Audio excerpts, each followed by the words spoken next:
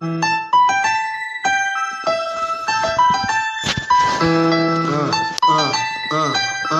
Democrats don't speak for me. Speak for me. Speak for me. Republicans can't speak for me. Speak for me. Speak for me. A bitch ass nigga can't speak for me. Speak for me. Speak for me. You coon ass niggas can't speak for me. Speak for me. Speak for me. Listen here, this is a fact of life. I be rapping like Nat Turner came back to life. Grab Donald Trump by the pussy, he ain't acting right. I never run from a conflict, I be glad to fight. It's a very cold world that we live in. And somebody please tell Elizabeth you're not an Indian. You just trying to con them people to get the benefit. Just another immigrant, stealing from the Indians. That's some punk ass shit and that's too lame. Now we finna step over to Andrew Yang. And you a sucker, you can never speak for black folks. Fake ass pandemic, trying to get the black votes. The Democrats don't speak for me. Speak for me. Speak for me. Republicans can't speak for me. Speak for me. Speak for me. A bitch ass nigga can't speak for me. Speak for me. Speak for me. You coon ass niggas can't speak for me. Speak for me. Speak for me. You know your boy be high off sativa. Kamala wasn't popping, so we said bye, Felicia. She ain't had a right policy. We ain't trying to meet her. Y'all can take Biden too. Bye. We don't need him. We don't need Roland Martin or that coon Al Sharpton. Didn't need Cory Booker from the start, man. I don't fuck with police and no snitch. You know I'm coming with the heat when I spit it. The Democrats don't speak for me. Speak for me. Speak for me. Republicans can't speak for me. Speak for me. Speak for me. A bitch ass nigga can't speak for me. Speak for me. Speak for me. You coon ass niggas can't speak for me. Speak for me. Speak for me. If you ever go to court and this is your luck, try not to get fucked by Benjamin Crump. I know it's hard. You and I go it's hard.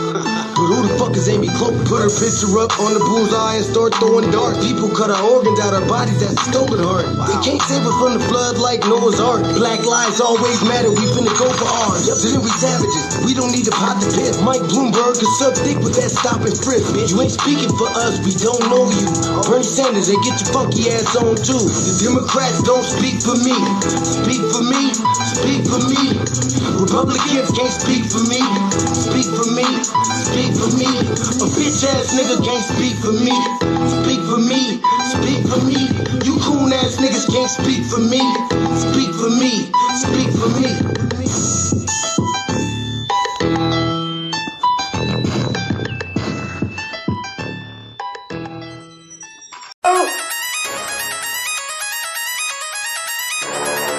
I'm talking about shout it going crazy. People going crazy in these motherfuckers. Run that shit back, man. But it means nothing. Nothing. Got a woman on the bed.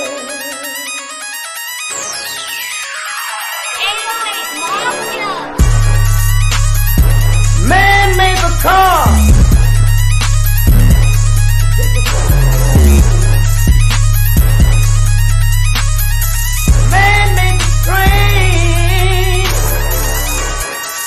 Carry the heavy load. Man made the electrolyte to kick us out of the dark. Man made the boat for the water like the 7-millimeter. Man thinks about a little bit of baby girl and a baby boy. Man make them happy because man make them dark. But after man make everything we can, do you know that man makes money?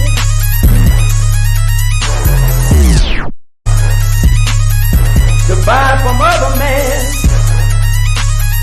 This is a man's world.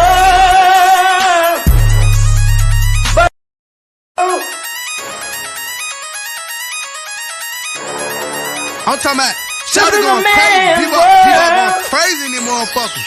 Run that shit back, man. But it means nothing. Nothing. Got a woman on the bed.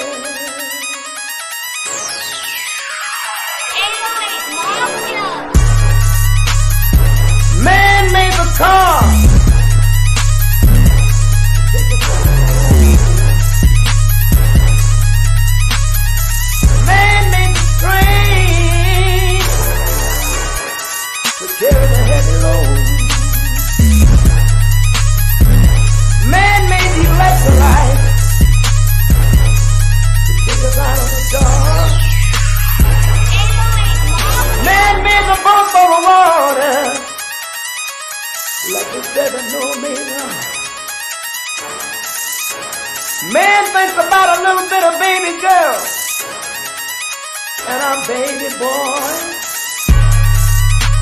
And man makes them happy because man makes them joy.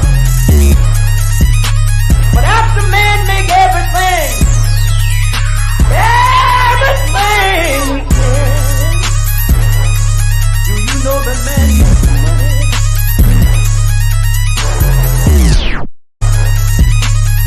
To buy from other men. This is a man's world. But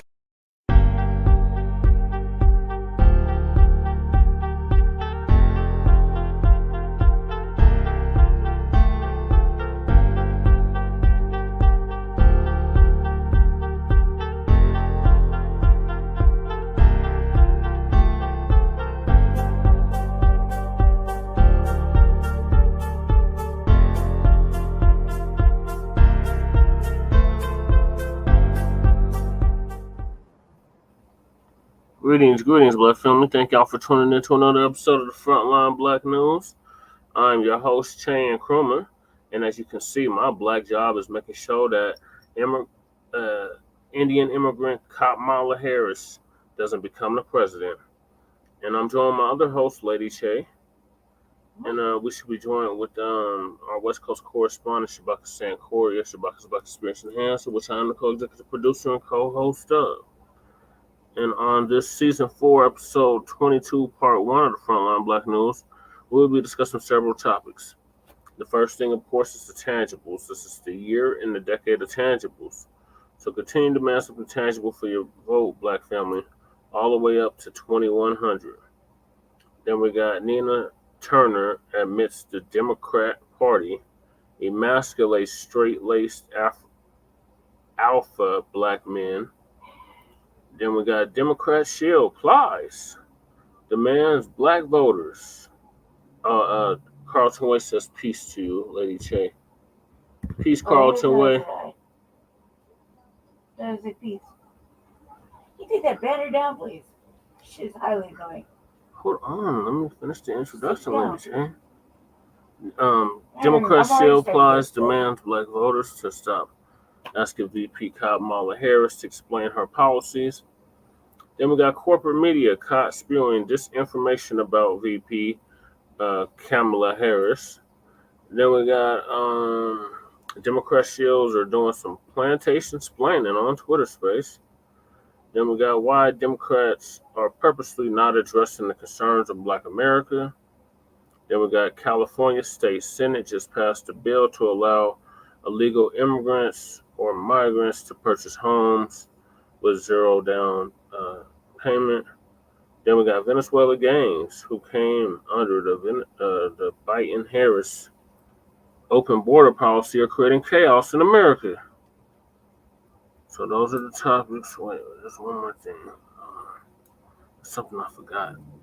Oh, Kamala Harris was interviewed by CNN, and she completely dodged the black question. But these boule Negroes is telling us that we need to go out and vote for her because she's supposedly black. And she won't even admit during the interview that she's black. So those are the topics that we're going to be going over tonight. Lady Taylor, would you like to say anything to the people before we get started?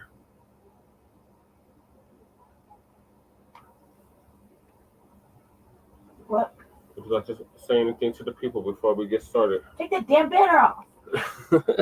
That's one. And I actually stole my line already. I don't even want to talk to you no more. I already click off. Oh my God, what line did I You know steal? what you did. You know what you did, Jesse. I don't know. You know exactly what the I fuck don't know you what did. she's talking about. Already. Just a matter of like 6 seconds. Already into the show. What am I supposed to say?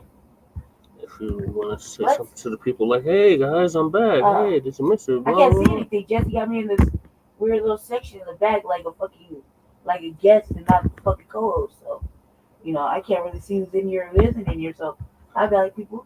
Hope you're staying black. This is Carlton. Highly favored, super dangerous. Carlton says, speaking Labor of Day California. weekend. Better be dangerous. Yeah, I'm listening to that assembly right now. Why'd you ask me to talk if you gonna talk? I was just answering his question. I can't see shit, so I don't know what he's talking about, who he's talking to. He got me in there like a guest. I don't like the shit, so I don't know. Golden State Black highly favored. We're out of Black August, so you didn't accomplish anything dangerous or fun. I don't know what to tell you. So, and That's if the you're gonna last be in thing. that fucking hot ass voting line, definitely don't want to talk to you. So, 66, 65 days until the selection. then I didn't go from 87 last week to 65 this week. Because the math is clearly off. No, it wasn't. How many days are there? You don't even know. Yes, that I you do. just started talking shit. Making hot boy statements, wild hot boy statements. 66 days until the selection. So, okay, well, thank you, Carry on, Lady J, for tangibles. that. Yeah. So, this is the year and a decade of tangibles continue to mass up the tangible for your vote, Black family, all the way up to 2100. So, I'm going to read this like I always do. First step. And then tangibles, 2020. So, everything remains the same. The only thing that's changed is the year. So back in 2019, our good brother Tariq Nasheed came out with hashtag Tangibles 2020. And in it, he was detailing everything that we, meaning the foundational Black Americans since civil American child slavery freedmen, we're going to demand from the two-party system. So everything remains the same except the year. So instead of 2020, it's 2024. But everything else remains the same. Okay, Shabaka's about to join us. Okay, Shabaka. So the 2024 presidential elections are coming up, and foundational Black Americans are going to reject the 50-year-old plus malign neglect policy that has been implemented by the political system. This malign neglect policy mandates that Black Americans should be ignored and only mentioned in vague and non-specific terms. Lumping foundational Black Americans in the groups with minorities, immigrants, people of color, BIPOC, downtrodden, marginalized, um, what's the other one? Underprivileged, underserved, has only hindered the progress of Black Americans as a group while providing tangible benefits for other groups. In this election cycle, meaning the 2024 election cycle, Black Americans are going to insist that our needs are specifically met by politicians who are seeking our vote. Foundational Black Americans want tangible benefits, specifically for us. We do not want trickle down, secondary benefits that are provided for every group. Every group has not been systematically marginalized and disenfranchised in every area of society. That's foundational Black Americans. So we refuse to be lumped in with groups so often assisting the exploitation and disenfranchisement of Black Americans. So politicians must offer tangibles, specifically the foundational Black Americans, or we simply will not vote for them. Be sure to spread this message far and wide on social media using the hashtag Tangibles2020. And since it's 2024, it's Tangibles 2024. All the way up to 2100, Black family. Continue to mass up the tangible for your vote. And when we say tangible, we're talking about something real, something with substance, i.e., reparations, i.e., anti-Black hate crime legislation, i.e., end of qualified immunity in all 50 states. Tangibles, something you can count, measure, or feel with your own hand. And yeah, that amount is up to $1 gazillion for past, present, and future atrocities that this United States government, this corporation, continue to put our people through in 2024. All right, Lady Cherry, what are your thoughts on the tangibles? But Exactly, nothing has changed. I would have to say that right now, currently, nobody's offering really tangible. At least not for FBA specifically. At least from what I noticed. I don't think she's dropped any real policy um, in the last couple of days that I'm not aware of. So, No, her website still has no policy. as far as Trump is concerned, I mean, I really give a fuck what he does. I'm not going to vote for him either, no matter what atrocity of a commercial they show us. I hope you play that today. That right there was tomato throwing worthiness right there. Which commercial? The commercial you saw on the right before we saw Tweet show that one day on Twitter. Yeah, there was all the sisters there. I'm not with her. I'm with him type shit. I hope you play that because right now that would be perfect. That shit was an atrocity. And a monstrosity. That shit was just it was just. You asked me what I thought about it, and I was like, that's gross. Like that shit was gross. I was kind of speechless. I was like gross. Like you old bitches. Like stop. Like Don't trust them. Listen. Like I think that all the work that we've been doing over the last little bit, for me, kind of feels like almost like a waste when I hear our people talk about they're gonna still stand in line and vote, and they're gonna vote for either they're gonna go all of a sudden jump the lane and go with her or go with him. It's like you didn't learn shit from nothing. You didn't learn shit from anything we said. All you did was just sit there, taking the information, nod your head like an agreement, and just go back to acting stupid. And that conscious cognitive dissonance shit is fucking retarded. It's stupid. You know, we see you doing it. It's not cute. It's not cute, and you pretend to be retarded. You know better. Like, get the fuck about the line.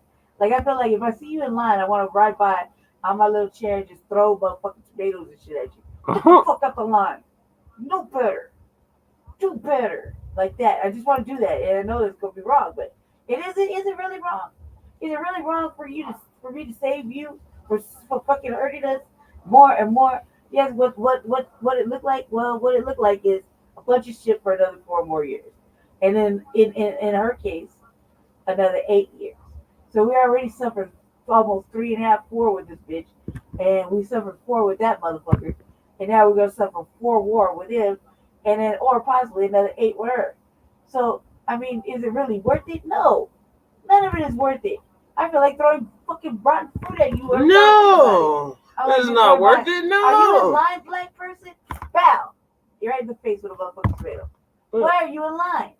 Bow. Well, it's stupid. It's stupid, y'all. You're making us waste our motherfucking time. Everybody starving for fucking reparations and fucking talk of policy at the DNC, right? Being ignored. And then motherfucking, Trump and his bullshit. As usual. You know what I mean? Nothing in regard. All week long, have you heard anything in regards to black people? I'll wait. No. The answer is no. How about last week? I'll wait. No. So you think this week is gonna be any motherfucking different? No. So I feel like if I just have all this raw fruit, then we'll go gather up from all these little guards we got going on right here and just start checking them at you motherfuckers. Maybe you'll get an understanding. Just sit your motherfucking ass down. We don't vote. It's not an obligation. If you run that commercial, please. Run that commercial. It's like 3 minutes. I'm trying to pull it up, lady. Let me tell you what this commercial did for me. This commercial did one thing and one thing only for me. It made me want to slap every old bitch in the mouth. For real. I felt like just, no, bad bitch, no. You leave the mammies just alone. Like that. Why? Because it's stupid. It's like, come on, man. Y'all are older than us, and you can't do better. How the fuck we supposed to teach anybody younger than us to do better if this is our leadership? And we're going to tell you to shh, get away from the camera, old bitch. Shh. Leave the mammies alone. Sit down, old bitch. Shh. Like that. Leave the mammies alone. No. I refuse to. Somebody got to say it. Somebody. Okay. I'm Karen Watson. I'm Yolanda Johnson from Georgia. This is BB Diamond from New York City. I'm Dana Galen, and I'm from Tampa, Florida. I live in Hagerstown, Maryland. My name is Jasmine Woodson. Hi, my name is Silla. I'm Karen Watson. I'm Yolanda Johnson from Georgia. This is BB Diamond from New York City. I'm Dana Galen, and I'm from Tampa, Florida. I live in Hagerstown, Maryland. Out here in Maricopa County. Kalamazoo County, Michigan. I am a proud African immigrant living in Florida. I'm from the great state of New Jersey. I'm Angelina from Philly, and this November, I am not voting for Kamala Harris. I am not voting for Kamala Harris. I'm not voting for Kamala Harris. I am not with Kamala Harris. I am not with her. I'm not with her. I am not with Kamala Harris. I'm not with Kamala. I am not for Kamala.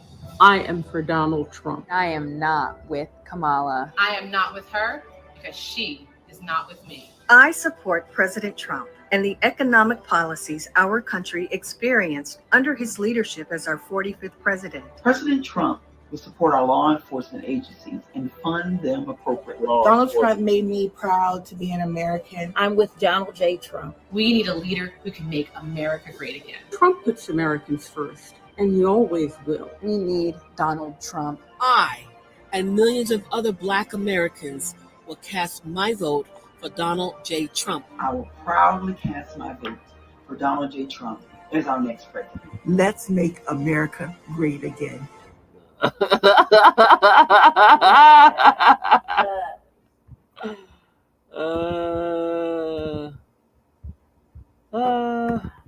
Hashtag, I'm not with him either. Right.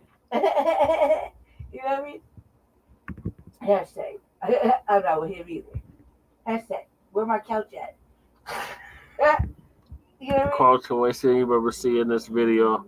It's like a civil war amongst Black women that's happening. I'm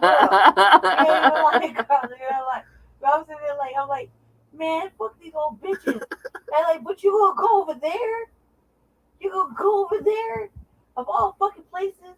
I mean, yeah, you don't want to stand with old wishy-washy motherfucking Kamala. Whatever fuck. Did you know on the DNC they had children over there saying her name? Yeah. Like, her name, my auntie's name is Kamala. Yeah. Sure. Everybody's auntie. Right. Yeah, sure. No, I was like, I didn't even learn how to say it correctly. It's just like another pronoun thing to me that I refuse to learn. So at this point in time, this commercial was an atrocity. When I saw it, I was at the Black House, and I think you played it twice. I was like, yeah. Oh God, hashtag I'm not with him either. I'm not with either or whatever. But old and weird. I don't give a fuck. But either way, I don't want to be involved with that. I'm still with Cornel West, and every day as the days go by, he's looking more and more interesting. So I'm with that. They don't have no tangibles. She's still on policy watch. Obviously, she ain't got no tangibles yet. Guys, just everybody tune into. We got Mac in the building. Mac 285's in the building. Yeah, I would suggest everybody tune into Black Light Revelation. Salute. And watch Black Light Salute Carlton Way 1 and salute to Mac 285. Just talking. Sorry, Ray, go ahead. What's up, Matt? Finally, you brought your ass up in here. We are at CP time according to Matt. He's on them highways and byways, Shay. So CP time. What I was gonna say is that my vote's still going with Cornel West, and I'm gonna do everything I can to make sure that happens here, especially with Jesse's campaign going on over here. He said he's been under the weather, Lady Che. Oh, all right, you're forgiven then. I'll take my comment back. I retracted it. I retracted it back immediately after I said it. Not like when they forced me to have to force you motherfucker to apologize and resign. You know what I mean? Then you get no apology. They're like, you said this. I said no, I didn't. I said if I said it, I meant it. Damn it. Yeah. Well, get well soon. Get super He said well. he's much better now. Yeah, like if I know anything, y'all probably got like good working internal systems like Jesse.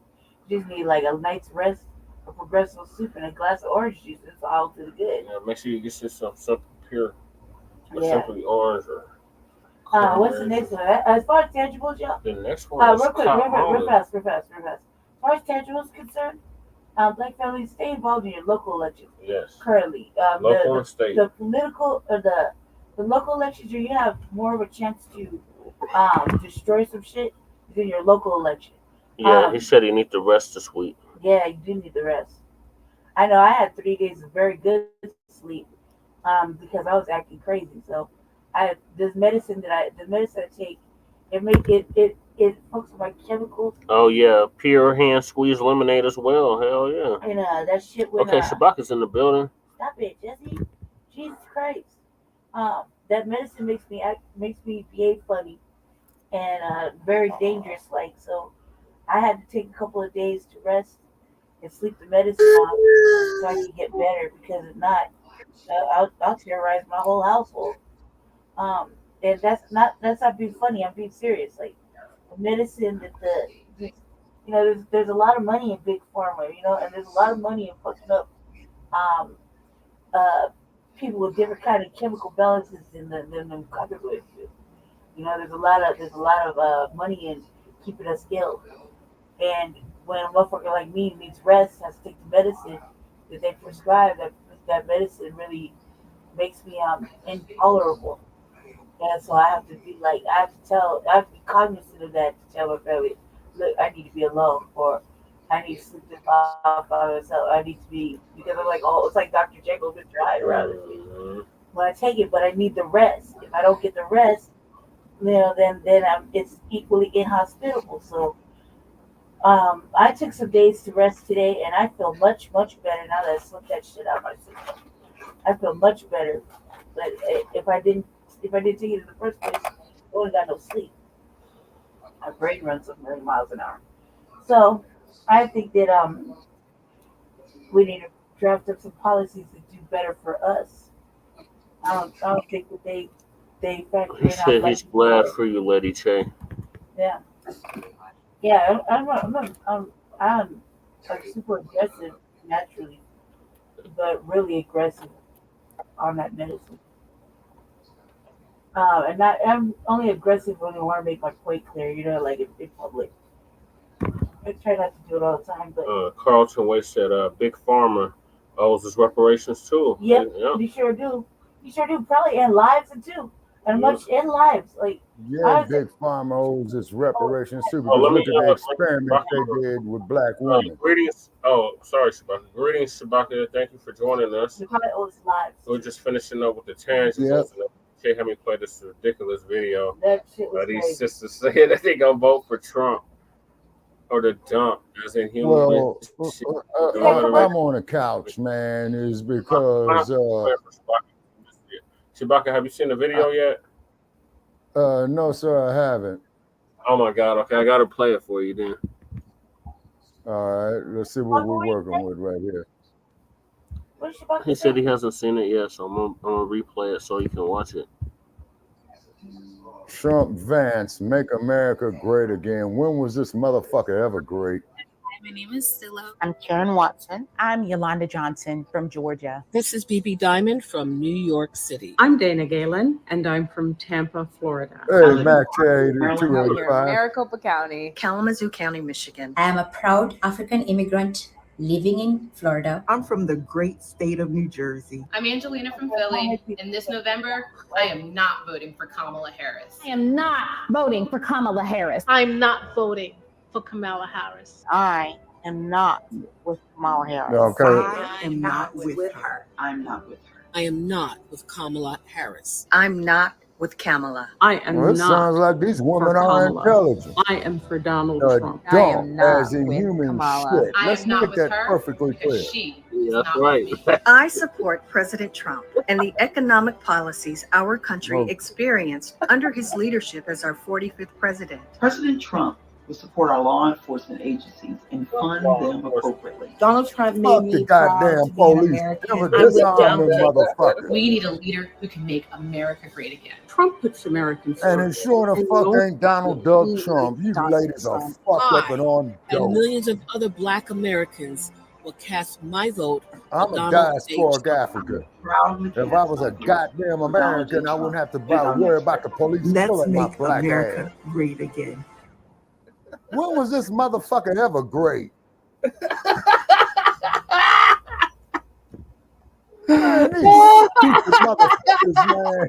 I know Mac 285, and if it wasn't so sad, man, it would be hilarious. These motherfuckers is fucked up, man. And it is a Labor Day weekend. They might have been sipping, you know what I mean? Keep going on. Plug in the speaker.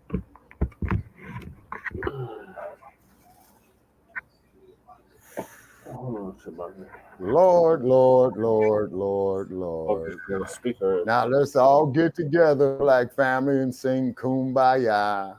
Kumbaya, my love. Kumbaya. And like the X-Man told us 60 years ago, these brain dead Uncle Tom Negroes and Negresses are still sitting at a lunch counter begging a white man for a cup of coffee. I want to see by you, boss. I want to see the boss. And what it is, black family, straight out. The only reason why you seeing shit like this, okay, is because we have no cohesiveness. You see what I'm saying? And this is why they're coming to you with this bullshit. And this is an insult to our goddamn intelligence. You're right, Shabbat. This is like telling me that shit don't stink. It won't stay on. You know what I mean, Mac 285? Look, I just did. It won't stay on. Is it plugged in? I fully charged it. Power on. It won't stay on. Okay, there we go. All right, so I'm gonna move us to the next topic. Say something. Tell somebody to say something. Say something, Shabaki. Something. My name is Jocelyn Woodson. Hi, my name is Silla. I'm Karen Watson. Yeah, turn it down a little bit. Are they supporting Jesse Parrish for the Colorado House of Representatives? Yep. No, the Colorado State. Yeah, the Colorado. Okay, is it the House of Representatives for the state or the State Assembly, Brother Parrish? It's the State Assembly. State House. All right. Okay. It is an assembly. That is an assembly. Okay. The dump campaign is the worst. Oh, yeah, Mac 285, you're damn right about that, sir. Can you turn it down a little bit? Down. You can't hear the laptop, but you definitely hear there you go. Do you hear background noise coming from me? No. No. All right, okay. All right. Yeah, it's a pleasant 88 degrees here in Las Vegas this evening. Yeah, that Trump campaign is the worst. Yeah, Mac 285, the Trump campaign isn't a campaign. It's a goddamn Saturday morning cartoon show. Shit is ridiculous, it's stupid, and it's redundant. I concur. All right, Shabaka, so what are your thoughts on the tangibles? Oh, absolutely. All for it, man. You know what I'm saying? And the reparations, too. They say, and I will debate with any ass scratcher, yassa boss, what have you, any type of homie kind of nigga, you know, as long as they can stand the heat. Because we got too many brain dead motherfuckers in the black community. You the boss. I's in American, you ignorant bastard, and they'll hang your ass up on a goddamn tree. And anybody who believes that shit, take your black ass to Los Angeles and you'll be reminded of exactly of what you are in this country. You're not proud to be an American? Well, at least you know you're free. Just fucking with Shabaki. All right, so moving along. Continue to demand something tangible. And speaking of tangibles, what is Kamala Harris going to do? Especially since she cosplaying as a black woman. Thought we're over that. And she refused to say she was black. Well, she would qualify for the auction block. Rather if it was in Jamaica, rather if it was in South Carolina, it was in London, England. I thought we've been over it. I thought the new Black D is done with it. No, we haven't even talked about it yet. What do you mean? We talked about it for 2 months. No, we haven't. This is completely new, guys. Like you've been out of the loop. You've been asleep for 3 days, so you don't know what's been happening in the I past 3 literally been days. sleeping 3 days. I'm not gonna And apologize. also, too, to our supporters out there, we need funding bad. Mm-hmm. Badly. So we put that cash app up. What?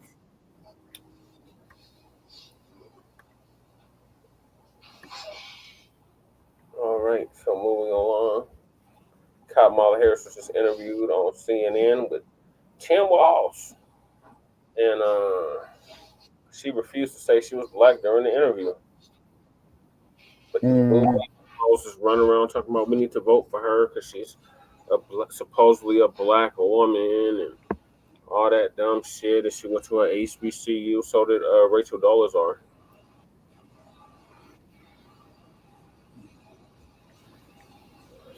Boys and girls, we are here a little earlier on Saturday than what I wanted to be.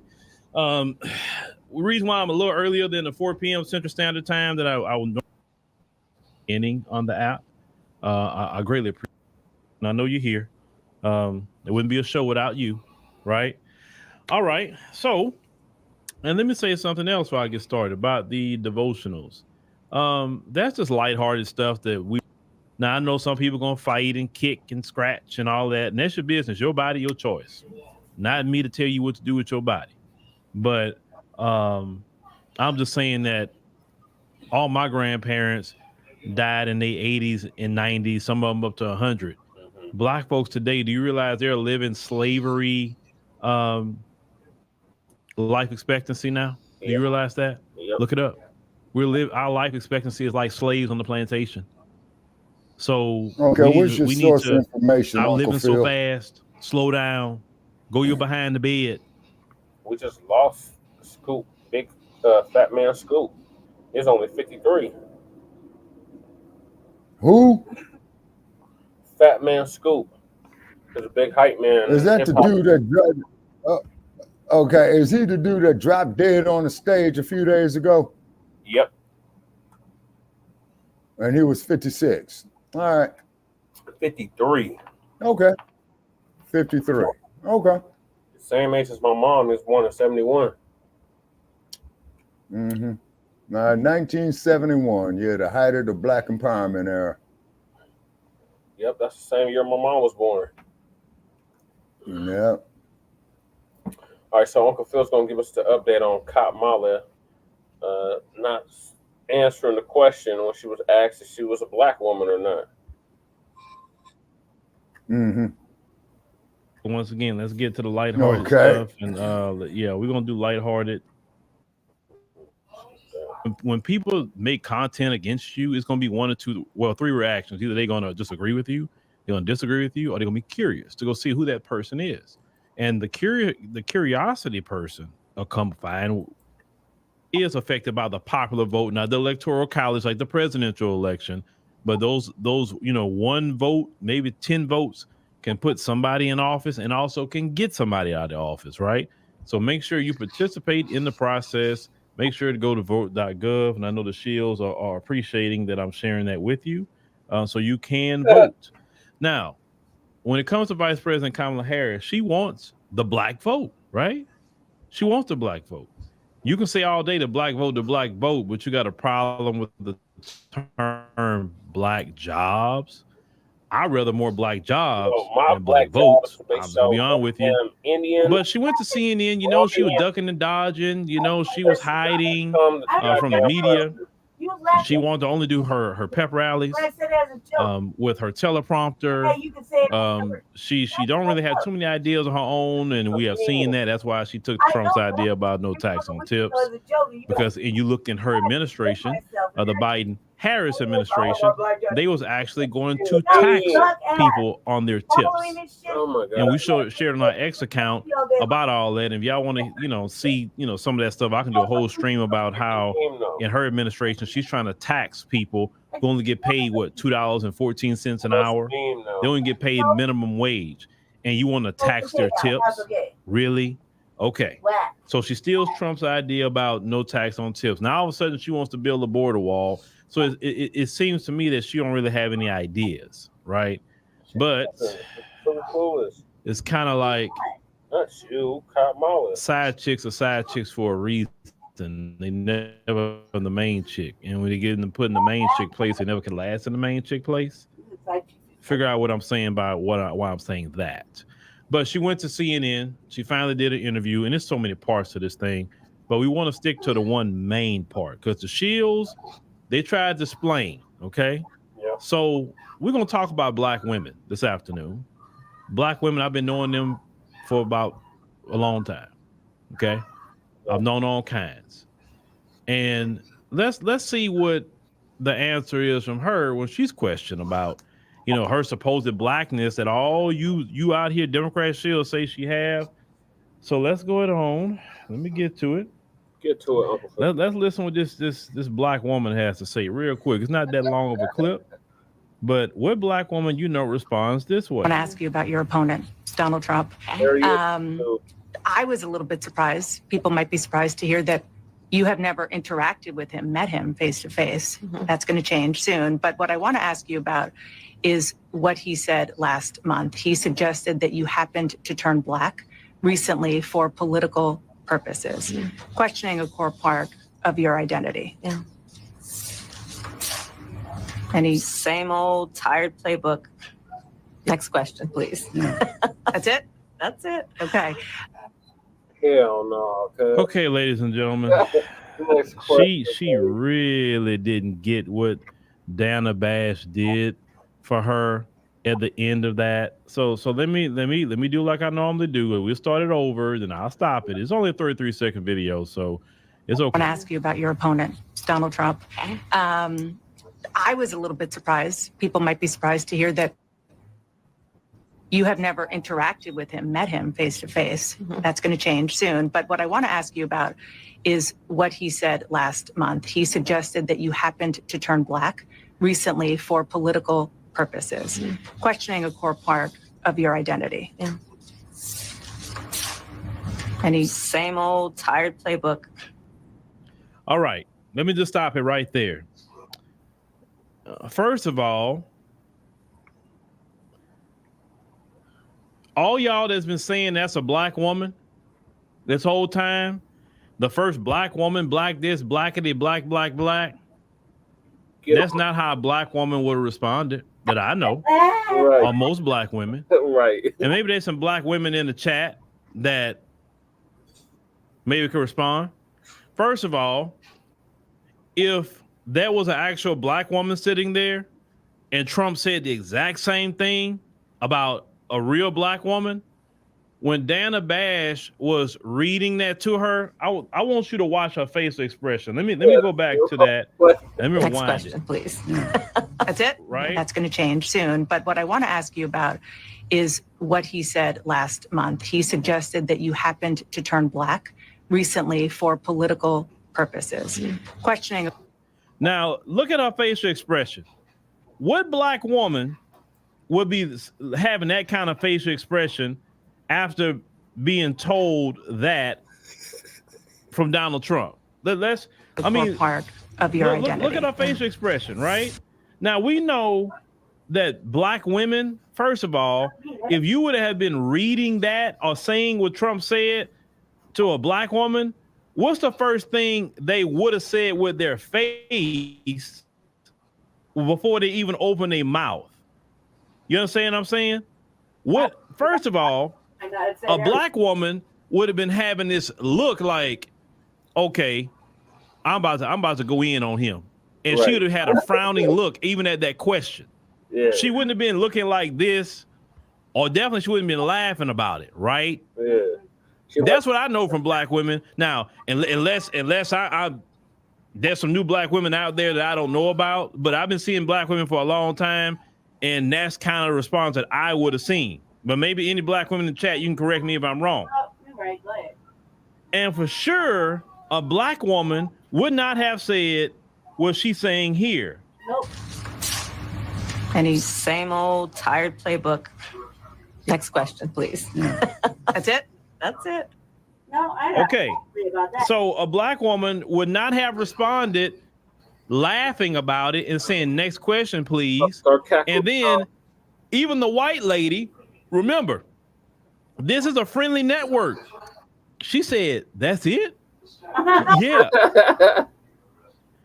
Even she was seeing that how bad that looked. Right. And she has nothing involved with it like that. But she understand, like, you gonna sit here and really not even answer this question? Right. You gonna dodge it? You gonna laugh about it? First of all, a real black woman would have had her face a certain way. Then she'd have read Donald Trump for filth. Yep. She'd have read him for filth from one end to another. That part, listen, if she was a real black woman, that part right there would have made her go extremely viral, for one. Two, if she probably got some black people that was on the sideline about her to actually support her if she'd have read Donald Trump for filth. But she can't read Donald Trump for filth because that's a trait that black people have, right? She missed her golden opportunity to read Donald Trump for filth. She missed her golden opportunity to say, I've been black all my life. I'm a proud black woman. You know, hell, my dad is Jamaican. Come on now. How much more black I can get? That was her opportunity. She could even got the interviewer involved and say, okay, look at me and look at you. Look at our skin tone. Look at my hair. You see this kind of hair I have? Do I have your hair? Like, she could have just really went back and forth with the interviewer about that if she wanted to. No, stop it. So when people now, that response right there, all the people that made comments about, man, she ain't black, she literally gave them more ammunition to say, this isn't a black woman. This isn't even a Caribbean black woman. Salute. You can't even say that. She is truly embracing. Now listen, yeah, she is East Indian. She was raised in an East Indian household. She was socialized as an East Indian. Once again, a black American woman don't go back and forth to India. I mean, unless she got a job over there, which I don't recommend you to go over there as women too much in India. Have y'all see what they do women in India? My God. My God. I don't suggest no woman go to India. Please stay away from that place. Them men running around there, they are they got them in a butt. boy, what they do to their own women. Like, I just seen a news story, I think on Al Jazeera out there. They had a doctor, right? An Indian woman doctor. They gang violated that woman and took her life. And it was like everybody was sad about it, whatever. And this happens a lot. They had a tourist, like a man and a woman tourist over there riding their motorcycle, and they did the same thing. They pull them off their motorcycles, beat the dude, did the same thing to the woman. Like, what do you coach, Coach Lamont? What do you coach? Very common. And I always say, I don't like to see a bunch of males roaming around on a good day. I hate that. I'm gonna be honest with you. If I see too many males roaming around, I'm always gonna think what trouble they about to get into. I don't care. It's not about nobody's color either. It's just in general. Males need something to do. Males need to be at work. They need to be working 12 hours a day. No, males need to be operating their own goddamn businesses. Fuck working for what are you doing roaming around all day? Work for yourself. Now you work from home, that's okay, that's a job. But we ain't talking about people working from home. We talking about a bunch of males, young males running around. They always get into trouble that way. I can't stand that. Yeah. Put they behind the work. But Vice President Kamala Harris, she's not saying she's a black woman. So you Democrat shields, can you stop? I appreciate it. If she don't say she's a black woman, then that's it. She's not a black woman. Because any black woman I know would have said it to you and said it the first time Trump said that. First of all, a black woman wouldn't have missed the NABJ. Let's go there. A black woman wouldn't have missed that. How is it that you're supposed to be a black woman and you let Trump show up? Y'all not seeing how bad that looks? Trump showed up. Of all people that should not look, Trump knew when he walked in there he was about to deal with hostile territory. He knew it, and he still ABJ. Over it already. The so-called Y'all say she black, or clearly she ain't black because she don't want to say it. I'm not in the. So she keeps talking about her Indian family. So that is an East Indian woman, and I'm gonna take it how she The identifies. black ass was still qualified for the auction block in Kingston, She Jamaica. identifies that. Don't tell me nothing about no HBCU because they got white people go to HBCU. It's Which is a Hispanics go to damn shame. HBCU. East Damn Indians go to shame. HBCU. Damn shame. Yeah, There are white people in sororities. We know that. They are East Indians in sororities. So it's not about color either. Right. Sorority don't qualify you with color because that's just an organization. Going to the HBCU don't qualify you with color either because that's a school. Right? So you Democrat Shields, stop with that. Then this was the Shields say, well, in 2006, she went to an event and she said she was African American, and that lady say whatever she want to say and who she's in front of. She's a chameleon. She plays that game that people like her play. 1 minute they'll say they this, next minute they'll say they that. Whatever, whoever they in front of to make them feel comfortable, that's what they'll align themselves with. And me, I can't do that. I can't switch. Well, I'm this one day and I'm that to make people feel comfortable. If you see me, okay, no matter who I'm in front of, I'm a black man.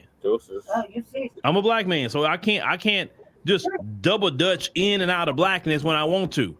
And this is why a lot of black Americans are saying we don't want that kind of person to be our representation or any kind of leadership position, because if you can double dutch out of blackness, listen, it's enough. We got black people, black American people who are sellouts and shucking and jiving bootlicks. Clearly, like a lot of them on the California legislative black caucus, we got our own to deal with. That's not on our side. So we don't need nobody else doing that. Now, if you're a black woman and you support her like that, then how come she didn't even acknowledge that she's a black woman? She laughed about it. She said, next question, like, that's something offensive. Don't ask me that. I refuse to. I'm not going to identify the answer about my blackness. Look, let's get it back up on the screen. Hold on. Okay. Let me get back to that part. Same old tired playbook. Next question, please. That's it. That's it. Okay. She wouldn't even answer it like it's something offensive, like you're asking her something personal, something that you can't talk about publicly. But yet all you Democrat shills have been sitting up here saying that she black. You don't like black women. Y'all just don't like a black woman. That's what's wrong with y'all black men. You don't like a black woman. Well, you can't say that about her because she don't even acknowledge herself as a black woman. So you can't. So you got to miss me with that not liking a black woman deal. Black ass would have still qualified for the auction block. No. Period. You can't play like one person. Andre say you can't. You playing the black card don't work with me because this is not her. That's not bullshit. Like just because she qualified for the auction block don't mean she's black, Shabaka. That don't qualify her as black. Sir. See a film called The Imitation of Life, and that there will answer all these questions about Kamala Harris. Imitation of Life have FBA lineage. This woman's from India. Sir. Okay, Brother Che, I don't disagree with you on that, Brother Che. But what I'm saying, though, is this. And they want us to think that they're black because they're heavily melanated. No, that's not what I said. Okay, but the point is what I'm getting at though is this here, Brother Che. At this year, what year is this? 2024. Yeah, just to show you how fucked up I am, man. I guess senility is setting in on my ass. If this was 1824, that motherfucker there will qualify for the auction block, whether if she liked it or not. But I do see your reasoning, though, Brother Chad. I'm not taking away your wisdom, brother. But I'm just pointing it out there. Hold on, Shabaka. Hold on. This is what you're missing. Like, just pay attention real quick. This is what you're missing, right? So, when I was telling Jesse during the whole shit is like, this is fucking redundant. This little shit. This shade black shit fucking stupid. It's redundant. Who gives a fuck about it? I'm over it. I've been past it, okay? But what I'm saying to you is this. Think about it like this. Biden had her as the vice president. She's East India, right? Old Trump thought, he gonna pull a motherfucking, like, he's like envious. It looked like it's envy. He would have got himself a white boy. Not only to fucking appease the white nationalists, but he didn't. They didn't. The white boy had an East Indian wife, a smart one, just like her. Just like her, right? As vice president, right? So the wife is the co-partner of the fucking JD Vance, right? East Indian. Vivek ran for president, East Indian. Motherfucking, we can call it all they want, Edgar Baby, whatever you want to call it. Then motherfucking Nimrata ran for president, East Indian. Anchor Baby. Don't matter, don't mean dick, right? Light skin, fair skin on the motherfucking Brahmin for the Richter scale, it don't fucking matter, right? She's East Indian, right? Cosplaying as white, right? So then, what did I say? I said, now they moved, so they pushed Biden out because fucking George Clooney and everybody and their motherfucking mama pushed Biden out. Yeah, the celebrity donor class. Advance her to the vice president and keep her with a white vice president. So say white East Indian. You get it? Now, the real question you must ask yourselves is, why did they want an East Indian in the field that high up in the office when you don't see them anywhere in the scales, like up and down the regular seating arrangements, right? They're not. There's this casualty here and there put in there, right? There's some East Indians that's some, but they're not like really making no waves, right? So in this case, you had during the election, you had motherfucking Vivek and Nimrata running for president. They both bow out and submit to Trump. Trump get a white motherfucker with an East Indian wife, upsets the balance of shit, right? He fucks up his own campaign because now it's not, the white nationalists are pulling out. They're pulling their money for him, right? Because it's too DEI, right? And not enough white anymore. And her, we're on this fucking stupid ass distraction of whether or not I bowed out. I'm not in the condition, y'all. I'm above the condition. So and y'all are focused on whether or not she's black, but you're not focused on the big fucking thing. The big thing is she stopped saying anything black and went to East Indian. She's been East Indian for the last motherfucking month. The fog has lifted. I told y'all that. The fog was going to lift. But instead, everybody, you're not black, you got black, but I'm not with her. Whoop-de-whoop-de-whoop. But you're not paying attention. None of us really are paying attention to the East Indian thing. We've been paying attention to the East Indian thing. Why are you so distracted? When she was sworn in as senator of California, she was dubbed the first East Indian senator. So we just negate that and pass her on as big. We've been trying to warn people about this broad she's black for 3 months. For over 5 years. We have, brother Che. Yeah, ever since she was the attorney general. And the vice president for 3 years. She's been black for 3 years, guys. She's been the same. She hasn't never acknowledged it. She just didn't acknowledge it. She's acknowledging last week in this earlier this week in this interview. Acknowledging it in tropes, but she's not acknowledging it. Okay, but you know what I'm curious about? Barely acknowledging the East Indian part, which is the fucking main factor. This is the first year on the DNC, where it was mainly put out there, right? And you got the occasional fuck ups and say, "No, she's a black woman," like the NAACP and the fucking D.L. Hughley. Yeah, D.L. Hughley, all them motherfucking weird. The Shills. So what I'm saying is, why though? What's the agenda behind that? Maybe we should really be looking into that versus the other shit that we're talking about, because it really don't make no goddamn difference to us. Like, what's the real hidden thing right there? Because it will affect black people.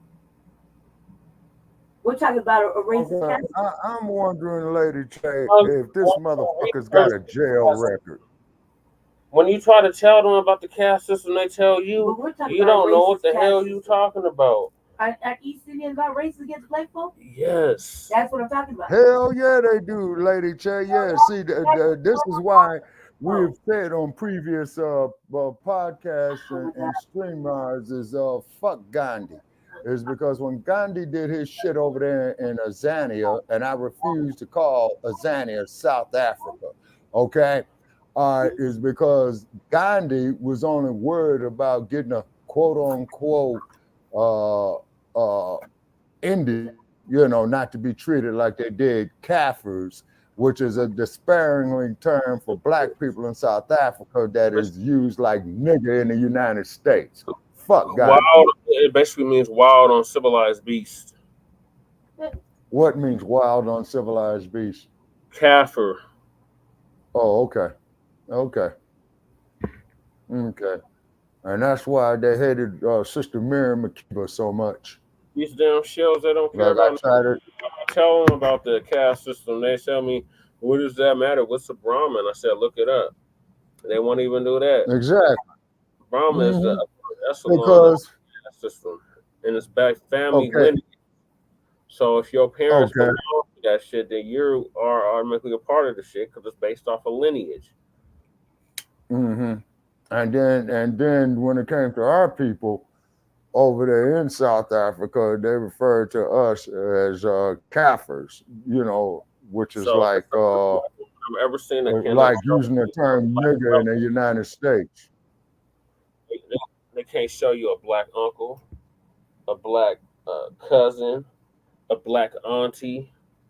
They just keep trying to show her supposed black grandma, but we don't even know. But she does have a black sister, though, Brother Che. She's not black. Her sister ain't black. And neither one of them is black. Why does it matter? You just defeated the whole fucking statement I just said. I was like, this. No, but what I'm saying though is because the shields keep literally trying to tell us that this is a black woman. Go. What do you think? I already know she's not a black woman. That's what I think. I want to be having these discussions. She's cosplaying the as bitch a is black melanated. woman. Who gives a fuck? Just because you're melanated don't mean you're black. Look, she's not. That's what the. Oh my God. That's exactly. That's the I swear point. to God, everybody's slow. Listen to me. Nobody gives a fuck. The shields do. No. Are you a shield? No. Why do you care then? Because the shields are coming at us every day. No, you're not don't online. Listen to them. Don't listen. You're not online. online. You got locked out your Facebook, so you don't even know what's going on. You should be working You've on your been asleep campaign. for a whole goddamn week. On your goddamn campaign. You should be And helping me even if I with was my asleep- campaign. Even if I was asleep You've been for 3 asleep days, all goddamn even week. if I was sleeping I'm gonna 3 work on the fucking campaign, days, and I'm you still sit ahead up here of you. watching Walking Dead all goddamn day and night. How are you still ahead of me? Because I just shut it down with a real fucking statement. Nothing And published. you didn't learn nothing from that. There's nothing You might as well published. just go stand in line. You didn't learn nothing. You didn't learn You nothing. didn't learn nothing I just said. You've been out of the loop for a whole week. A whole week. Yeah. That's ahead, right? I just made a valid fucking statement. About the East Indians. They want East Indians in power. Why? That's the agenda. That's what you keep saying. Well, why? What That's is part the of the real agenda. That's an answer. That's a rhetorical answer. I mean, I have the answer. Why don't you have the answer? Because God, this is something man, you supposedly came up with.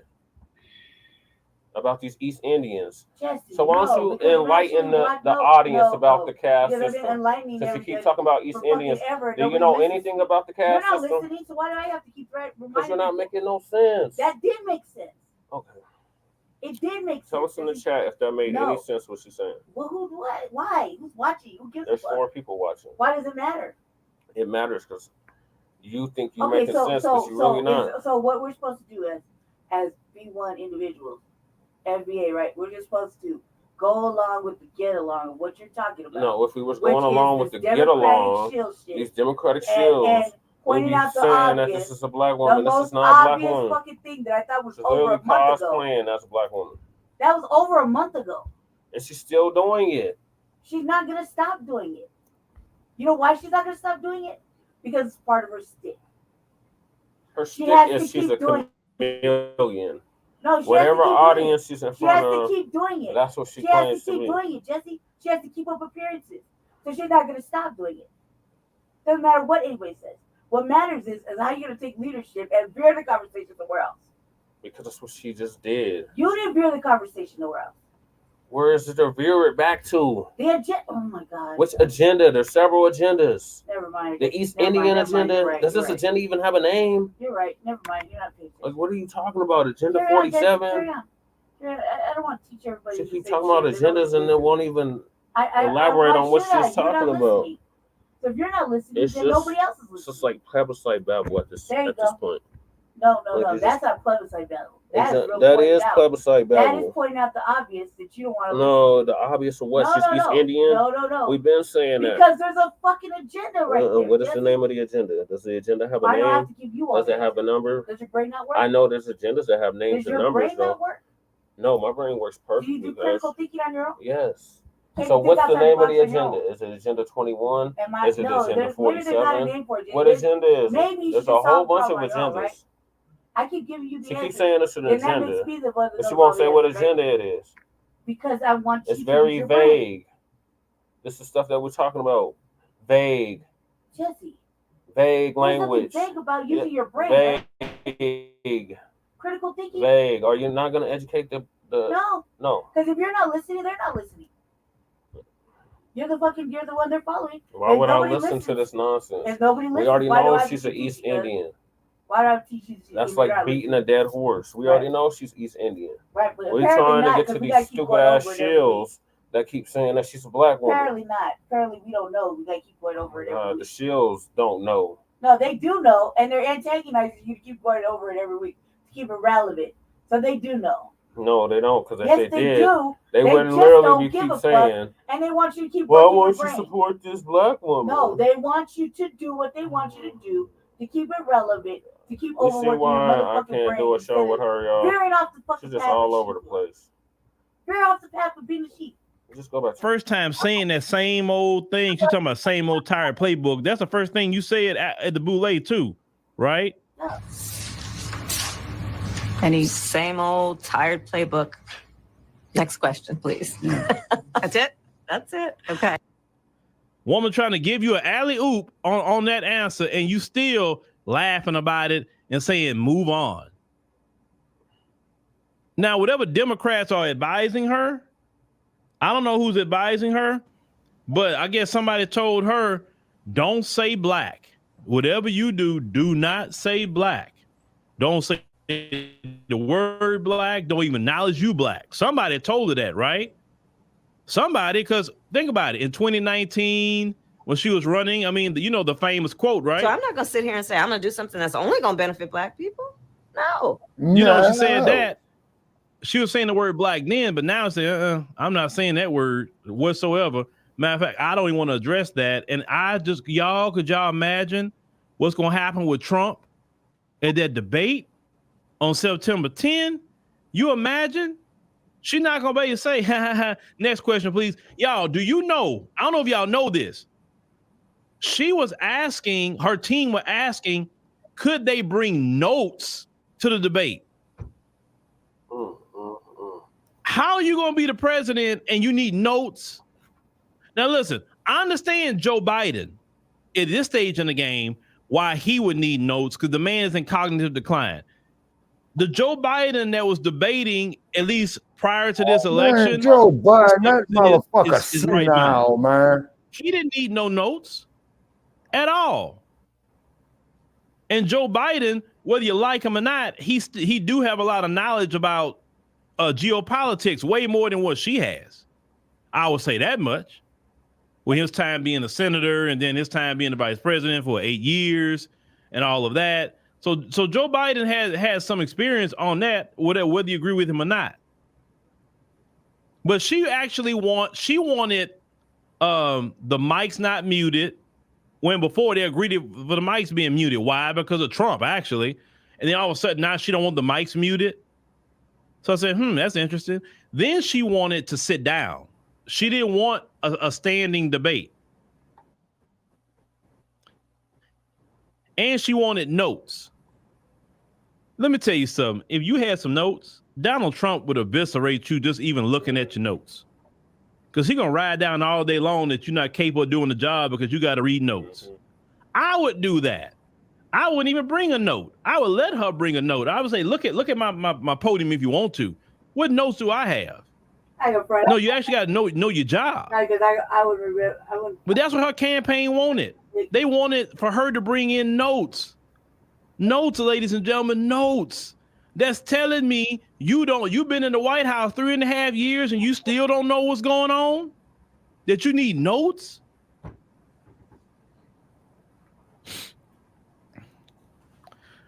Well, Crystal, hey, if you can't say you're a black woman and everybody else got to say you're a black woman, I don't want to hear nobody telling me nothing about her being a black woman at this point. Right. Because she won't acknowledge it. She won't say it. Remember? Next question, please. I always say she reminds me of Tyler on The Breakfast Club when Charlamagne asked her about being colored. And he was trying to get an understanding about that. And she did the same thing. She didn't say next question. She looked at her representation, and then they said, no, she's not going to answer that question. You got to move on to the next question. And then after that, it's like the interview went south. Because and that was one of the shortest interviews I've seen them conduct. Because if she would have navigated that question right, it'd have been cool. No issue, no problem. But the dirty word is black. That's the dirty word. Don't say black. Don't promise black people anything. Don't do nothing for black people. Don't even acknowledge that you are black. And I really believe personally, Obama is telling her not to say black. I think he's behind a lot of it. Because remember when a lot of times when black people was telling him about being black and he's the president of Black America, he would get offended. Remember that? Yep. He would get offended about being told he's the president of Black America. I'm not the president of Black America. I'm the president of everybody in America and this and that. Like, bro, we all know that. Why are you so mad? Because he's a child. But he's in the same issue as she's in. He didn't come from two Black American parents like me. He's just like her. And he was not raised even with his Kenyan father. Because if he was raised with his Kenyan father, I know I've been around a lot of Kenyans. Kenyans don't get down like him. Right. Kenyans are good people. Yeah. Kenyans got their culture. They got, they got their respected parents. They do whatever. If he was truly a Kenyan and come from a Kenyan background, or at least raised with Kenyans, he wouldn't have been the way he was. Right. But you got to remember, Barack Obama was raised with his white mammy. Yeah. And his white grandmammy. Yeah. So even though, yes, part of him is Kenyan, in the mind, he was socialized by white people. Yep. Yes, he's a good speaker. I'll never take that away from him. Yes, it comes out of him that he's been around Black Americans like that. This is why yes, we he was created in the hashtag. Chicago. Yes, I get all that. But when the rubber meets the road, he gets in front of them folks' face. You'll have to understand. He has a kinship with them that me and you. Remember what Nellie Fuller said, y'all? If you want to hear the truth from a black person, set them in front of a white person. So this woman talking about, these must keep talking about she black, but she clearly ain't black. And when she was asked if she was, she completely dodged the question. You don't have. When I see them, I don't see a family member. He do. Even with Kamala.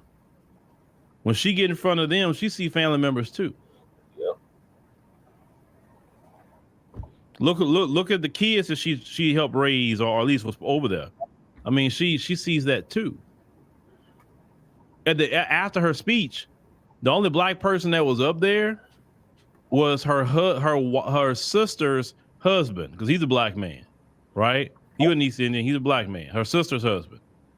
Other than that, you didn't see a bunch of black people up there. You didn't.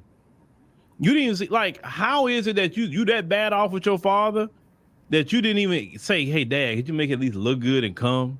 Dad, you can really help me with the black vote if you could. You couldn't even do that. I mean, is he that mad at you that he want to show up on the biggest night of your life?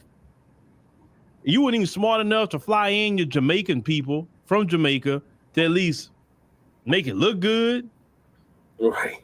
But being black, you can't say you Jamaican black. I met Jamaicans.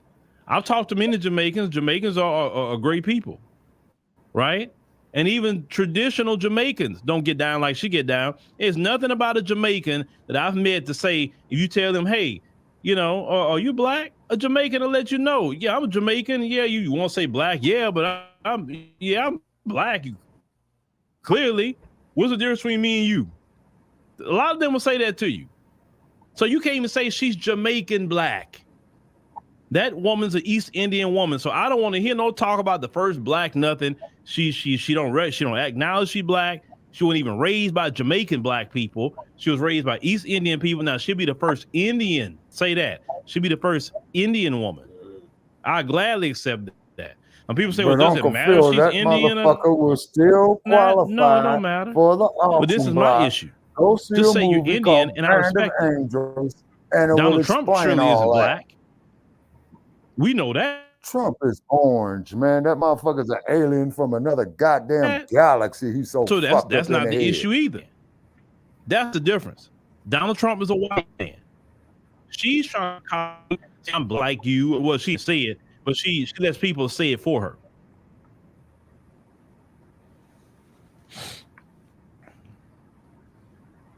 Yeah, she got a bad habit of that shit.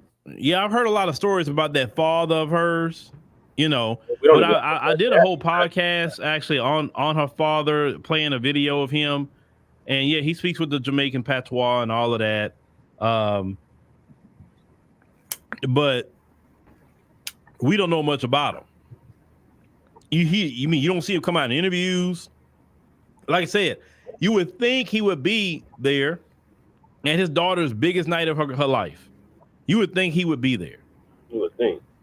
You know what I'm saying? That's her only last living parent. Her mother passed away. Mm-hmm. He wasn't even there. The only thing I last heard about him was he got upset with her a couple of years ago for basically, in his mind, making people think all Jamaicans do is smoke. You know, and when I say smoke, you know what I'm talking about. Mm-hmm. And he had wrote a letter kind of chastising her about what she said about Jamaican people. Other than that, I don't really see the man out there like that with her. Don't. I was smoking that ganja, man. So clearly, if she don't care or mentioning black, then y'all stop. I don't hear no talk about that no more. Yeah, the bathtub greens, all that sort of thing. You know, and then now there was some video I saw of her talking to somebody about making greens. Anybody can make greens. That's not relegated to nobody's color. If that's what you want to do, that doesn't impress me because you can make greens. I mean, Paula Dean was out here making greens, and she was being a anti-black racist too. Yep. I know y'all remember Paula Dean. Yep. Paula Dean, bad racist. Yeah, I heard of the raggedy motherfucker. Yeah. Yeah. Next question, please, and laugh about it. So the Shields, I want to see what the Shields going to say now. But like I said, they was already on my ex account, you know, covering for and saying, "Oh, it don't. Why does it matter? Why does it matter?" Well, it matters because it's a character issue. Let me tell you why it matters. It's a character issue. That you're willing to lie to get ahead. That's not good. Mm-mm. You have no. When someone is willing to lie to get ahead or deceive or whatever to get what they want, I don't think we need them in that position. Well, you say, well, Trump lies, Trump do this, Trump do that. Trump is very upfront of what he do. I'll give him that. Very upfront. It's not hard for him to. He can't really deceive people. He's too loud. Right. What you see with Trump is what you get. Right. But once again, Trump is not out here trying to deceive you that he's a black man. Right. She is. Trump don't have a record of locking up a bunch of black people. Nope. She do. Trump don't have a record of putting a bunch of mothers in jail. You heard the sister that came on here from California. That used to be a probation officer. Yep. And her what she had to do underneath Kamala Harris' tenure. Mm-hmm. Trump don't have that kind of record. Mm-mm. And then they bring up, well, what about the Central Park 5? He took out an ad. And the whole New York system that was full of Democrats was going after the Central Park 5. Yep. Including the New York Times, the New York Post, and all of them. Yep. The Democrat ran mayor Yep. The Democrat led Linda Fairstein, the NYPD that serves for the mayor, all Democrat. Yep. There was a whole Democrat operation with the Central Park Five. How y'all go pass up all those Democrats that put them in jail, those young men in jail, but you only go focus on an ad by Donald Trump, which at the time was a private citizen. He was not any kind of political leadership at the time. Linda Fairstein, the DA who brought that case and all that mess against those boys. Nobody says nothing about Linda Fairstein. Nope. Not a thing about her. You worry about more from a freaking ad from Trump than Linda Fairstein, who had the power to take them charges off them boys and let them boys go. You're not saying a word about Linda Fairstein. Y'all act like Trump put him in jail. Right. You act like Trump sentenced him. What's more? What did more damage? An ad, one ad, or Linda Fairstein? One ad, or every media outlet was demonizing those boys. Yep. I don't get that. I don't understand the comparison. What about the judges? The judge that sentenced those boys. Right. Y'all not talking about the judges.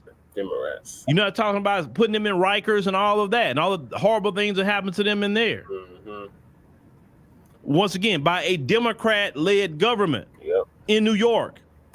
I got to meet the Central Park Five too, or at least 4 of the 5 members. They came to Denver for a convention back in 2020 at the convention center. Oh, okay.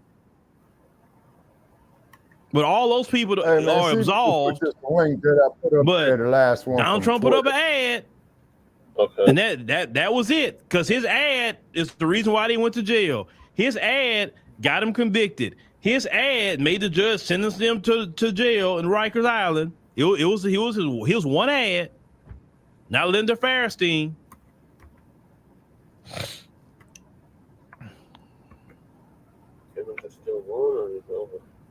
How is it Linda Fairstein and do you know Linda Fairstein even donated to Barack Obama? She's a Democrat donor. You can look at her record. She was donating to all kinds of Democrats.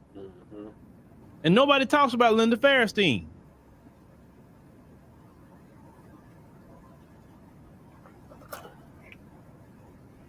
You know what I'm saying? It's just annoying how people just omit the real players in the Central Park Five.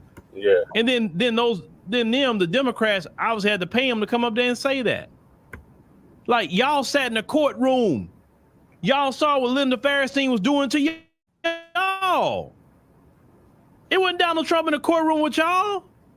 It was Linda Fairstein. She the one brought those cases on those boys, the NYPD. But yeah, you would go to the DNC talk about Trump? I couldn't even, no. That's stupid to me. Look, if Trump do something, okay, he do it, and that's it. Call him out. But come on, an ad, anybody can go put out an ad on you.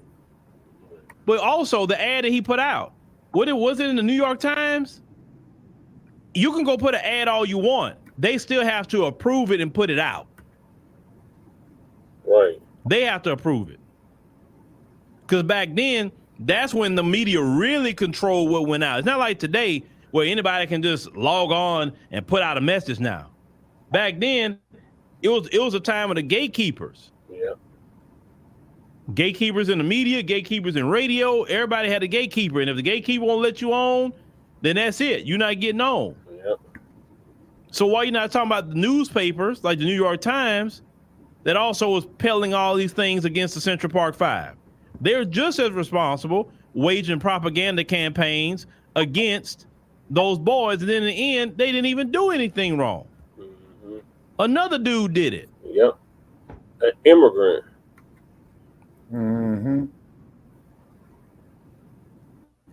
Pretty much. Should Trump apologize? I think he should. I think he should say, hey, listen, at the time, I mean, according to what the police put out and everything they were saying about the crime, I believe y'all did it. That's why I did it. But hey, it came out y'all didn't. So man, you know, I apologize for putting that out because I had basically misinformation because it truly was to him. It was misinformation at that point, right? He should apologize. I mean, but as far as you can go with it, once again, it's the state that did that case, not Donald Trump. And it's not defending Trump. It's just a truth. You don't have to like a person or not like a person to talk about the truth. But I know if you talk about truth, you're a Trump supporter, right? You talk about truth. If you speak about Kamala, you're a Trump supporter. Everybody got to be a doggone Trump supporter to talk about some doggone truth. You know, I keep saying that you Democrat shields are going to make people actually go out and vote for Trump because people are getting so tired of y'all labeling them as Trump supporters. They're going to say, you know what, I might well go vote for him now just to spite you. Not even that Kamala's saying it. You're saying it. You the one won't leave people alone. You're the one harassing people online. If they even question this lady. Yep. I had like 10 of them this week alone with that bullshit. Oh my God. Okay, I'm going to stop it there. What are your thoughts, Chewbacca, on her refusing to say black during a CNN interview? Okay, what it is, Brother Che, you know, it's a damn shame, you know what I'm saying, for her to sit up there to do this, as they would say, politicking, okay? All right, and like I say, and this is why I keep referring to the film's Imitation of Life and Band of Angels, is because you could best believe if her father had, wait a minute, no, you could best believe if slavery was still the law of the land here in the United States, her black ass would qualify for that auction block. Do you say she's and that's for real? Black? She's not black though, Shabaki. She's just melanated. No, but Brother Che, but Brother Che, the point is what I'm getting at. If slavery in the United States was the law of the land to this day, right? That motherfucker would qualify for the auction block. It's debatable. Not a doubt in my mind. Especially since no, sir, it ain't no debate. She's Brahmin though. She's not. It's not like she's a Dalit. Okay, but even she's not a Dalit. Okay, but what I'm saying, though, Brother Che. Okay, but what I'm saying, though, Brother Che, if they had a dossier on her, okay, and her father was black from Jamaica, sister maybe would have qualified. That motherfucker will be sold on the auction blocks in New Orleans, Louisiana, Austin, South Carolina, Richmond, Virginia, Raleigh, North Carolina, and damn sure New Orleans, Louisiana. Not a doubt in my mind, sir. Salute. That's definitely doubt in mine. Lady Che, what are your thoughts on her cosplaying or refusing to say she's black? I mean, that's Okay, greetings, Leonard De Yoda. Thank you for joining us. That's the name of the game. I think that that's not gonna happen, and she's not gonna say it. She hasn't been saying it. If we're expecting her to say it, as to slap yourself 3 times on the trip for being a retard, she's not gonna say it. So you Democratic? I agree with Chewbacca. That if it was those days where you couldn't sit at a white man's table and you had to eat in the back with the rest of us, yeah, she would qualify for the auction block on the basis of being fucking melanated. They ain't gonna ask you where your papers are from, what your people look like. Fact is, you're not white like them. So yeah, I agree with Chewbacca. Exactly. That's my point, Lady Che. And then on top of it, her black ass will still not be able to sit at that lunch counter in Wilmington, North Carolina. If we're not white, milky white, no melanin in our motherfucking skin, right? If she got melanin like us, right? Just like, doesn't matter. She's not like us, but you did.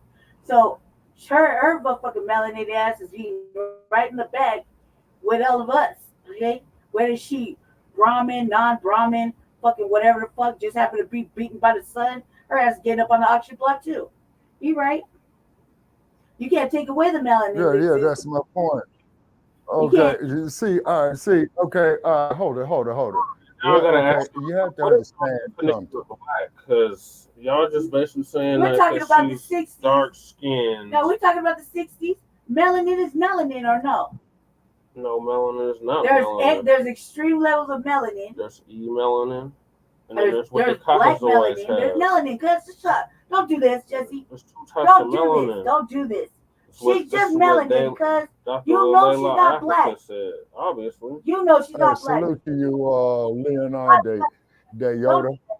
Because the shields don't get it. That's why No, we don't have to explain. explain shit to them. They shouldn't be watching this program. They need to be watching shield programming. Okay, this is a B1 fucking platform, guys. So, do we really need to explain what melanin is to everybody? She walk in, no parents, her ass trying to sit at the white man table. He gonna say no, ma'am. He not gonna say no, ma'am. He gonna say no, and he gonna point in the right motherfucking direction. And the right direction is out the motherfucking door to the back. They're gonna put her on oxygen black. They're gonna ask her, are you East Indian? Are you some other type of black? No, nobody gives a fuck. You're not white. You're an OTB. Actually, she is white. And she would No, qualify she's as not. white. No, she's not. And her parents' birth certificate, her mom's birth certificate says she's Oh white. my God, cuz you're like literally, she's white. We're done talking, cuz. Another next topic. Jesse want to play semantics right now. It's not This semantics. is stupid, cuz. It's reality. This is dumb. No, the reality is that bitch has melanin in her skin. Don't mean she's black.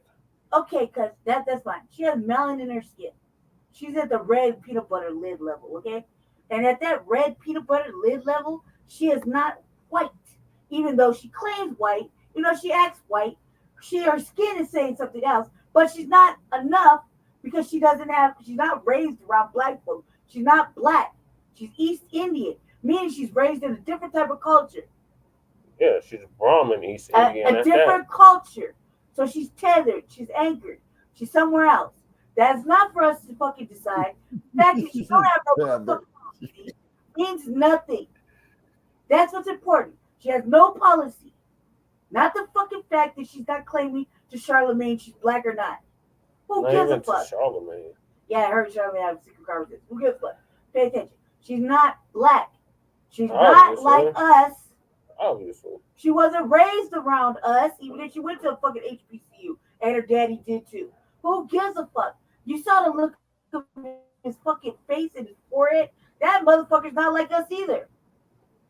Okay? So leave it alone. Focus on the fucking thing of non-policy. She has no policy. None of these fuckers give a fuck about black people. That is the topic of the day. No black people are cared for. That should be clear, really clear. She don't give a fuck about black people. She never will. He never gave a fuck about black people. He never will. This just still the casual little things that black people may or may not benefit from on their little policies of white endeavors. Okay, that's it. It's the winner of our fucking black discontent is about to come up. That's what we need to be focused on, not whether or not she's cosplaying and she's gonna say it on CNN or not. Who gives a fuck? I pray she don't say it so we don't have to clown her and talk about it for another 3 years. Okay, let it go.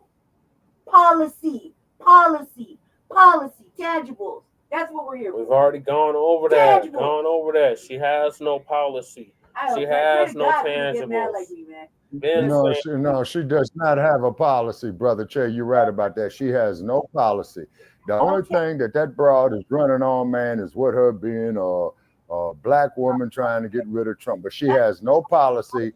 And like I said, man, dick eating shit. She's cosplaying as a black woman. It's an insult every time okay, but Kamala is dangerous. That's all I know. Because that's the whole point. She's not cosplaying as a black woman. She's being herself. You're saying she's black. All the other fucking ignorant ass black people are saying she's still black. She's not. Never said she's black. not. That's the whole point. She's being herself. She's East Indian. It's y'all that keep telling her she's black. Once you stop saying it, she'll go back to acting normal. Who is y'all? I never said she was You're black. asking the questions like a fucking like this.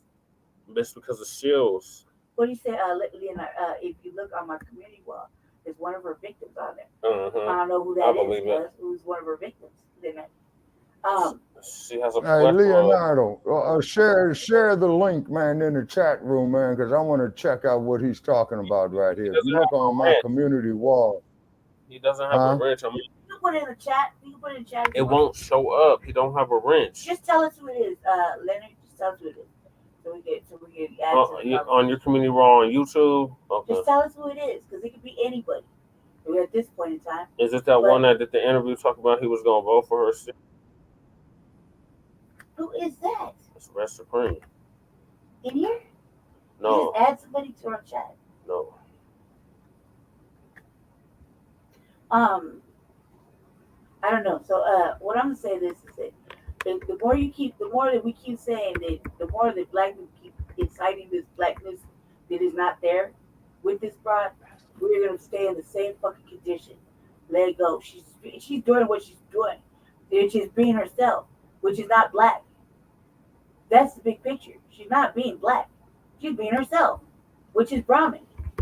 Okay, so while black people keep trying to incite this shit and push this blackness on her so heavy, you don't have to. In fact, you might as well stop because it looks stupid.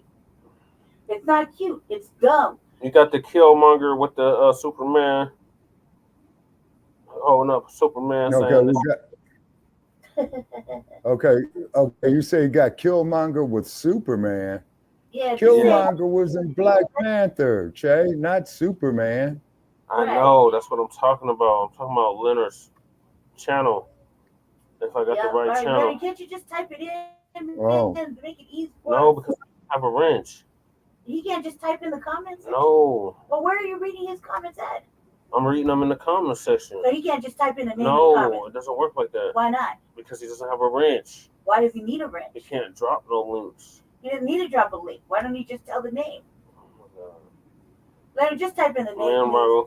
Just trying to make it extra His difficult. name is Jamal Truelove. That's her victim? Yes. All right. So Okay, he can't share the link in the chat room too, because I would like to see it. No, he can't because he don't have a wrench. But I got the video pulled up. What the fuck? Okay, all right. Let me ask Leonard. Okay, which city was this in? No, I mean you're already doing enough of that. No, not. Man. I'm telling you. Okay, wait a minute. Man wrongfully. Tell the truth. The truth is, she's a Brahmin East Indian woman. You couldn't type in a name, That's cause the I mean, truth. like for real. You couldn't type in He one said name. he posted it in his community page. Okay, so we got a man wrongfully convicted of murder by Harris. Justice system speaks out. Yeah. All right, go ahead, carry on. Kamala Harris served as district attorney for almost 10 years. RBA. Kamala was in charge of crime, and her record is nothing close to what Democrats wish it was. She ruined lives. She literally ruined lives while she was district attorney and attorney general, like that of Jamal Truelove, an aspiring filmmaker and actor who was wrongfully convicted of murder. He was arrested for the murder of his friend who was shot in a public housing project. His dreams crushed, but a California appeals court overturned that conviction and was eventually acquitted. Truelove's attorneys argue that the police here in San Francisco actually manipulated witnesses into wrongfully identifying Truelove as the shooter. And I sat down with Jamal Truelove today to get his side of his life-changing story. Take a look. You know who he is? Jamal, thanks so much for being with us. Why I want to go back to 2010. Yes. It's verdict day. The jury's deliberated for the last 4 days. Yes. You're going to find out if you're going to jail for the rest of your life. By the way, for something you did not do, Kamala Harris is district attorney in California at that time, the first black district attorney.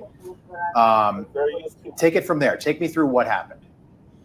Well, on that day of conviction, I kind of already knew I was convicted before it even came out because the jury asked a question, what's the difference between first-degree murder and second-degree murder?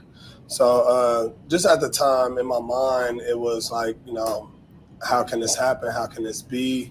And what will be the timeline of me potentially, getting back off of this, which is a 99% chance that I don't get back off of this life sentence.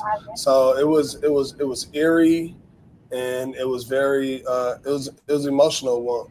One can imagine.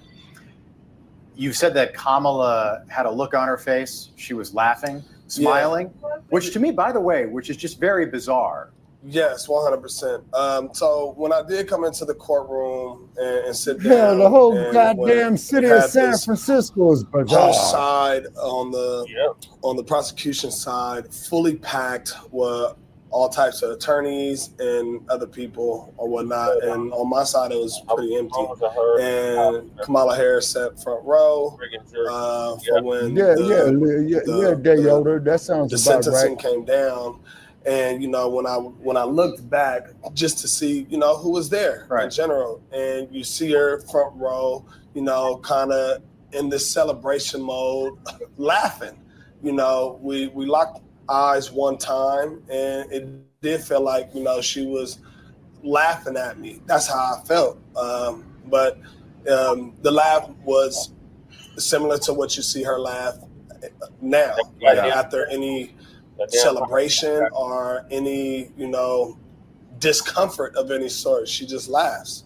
And now I didn't know that at the time that was kind of like her thing or whatnot, but I took it personal. That this lady that is head district attorney of San Francisco, that is presumptually Black, right, is laughing at me. Why was she even in the courtroom? Was your case that public here in the Bay Area that she felt the need to be there in the front row on the day that the jury read the verdict? Yeah, I had a very publicized case because I was previously on a reality show called I Love New York, and it's a murder case. I mean, San Francisco is only 7 by 7. There's not too many murders that's happening, and you have to know that having that on your record, a conviction record of convicting murderers, right, was something that she was running on. And you got to think about, she was running for attorney general at the time. Right. So for her, at any time she could celebrate her doing her job or whatnot, then she made it a point to show up and make a comment after as well.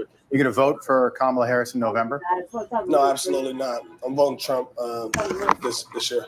Do you feel like there are a lot of people in the African-American community and the Black community that feel the same way about Kamala versus Trump now? Yes, 100%. I mean, what I get from my community, the Black community, and I'm not talking about the super, left-wing media Black community. I'm talking about people, everyday people that I see and talk to in rural areas and so forth, that says, the only thing that Kamala's ever did for Black people was lock Black people up. And that played a big part to our culture. Our culture is known for Black people going to jail, coming home, rapping about it, and being celebrated. That ain't no culture. About it as well. But from what I get from the people that I talk to, that they're not voting for Kamala Harris, and they're not voting for Kamala Harris just because she's Black neither. They're voting for Trump. Brother. They don't want to vocalize it in public too much because you get demonized, which in a lot of aspects, I'm being demonized right now, because I'm going against, the status quo of the Black vote, which in the past 2 elections, I believe it was like 90% of Black people, voted, Democratic, which I think is just, so far beyond, how we really feel on a day-to-day, having conversations about politics, not as a politician, but just from information that we take in. How long did you spend in jail, Jamal? I spent 6.5 years in prison. You'll never get that time back. I'll never get back. Tell me about that. Sue the shit out of it. Well, living in prison is a whole different type of lifestyle that you have to live, right? That you can almost never reflect on once you're free. So it's 6.5 years of not growing, in this world in general. And it also puts a magnifying glass on the life that I was living for the first 23 years, that I can't live that way. And now I was forced to live in prison for 6.5 years, and I can't live that way. And now I have to create a life outside of those two lifestyles, like a newborn, and really relearn, reality for me, and also the exposure to, the mass majority of America, and not just my section. I've been in San Francisco for a couple of days now. Used to live in California. Yeah. Used to spend time up here. Beautiful city. Yeah. World-class city. Beautiful city. Thank you, Leonard. I don't know what's going on now, but it's not the city that I remember. Yeah. And I think about, who's been in charge here for the last, recent history? Well, it's always been Democrats. You think about Nancy Pelosi, Gavin Newsom, former mayor. Yeah, that looks like Kamala San Harris, Francisco. District attorney general, then ran for the Senate in 2016. London Breed, Democratic mayor, running for re-election this year, so she's trying to clean things up. Hopefully what do you make of what's happening? I know you split your London time between Breed. here in Los Angeles for professional reasons and family. Yeah. What do you make of what's changed in this city, say, over the last 10 years?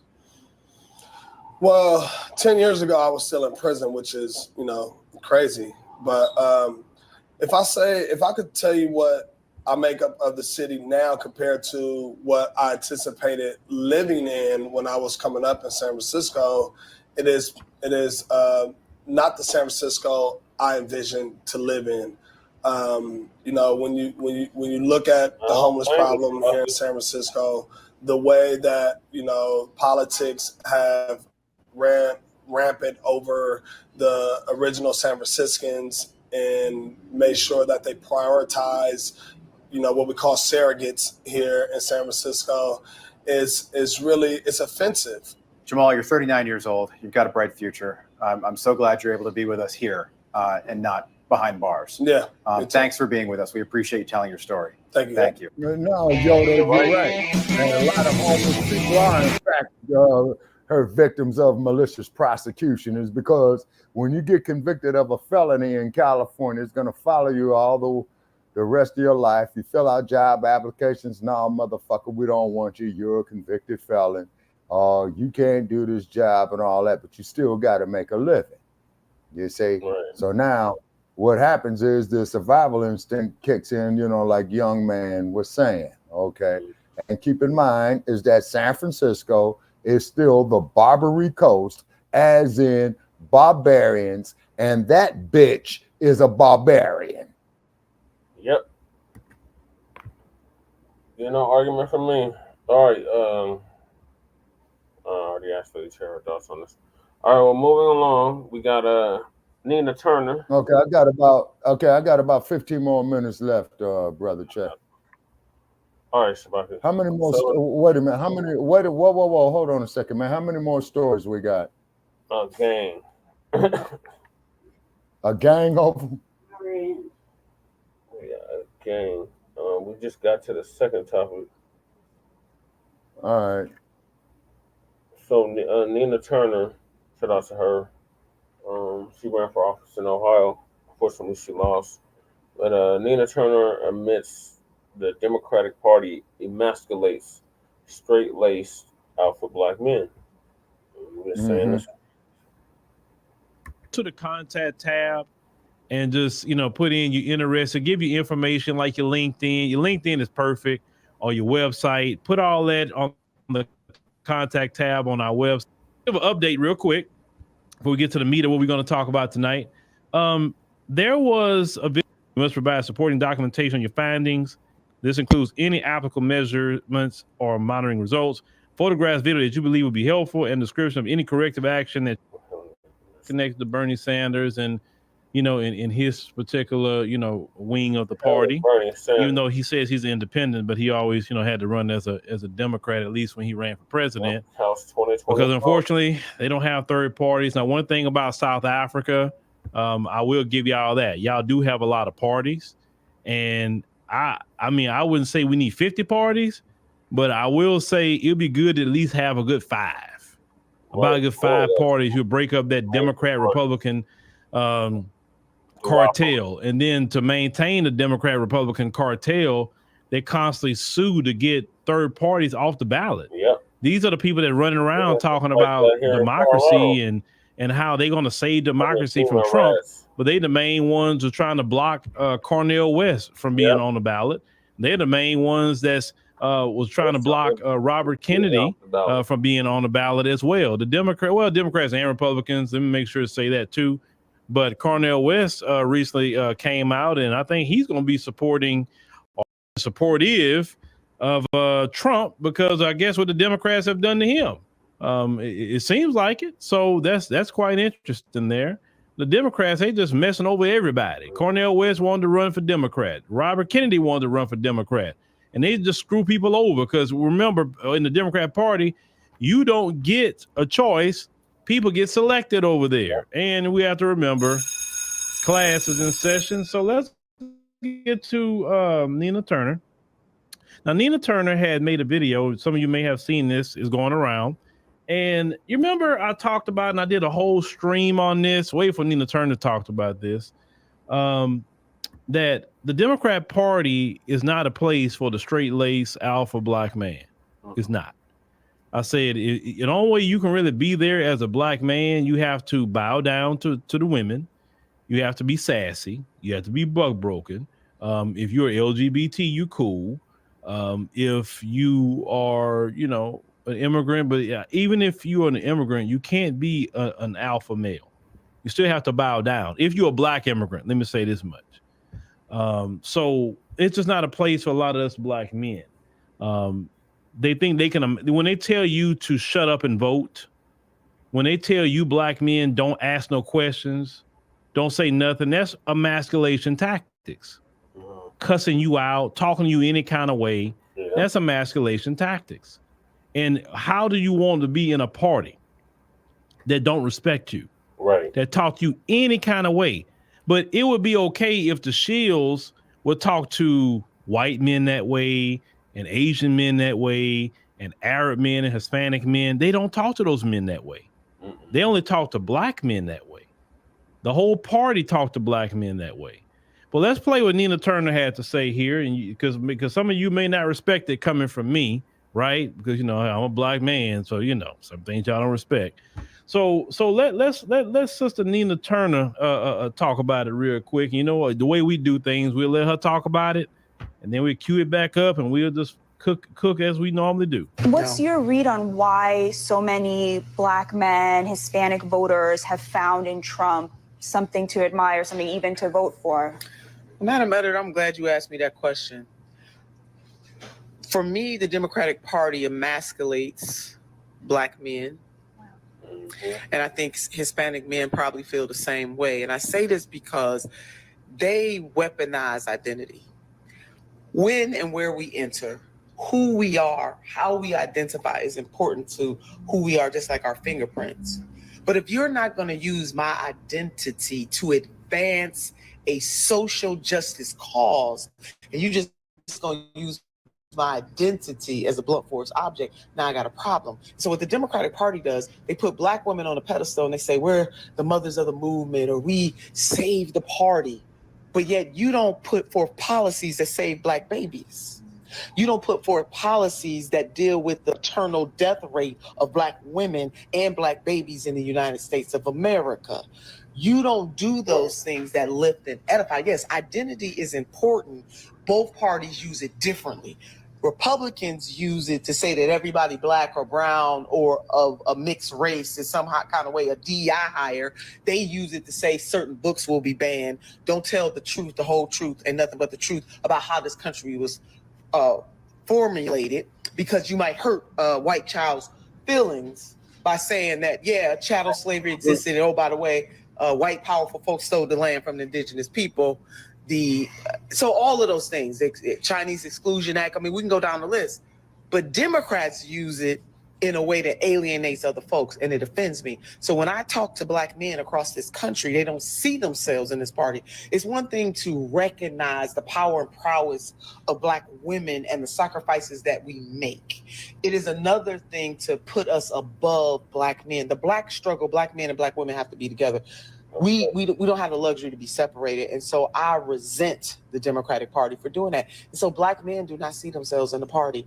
That bravado, because we got a kind of masculine energy, and masculine energy is not all bad, but the type of bravado that Trump puts forward is still very much rooted in a hierarchical patriarchy. Mm-hmm. And a lot of men gravitate to that. Yeah, I'm not gonna sit here and say I'm gonna do something that's only gonna benefit Black people. No. All right, you gotta always end it with the greatest vice president of America, right? All right, so you know how we do it. Let's start it over, and then let's get back into it. What's your read on why so many Black men, Hispanic voters have found in Trump something to admire, something even to vote for? I'm glad you asked me that question. For me, the Democratic Party emasculates Black men. Yes, hold on. And I think Hispanic men probably feel the same way. And I say this because you gotta leave. Shabaka, are you still with us?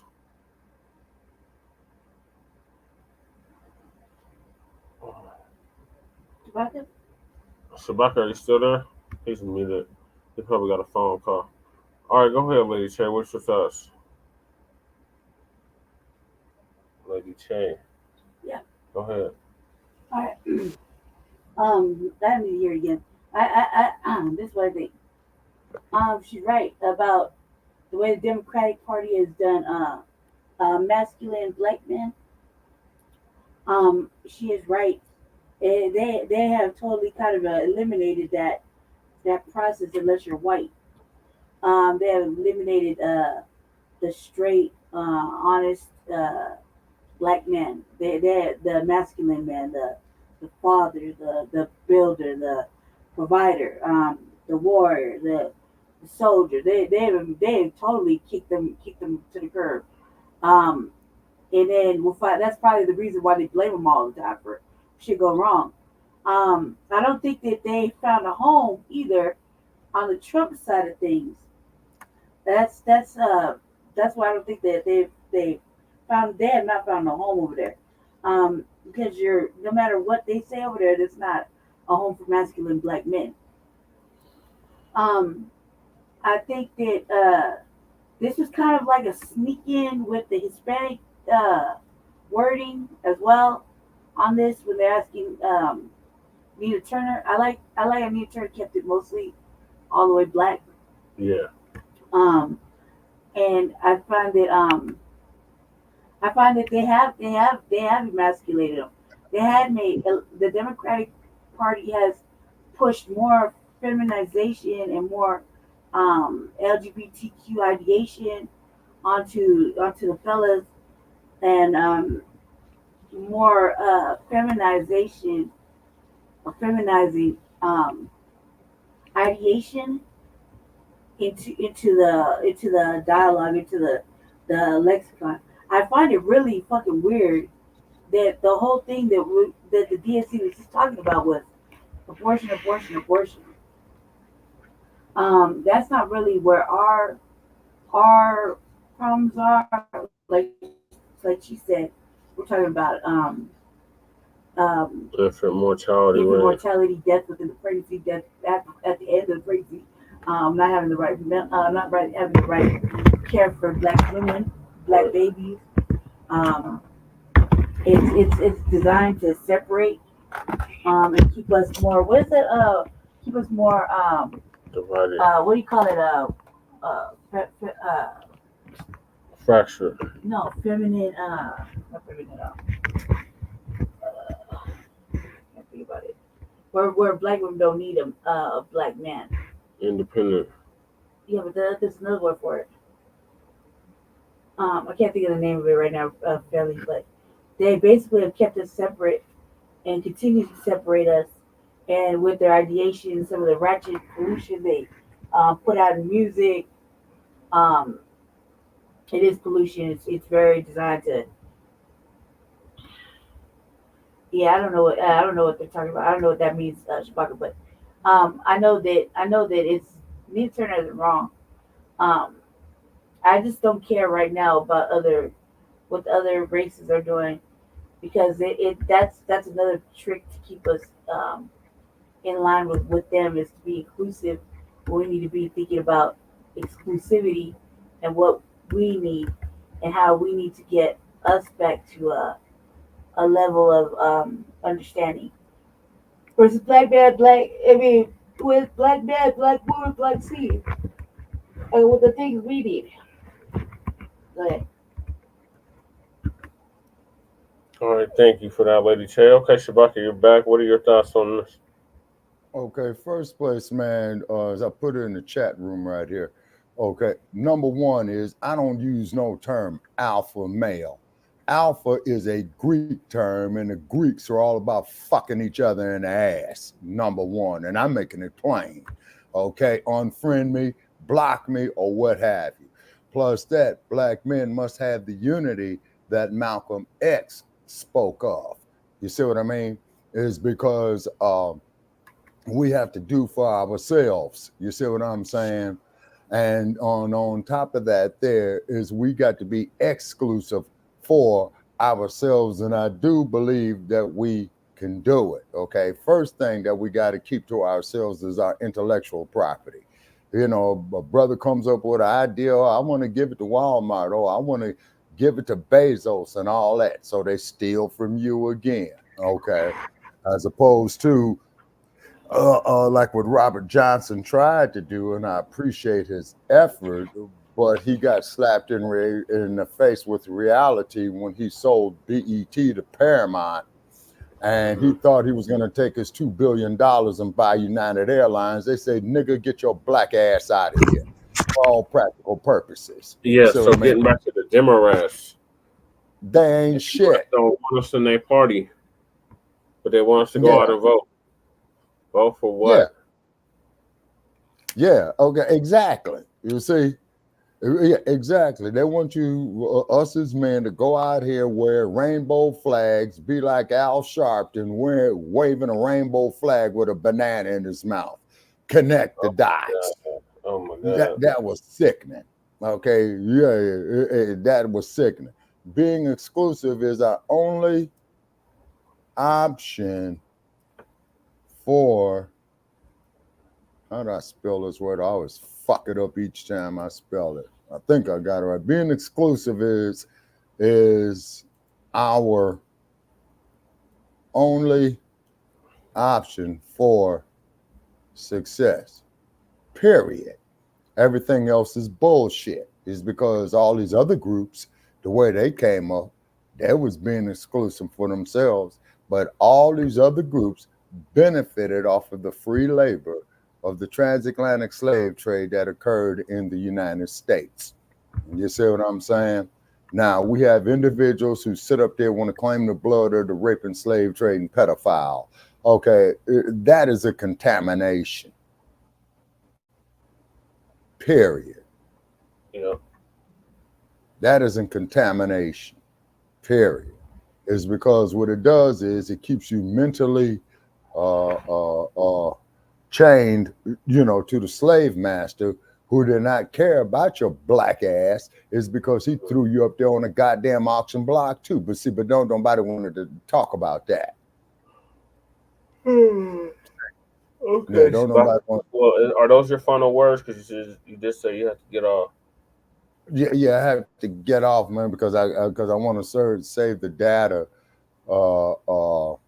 card. You know what I mean? It's because they got me on a really, really fucked up ass plan. But feel free to post. After you finish doing the video, to post it up on the Shabaka shit. And that's how I know I'm tired.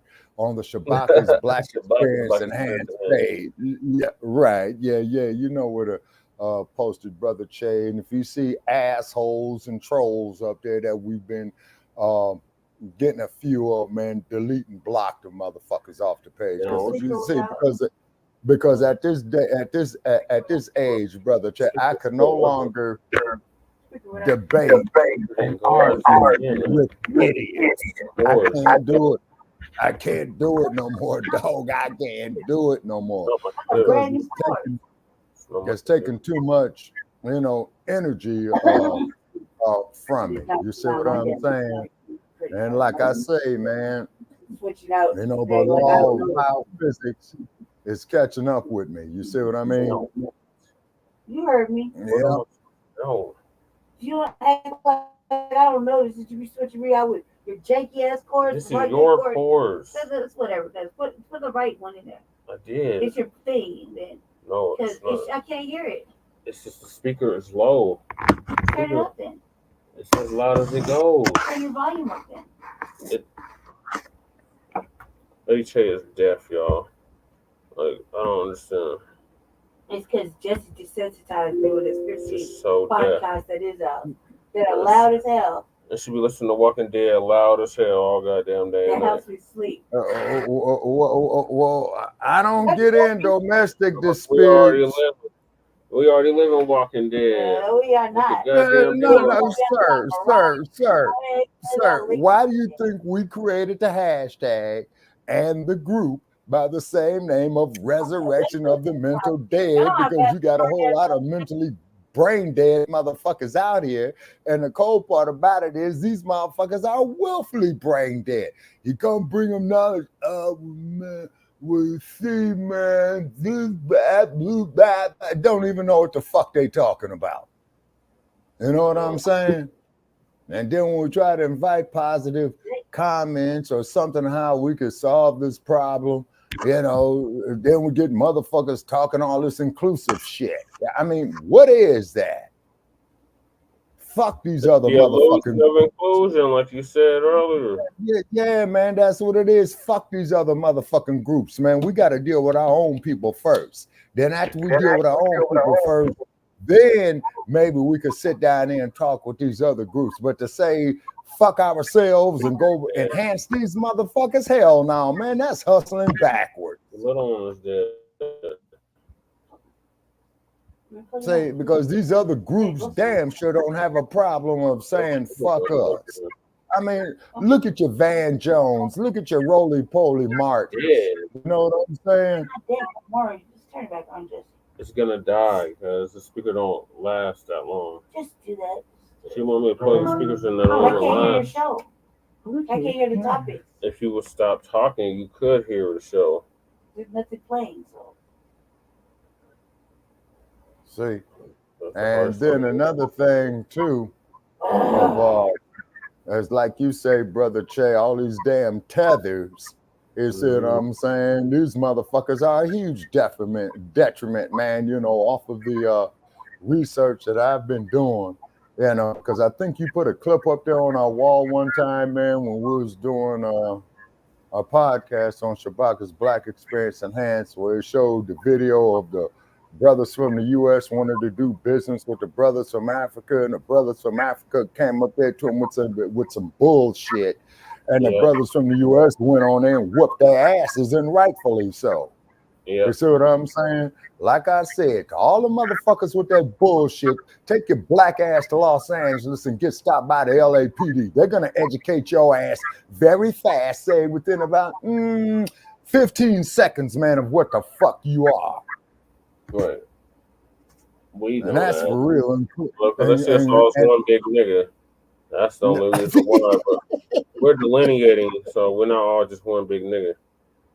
But, yeah, but you see, but what it is though, Brother Che, okay, is that what's going to have to happen is, man, the only way that we're going to save ourselves, but like you said, we're the only ones in the U.S. that's standing on that square of the Pan-African unity, because what had happened is that they allowed all them goddamn colonialists. The tethers. Yeah.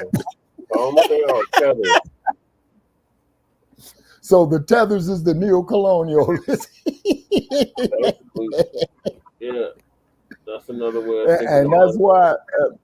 And that's why I appreciated that sister who did a YouTube video. And if you ever come across it, Brother Che, you will enjoy this, because she had crumb bum on the tethers. is because this nigga from Nigeria gonna say, oh, well, they're Black Americans, you know, they are Americans. And she says, look, let me tell you something, you ignorant ass bastard. If you would have brought your black ass over here in 1962, you see what I'm saying? Hey, they'll be hitting your ass with fire hoses as well, too. They'll be throwing shit in your face, sitting at a lunch counter begging for a cup of coffee. You see what I'm saying? This is what we mean by the hashtag of resurrection of the mental dead, because you got a whole lot of brain dead motherfuckers out here.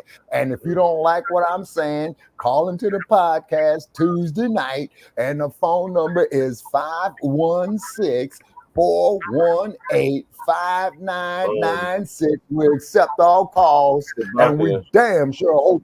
Yeah. Since Tuesday is City Council, I might be running late. Okay. So you might have to get in the studio and run the show. Okay. Okay. All right. Monday yeah, I'll get Labor Day. Monday's Labor Day, so there's no City Council Monday because it's a holiday. So right. Tuesday. Okay, and then on top of it too, and everybody have a safe Labor Day out there, particularly if you're in Las Vegas. If you're in Las Vegas right now, get off the goddamn street, go park your car. These motherfuckers is drunk, okay? It's because it seems like that the whole goddamn freeway traffic of Los Angeles is coming here. Motherfuckers is mad. They losing their money. You see what I'm saying? The goddamn prostitutes is out here bumping motherfuckers' heads, you know. But this is Sin City. What's to be expected? All right, so stay safe, Black family. And then all I ask is, if we agree, please let us disagree agreeably. It's because when it comes down to it, folks, when they shut the goddamn water off and they take our motherfucking asses out there into the middle of that damn Mojave Desert to kill us, they ain't gonna ask if you from Denver. They ain't gonna ask if you from Los Angeles. They ain't gonna ask if you from Kingston, Jamaica. They ain't gonna ask if you from Accra, Ghana. You know what I'm saying? They ain't gonna ask you. Yeah, because they see ourselves one big nigga. But I keep telling you, we're delineating. We don't care if they see us as one big nigga. We are delineating. We have different lineages. We're not all one big nigga. Just because the white supremacists see us as all one big nigga don't mean that we all one big nigga. Okay, but sir. And as you know, Brother Che, you and I always disagree agreeably. But what it is, though, these goddamn dumb supporters, man, these motherfuckers is coming. You know, your Dylan Roops, other asshole who wanted to guard property. What was that chick's name who went to Milwaukee? You talking about Kyle Shittenhouse. He denounced the dump. He covered that. He denounced the dump. He's not supporting the dump. Well, he said he wasn't consistent on the gun right issue. Okay, but sir, that could be a smoke screen. As far as I'm concerned, and I'm relating it, you know, to all of us in the diaspora, is that these sons of bitches are coming to gaffle us up, okay, to throw us in that desert, just like they did the Jewish community, man, under Nazi Germany. Oh, and by the way, Nazi Germany, they learned their methods to discriminate against the Jewish people from the segregation of the United States of America. Yep, and be sure. Yeah, exactly. So please share that. Okay. So go to the like page of Shabaka's Not Black only Experience. they learned that, the Boers learned it too. Exactly. You see, and this is why Elon Musk is not an African. He is a goddamn Boer. Okay? That's what the fuck is. A motherfucker might fuck up my Twitter account again, but fuck them. Okay? That's all I got to say is fuck them. You know what I mean? And we got to get our cohesiveness, Black family, throughout the whole diaspora. You see what I mean? Is because we are all we got. And this bullshit election that is coming up, okay, with this bimbo out of the Bay Area and the dump as in human shit. And I want to make that perfectly clear, by the way. Yeah, okay. Black family, we in trouble. All right, ladies and gentlemen. So this is Shabaka St. Coy for Shabaka's Black Experience Enhanced and Frontline Black News. I'm going to bid everybody a good night from Sin City. Be safe. All right, good night, Keep Shabaka. your head. Thank you for joining us. All right, okay, and I'll talk to y'all tomorrow. Now I'm just here in the car screeching up and down the goddamn street. Now I got to go out here and look at my shit to make sure the motherfucker ain't hit my goddamn car. Ugh, this place is fucking nuts. Damn. All right, I'm out. Okay. All right, good night, Shabaka. Mm-hmm. All right, you too. I'll talk to y'all tomorrow. Okay. Okay. I'm all talking Shabaka to the States until we got to the California part. But moving along, we got corporate media caught. Oh, first of all, shout out to Nina. I almost called her Nina Simone. Shout out to Nina Turner. Everything she was saying is right on about the Democratic Party. That's exactly one of the many reasons why I haven't been a Democrat, registered Democrat in over 10 years now. I've been independent for the past 11, 12 years. So I've been seeing the writing on the wall with the Democratic Party, so I had nothing to do with them for like 10 years, over 10 years now. All right, so moving along. The Democratic shells are running amok. This time, Rapper Plies demands that Black voters stop asking VP Kamala, whatever her damn name is, to explain her policies. You can keep on dreaming on that.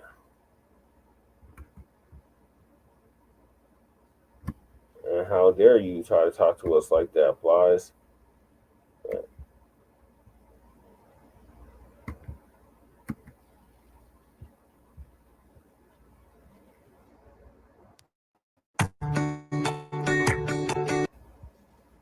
Like stop. 360 deals, no Lord. But Plies, he done mixtapes here and there, but he's been dipping his toe into this election cycle. He's been making videos. Now Plies, this is a guy who was he was a valedictorian in his high school. Okay. Plies also went to college as well. He played football and things like that. So for you to be a valedictorian in high school and run on here all this time rapping, talking about you a goon, I mean, like, you know what I'm saying? But people like Megan Thee Stallion. Megan Thee Stallion has a college degree. She got her degree at TSU. Actually, a lot of them people got degrees, but they dumb themselves down because that's what the folks tell them to do, right? Because the only time you entertain, according to them, unless they dumb themselves down, right? So Plies decides to, of course, he's supporting Vice President Kamala Harris, and it's his right to support her. No, we don't need to question why, right? That's his business. But we know it's been coming out that the DNC has been paying everybody they can. They've been paying celebrities, Boulay members, of course. They've been playing influencers. They are not talking to the traditional media, and it's because they're afraid that she can't interview. That's really what it is. They're trying everything they can to win this election without her talking. That's what we see. So because a lot of you in the community are asking questions, Plies has a problem with that. He has a problem with questions. So let's go ahead and play the video of Plies. You know how we do it here. We'll play the video, and then we'll restart it, and we'll stop in certain places and just have our conversation, right? All right. So let's go it on and get the Plies here, and we gonna go it on and have a good time. It is real quick, but to everybody who, especially the ones who look like me, and the men who look like me, who quick to. If Kamala want my vote, she need to explain herself to me what she gonna do for the Black people. Listen, fair use. Stop. Black woman to explain themselves to you, or explain themselves to y'all. If y'all ain't willing to ask him, white man, they must explain himself. Y'all cool with the white man not explaining himself to you. Go to Black. She need to explain herself to me what she gonna do for the Black community. She want my vote. She need to explain herself. You ain't asking the white man to explain this. Yeah, that's the hell we are. Scared, what the hell you talking about?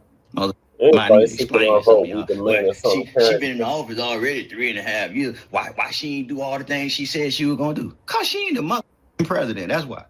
When you go to the McDonald's, that lady that's the manager, she don't get to do what the you want to do. She might can give you some other fries, but that's about it. Some free mother. That's about all she can do. But she can't change the price of that mother for the pound up there. That motherfucking Big Mike. That ain't that motherfucker at the White House. She just like the mother man, you mother all in line. Now if you can get some other free fries out every now and again, you get some other free fries out. But y'all most of y'all, but y'all just want something to mother say. Now if she was if she was the mother president and didn't do something, then that's a whole different mother ball game. And the same who the black woman need to explain that. Y'all the same. When Barack was running, he wasn't black enough for He you. wasn't black. And a lot of y'all, I didn't figure out what y'all getting confused. Y'all don't even want black. Y'all want ignorant. That's what you a lot of y'all think ignorant mean black. And that's why some of you Trump, because you ignorant. There's no. But I'm here to tell you, everybody black ain't ignorant. And everybody white ain't smart.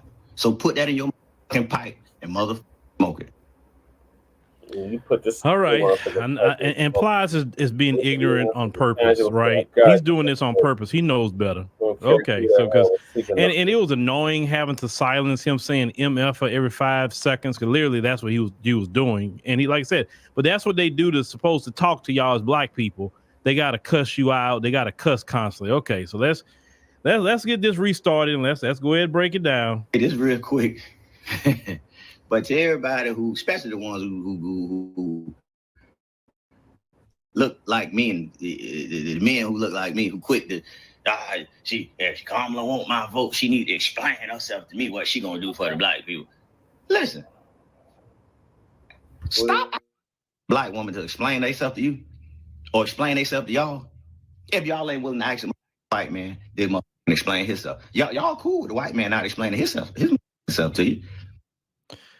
Okay, so your boy Plies, he says that it's a problem with black men asking, what are you going to do for black men? Or what are you going to do for black people? You should not be asking her anything. You shouldn't be asking her for no policies. You shouldn't be asking her what's her plan.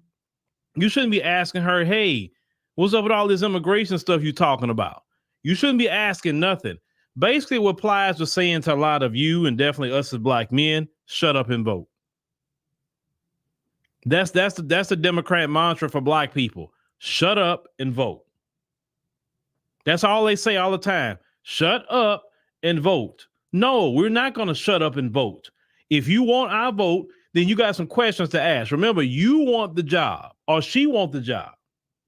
Since she wants the job, then you taking interviews from the people that are supposed to put you in that job, which is your voters, right? And if you choose not to answer questions or you try to hide behind Tim Walz, because remember, Tim Walz is not going to be the president. Because yes, I saw that and I heard that she's supposed to do an interview, but Tim Walz is going to be sitting there with her. He's not about to be the president. Why is he sitting there with you, holding your hand? That's not a good look. Look, that tells me her campaign don't trust her to talk, because they're literally making this man sit there with her. Like, wow, that's it. Even Joe Biden, I give Joe Biden that. Even Joe Biden, in his cognitive decline, was doing interviews. Even after they pushed him out, he still did an interview. So if Joe Biden, you mean to tell me they are afraid of her to talk that bad that even Joe Biden is better than her? Well, if she can't talk, then why in the world y'all running her? But hey, sisters, AKA, and all y'all, come here for a minute. Let's have a quick conversation. Something dawned on me today about that. Get him, Uncle Phil. All you Boule, you Democrat shills, you screamed at the Democrat Party. that they better not pass over Vice President Kamala Harris. They sure did. That they better put her up, or y'all, it's gonna be a problem. I truly believe the Democrats did not want her.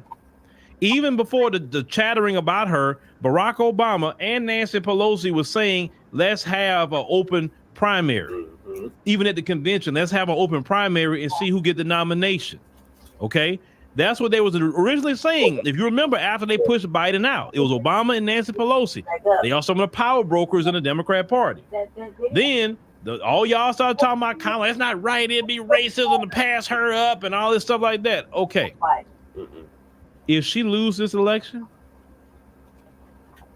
you know who will get blamed? Well, of course, black men. But you know who really gonna get blamed for that? Y'all.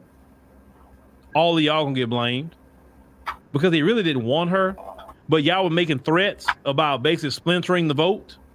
So if she loses the election, I really want to hear what the chat are gonna be to y'all. Because they're going to turn on y'all so bad. All you women that think that they on your team, y'all better hope she don't lose. Y'all better hope she don't lose. And that's going to be the story where they pressure Democrats and they could have got somebody else that was more viable. And the vice president wasn't even liked all this time anyway. And why did they do this? They only did it because of color. They didn't do it because, boy, I hope, for y'all's sake, I hope she win. I hope she win. For y'all's sake, the Shields, y'all not gonna have a job no more. Oh no! So y'all be really, but that's why. And I thought about it. That's why the Shields are going overtime. That's why they're more angry than what they used to be. This is why they're cussing more than before. This is why they're trolling more than they ever trolled before. I mean, they are desperate. We're talking about the Shields. They're desperate because I think they understand what I just said. That if she don't win this election, it's a wrap. It's a total wrap for them. And the Democrats ain't gonna want to hear nothing because I'll get to that later. So if we can't answer questions, then it's simple. She don't have to answer nobody questions. That is a right of hers. She don't have to interview. She don't have to do press conferences. She don't have to do anything. And the same black men you talking to just don't have to vote for. The same black people plies that you talking to, they just don't have to vote for. It's just that simple. She don't have to talk to nobody. She don't have to. Being jazzy. But what does it look like? Like somebody say they want to work for you. You sit down and do an interview with them and they don't want to answer questions. Well, I'll let you know my experience after I get the job. Well, I'll show you what I can do after I get the job. Listen, we already failed for that. Well, not we, but we saw this already one time before. Remember with Ice Cube? Well, Ice Cube, we'll talk to you after we get elected. Then it's time to go talk to Ice Cube. We ain't got time for you. We busy. You only get one time to pull that. You don't get twice. You ever heard that statement? Running the same play. You know, fool me once, shame on you. Yeah. Fool me twice, shame on me. No, it's not going to be twice. Okay. So Plies, she don't have to answer, bruh, and she don't have to get the vote either. It's just that simple. Right. You know, it makes people think that she's kind of acting uppity. Yeah. That's the word the folks like. She acting like she better than everybody. What you mean you can't ask no questions? What do you mean you don't have no agenda for black people? Well, who you supposed to be? Right. How dare you ask madam here about an agenda or policies? You don't have to. You better not ask her. Listen, she can be a diva with y'all, but with us, we just asking a simple question. We don't play them diva games here. If Joe Biden was answering questions and Trump always answered questions, you mentioned the white man. What you mean white man is Donald Trump? I mean, there's only two people running. Donald Trump always answers questions. He's always doing interviews. He's always doing press conferences. J.D. Vance, I'm watching him doing interviews. They keep asking him about the doggone cat lady comment all the time. I mean, my God. I mean, get over it, right? But at least he's sitting there for interviews by himself. He's not sitting there with Donald Trump next to him when he's doing the interview, right? Holding his hand. Black, she need to explain herself to me what she gonna do for the black community. She want my vote. She need to explain herself. asking the white man to explain this motherfucker. You too much scared, I him. You a damn line, Plies. Might need to It's a explain. lie and a something. half. Well, she been in the office already All 3.5 these years. Why she ain't do all the things she said she was gonna do? Cause she ain't the motherfucking president. That's why. When you go to the McDonald's, that lady that's the manager, she don't get to do what the fuck want to do. She might can give you some other fries, but that's about it. Some free mother.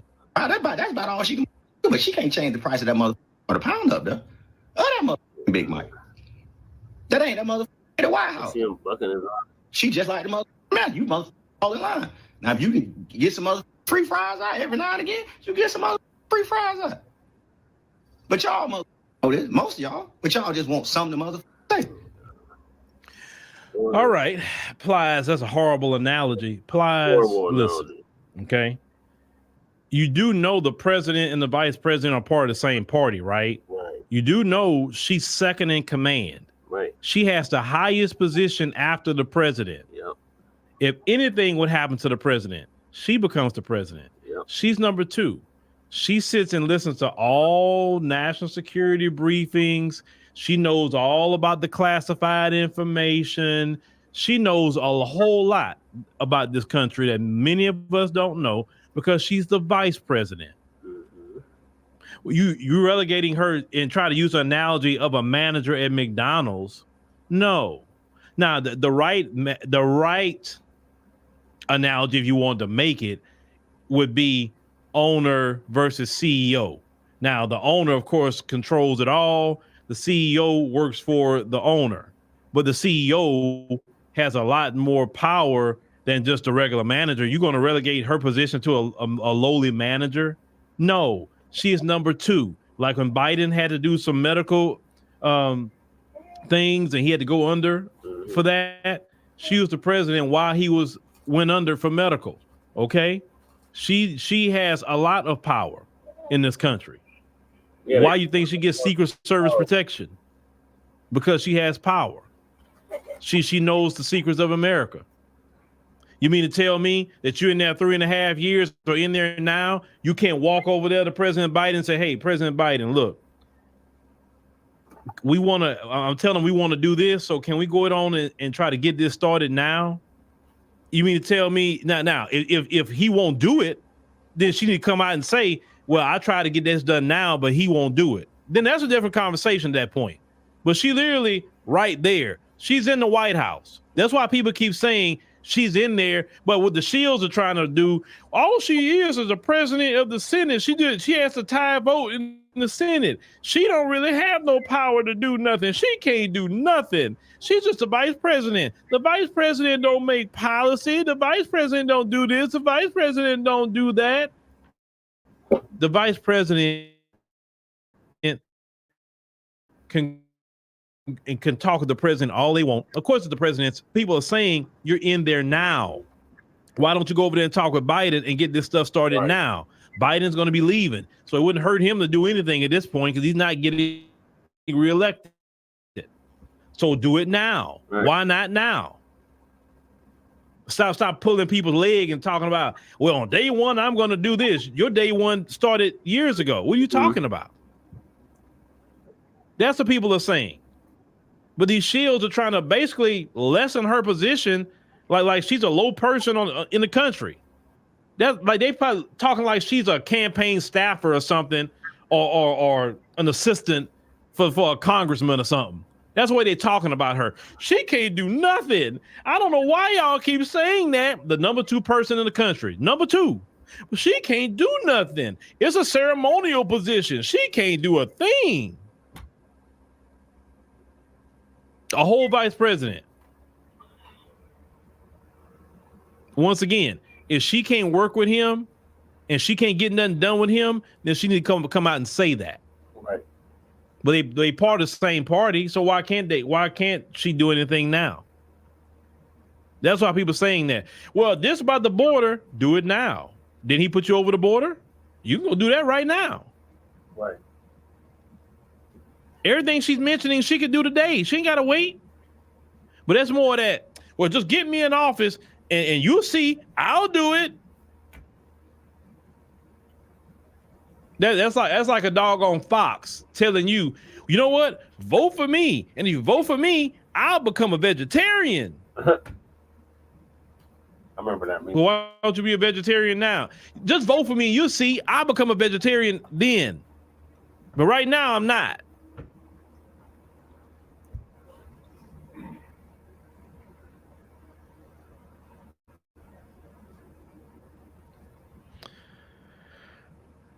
Okay. Now, what does it say? The VP is supposed to pull policies and help the president. She acted like a campaign staffer. Well, look, it's not my fault they put her in the basement. You remember for a long time, everybody kept asking where she was at? Yeah. Everybody say, where's Kamala? Everybody kept asking. You remember for a long time, you didn't even see her. You didn't know where she was at. You didn't see her out nowhere. People thought she was in the basement somewhere. Like, what happened to Kamala? I know y'all remember that. Yeah. You remember Simone Sanders was with her? Like, because Simone Sanders thought after tackling people and all that, she's gonna get the press secretary job. She didn't get that. You know, they gave it to Jen Psaki at first, and then even when they replaced Jen Psaki, they still didn't give it to Simone Sanders. They put her with Kamala, and Kamala, I guess she was in the basement. She didn't last long, I guess, with that situation, right? Let's continue. Now she was if she was mother president and didn't do something, then that's a whole different mother game. And the same who the black woman need to explain that. Y'all the same. When Barack was running, he wasn't black enough for you knew. Let's talk about that. Well, we are in a different headspace about black now. And being black, or let me say black American, foundational black American, being black is lineage based, also how you're raised, your mindset, etc. Barack Obama, his father's Kenyan. Yeah. And he wasn't even raised with a Kenyan upbringing. So I didn't go out to Kenyans. I've been to Kenya, great people. Love Kenyan people. They're treated me so nice. I know a lot of people out there in Kenya, people that help me do things still out there in Kenya for sure. And we got to build up some things in Kenya. So I definitely got to get back to Kenya. Right? Right. But he wasn't even raised with a Kenyan upbringing. He was raised with his white mother. Mm-hmm. White people cannot raise you to be no more than what they are. Right. His white mother and his white grandmother.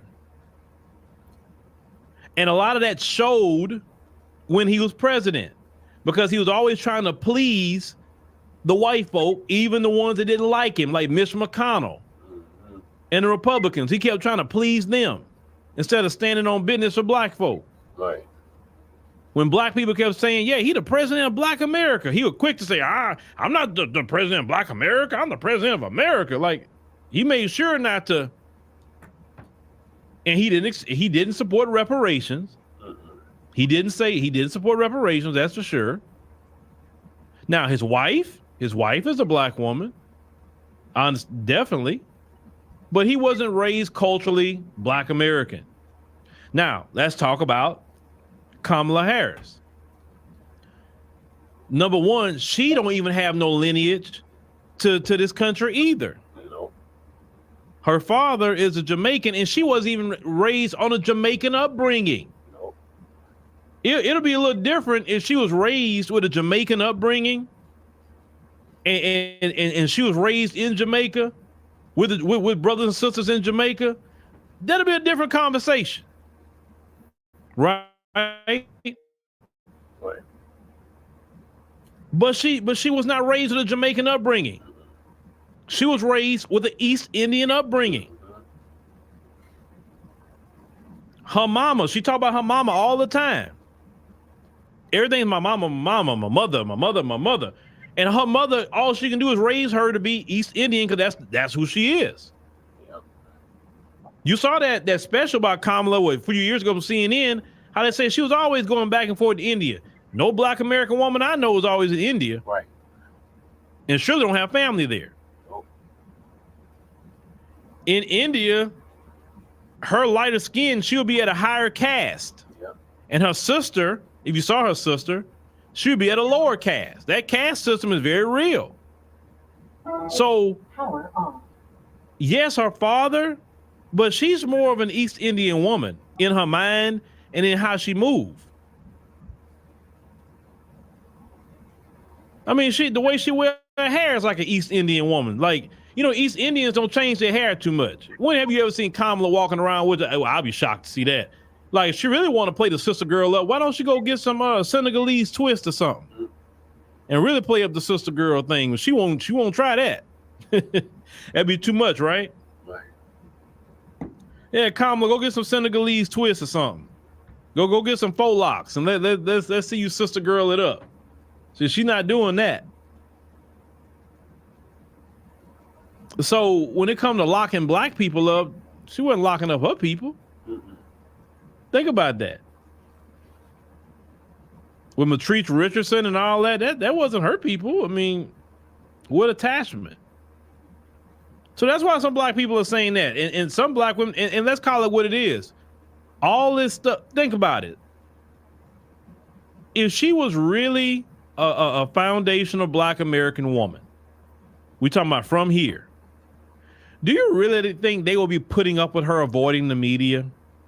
Come on, let's think about that. What black woman you know that them folks gonna let them get away with anything they want to do? Please tell me what black woman you know that's gonna get away with that. Black women in the chat, which one? She don't have to talk to the media. She don't have to do this, that, and the third. They not treating her like she a black American woman at all. They treating her like she's an immigrant. Oh Lord, how did you get up there? She gonna do an interview with CNN with Tim Wall sitting there.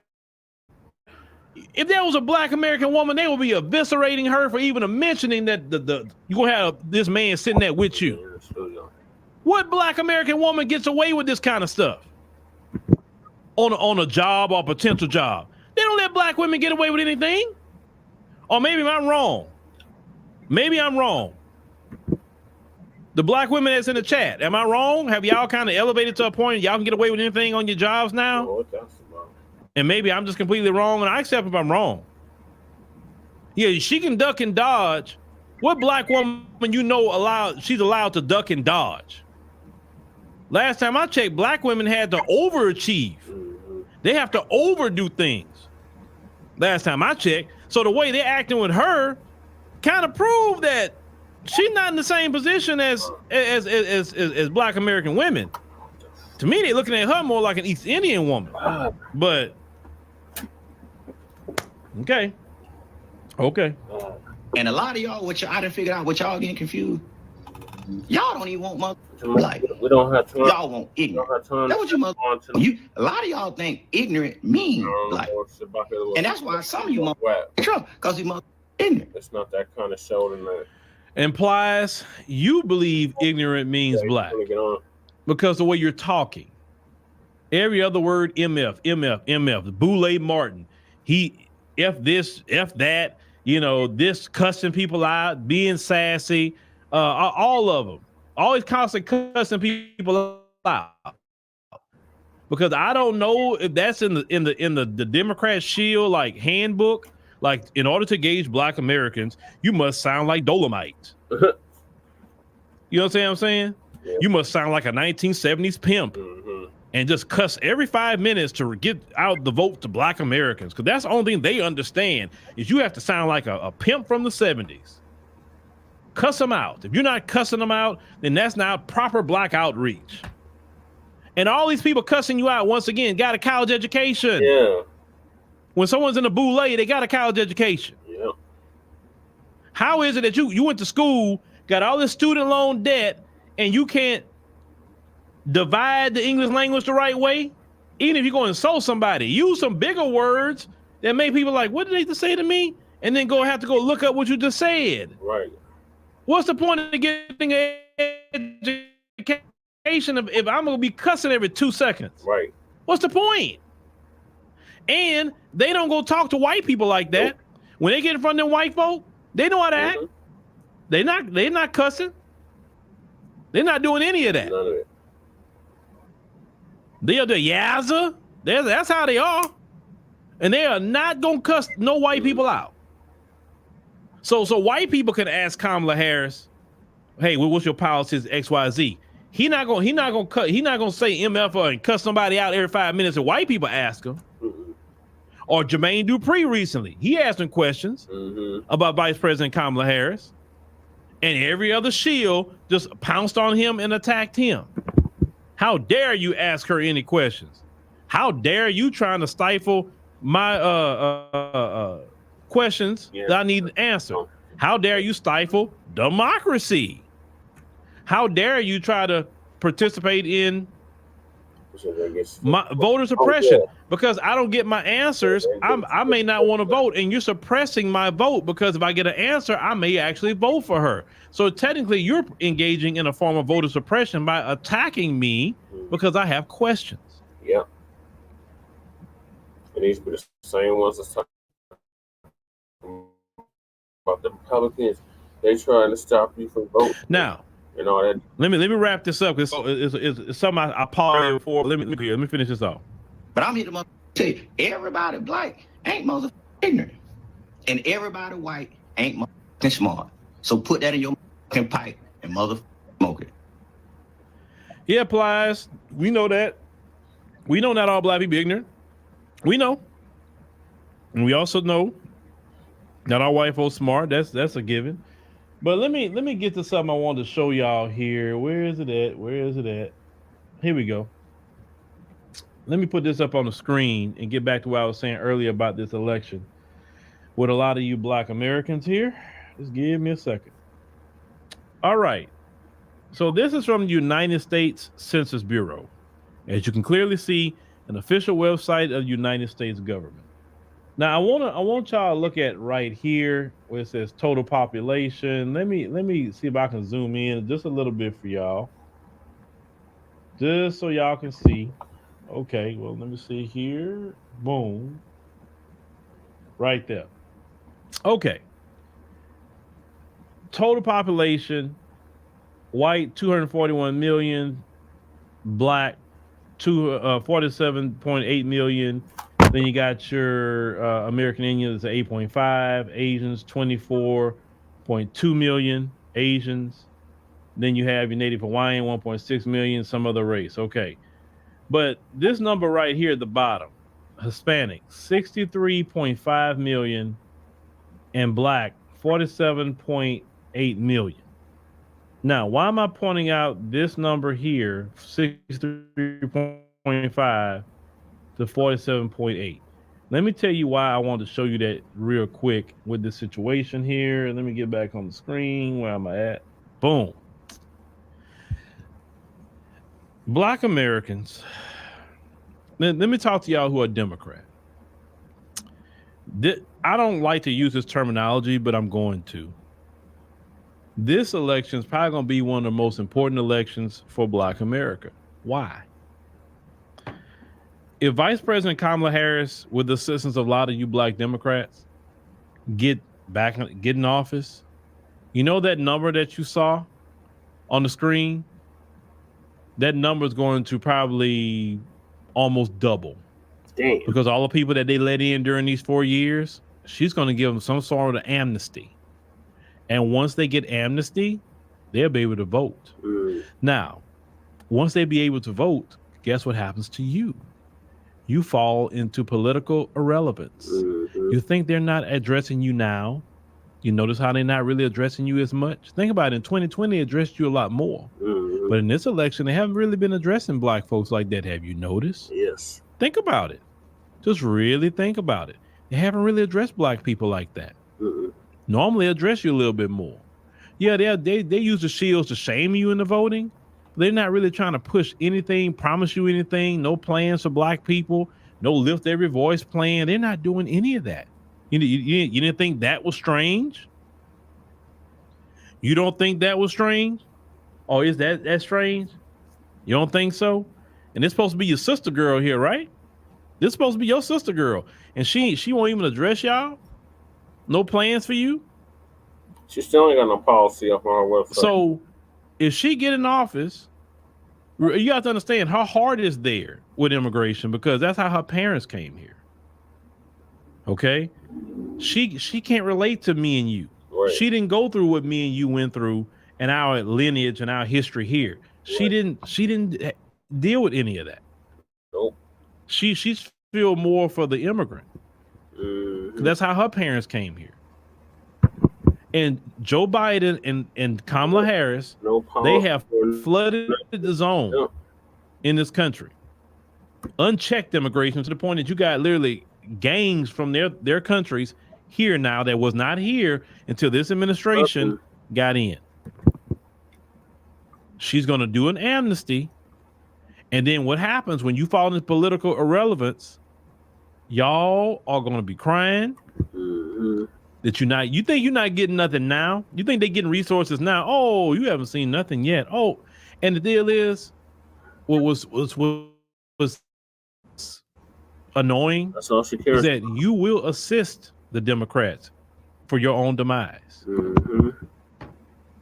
You will assist them because some of you are so, I want to use another word. Some of you are just not wise. You will undermine the whole community off of what? Oh, she's a woman like me, or she's a black woman. That woman is an East Indian woman.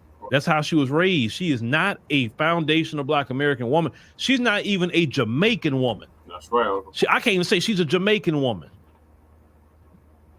She wasn't raised like that. Oh yeah, she is. Look at her. Look at her. Okay. Look at her. And she wins the election.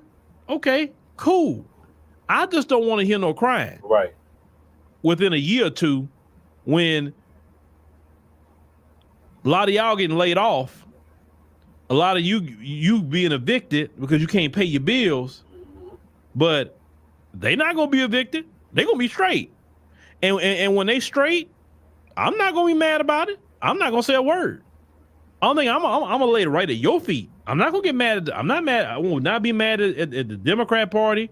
I wouldn't be mad at President Kamala Harris. I wouldn't be mad at the migrants. No, I'm gonna lay it right at your feet. I say, what you crying for? You assisted them.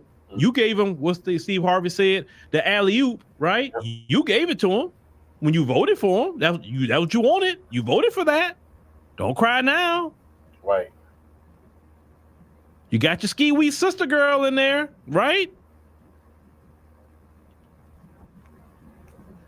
I mean, I'm not telling you not who. If you want to vote for, do it. Go ahead. But I see the writing on the wall. She already telling you what she about to do. Yeah. She's not hiding it. They haven't. Look at what they've been doing the whole time they've been in office. Look. Why don't you look at Chicago and New York and look what's happening in Denver and Aurora, Colorado, and all these places? Look at, are those people happy right now? No. They're not. She's going to give them some form of amnesty to stay. And they're going to be able to participate in elections and all of that. And then you're going to fall into political irrelevance. And then you think you got the cities and certain cities you think you got. They're going to be coming for Atlanta. Oh, they go. Oh, she gonna put them in Atlanta too. Y'all think y'all got Atlanta. You better watch that. That mayor you got, Andre Dickens, whatever his name is, and that city council, they approved Cop City. You think they wouldn't go down? You think they wouldn't get down with migrants being put in Atlanta and paper them up over the black people in Atlanta? All them black mayors are down for that who are Democrat. The only way you could right now show the Democrat Party that you're not down for that is you cannot support them because of the agenda, because they don't have an agenda for you. Right. Look at what's happening in California.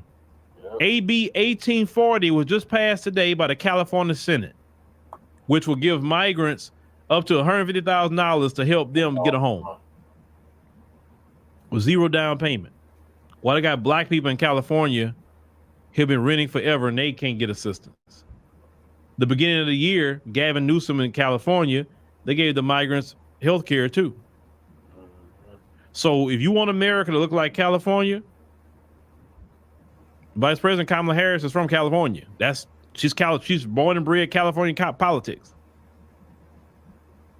Go ahead and do what you do. I'm gonna be sitting back, waiting on the emails because I know I'm gonna get them. I already know. I already know I'm gonna get the emails. Just like I got the emails all the time. Man, when you first said that, I couldn't stand when you were saying that. I thought you were wrong and you was getting on my nerves, but man, now I finally see what you was talking about. Man, I apologize for what I said to you. Like, I'm not taking offense to what you said. Because when I'm talking about it, I know I'm right. That's why I'm not taking offense. Y'all will be emailing me. Y'all gonna be changing, but y'all, oh yeah. Then at that time, once y'all in the thick of it, then y'all, I ain't wanted to hear nothing about no Democrat. Oh, now you don't want to talk about the Democrats. Oh no. Go vote blue no matter who, right? Go back over there with them. I thought they was gonna, save democracy for you. So Black Americans, I mean, it's on you. Do you, But I'm just saying. She win. It's gonna be interesting. After that 4 years, they ain't gonna want to hear no talk or nothing about you or your issues. It's gonna be the other group that got here. They're gonna be prioritized. They're gonna be taken care of. Asians gonna be taken care of, not you. Asians already got a hate crime bill, and they're less in population than Black folk. But instead of you demanding your anti-Black hate crime bill, we can't get that done because we got to go to meetings and we got to have a super PAC and we got to be able to talk to these officials and we got to be able to donate. And have you went up there and talked to the NAACP? Have you went up there and talked to Congressional Black Caucus? Have you went up there to the DNC? The migrants didn't have to do any of that crap. I mean, they got more than you. The Asian community didn't have to do any of that, and they got a hate crime bill. You didn't. You got to run in a circle like a hamster on a hamster wheel. That's what your own Democrat shields will tell you. Yeah. You got to do all that before you get something. You can't get nothing if you don't do that, and then the other people could look at y'all doing all that mess like they're like, okay. Hey, can I have my EBT card, please? Well, where's my room? Room number 101? Okay, cool. Thank you. When is breakfast served? Okay, cool. While you struggling about dogs, let me see what I'm putting back in my basket. They looking at you like, boy, they some fools. Anyway, what's for lunch? Last night we showed how New York's spending billions of dollars on all of that, of the taxpayer money.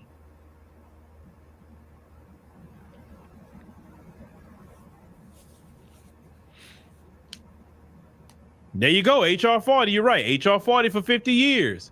They didn't have to, listen, y'all talking about 50 years HR 40.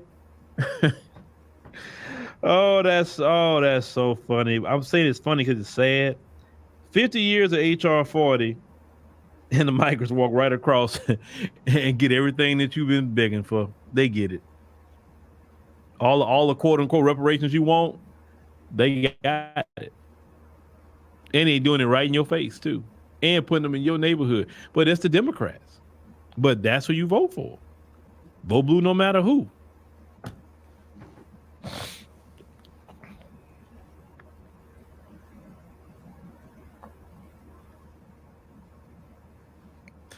You say, well, you know what? Hoof-hearted down there. That's usually how it is with a lot of Black folk. They don't listen. They hard-headed. They stubborn. They don't get it until they get in the thick of a problem. Then they get it. They don't listen to everybody that warned them. They never do. Dr. Claude Anderson warned us. So many people warned us for years that these things was going to happen. Dr. Claude Anderson specifically warned us these things was going to happen. And they have happening right now, what he predicted. Verbatim. And you won't make a move until you just, I don't know. But to the people who actually got some common sense in the Black community, You need to get with other black people that got common sense in the black community and move a certain way. You know what I'm saying? Try to create your own businesses. Try to be have a skill, have a high. You need to be highly skilled, because if you got a low skill job, your job is on the line, because you're going to be replaced. So you need to have a highly skilled position, licenses, certifications. If you got to get some sort of education, something, you need to be real valuable where you cannot be just switched out. And even if you working a job making good money, try to figure out a way to create your own business, because they'll try to switch you out with people they fly in on those visas from Kamala's homeland. And I tell you this much, Kamala get in there, boy, them planes gonna be flying from India. Oh, they coming. Kamala get in there.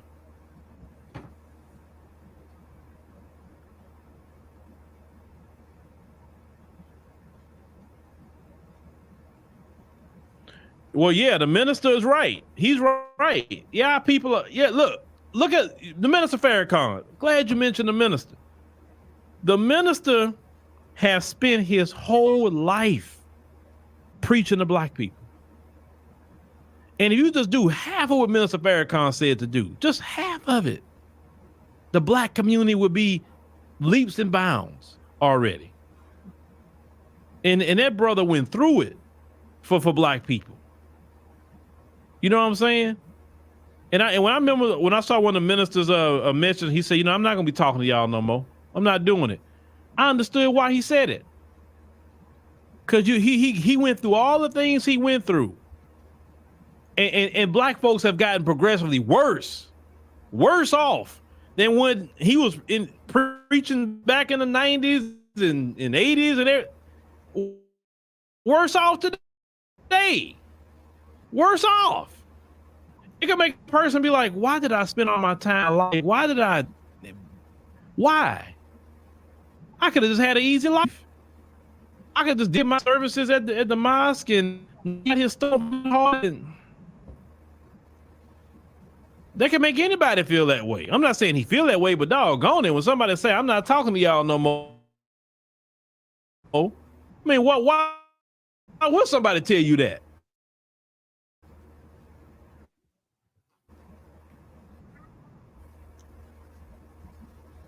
Not everybody's hard-headed, but the ones that are hard-headed,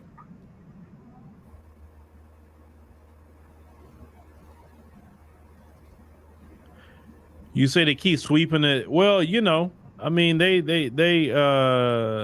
yeah, Donahue shows. Yeah, speaking about Donahue, Phil Donahue just died. I don't know if y'all remember Phil Donahue. He had a good show. One thing about Phil Donahue, he definitely let everybody come on, from Farrakhan to the Klan. He had everybody in between, right?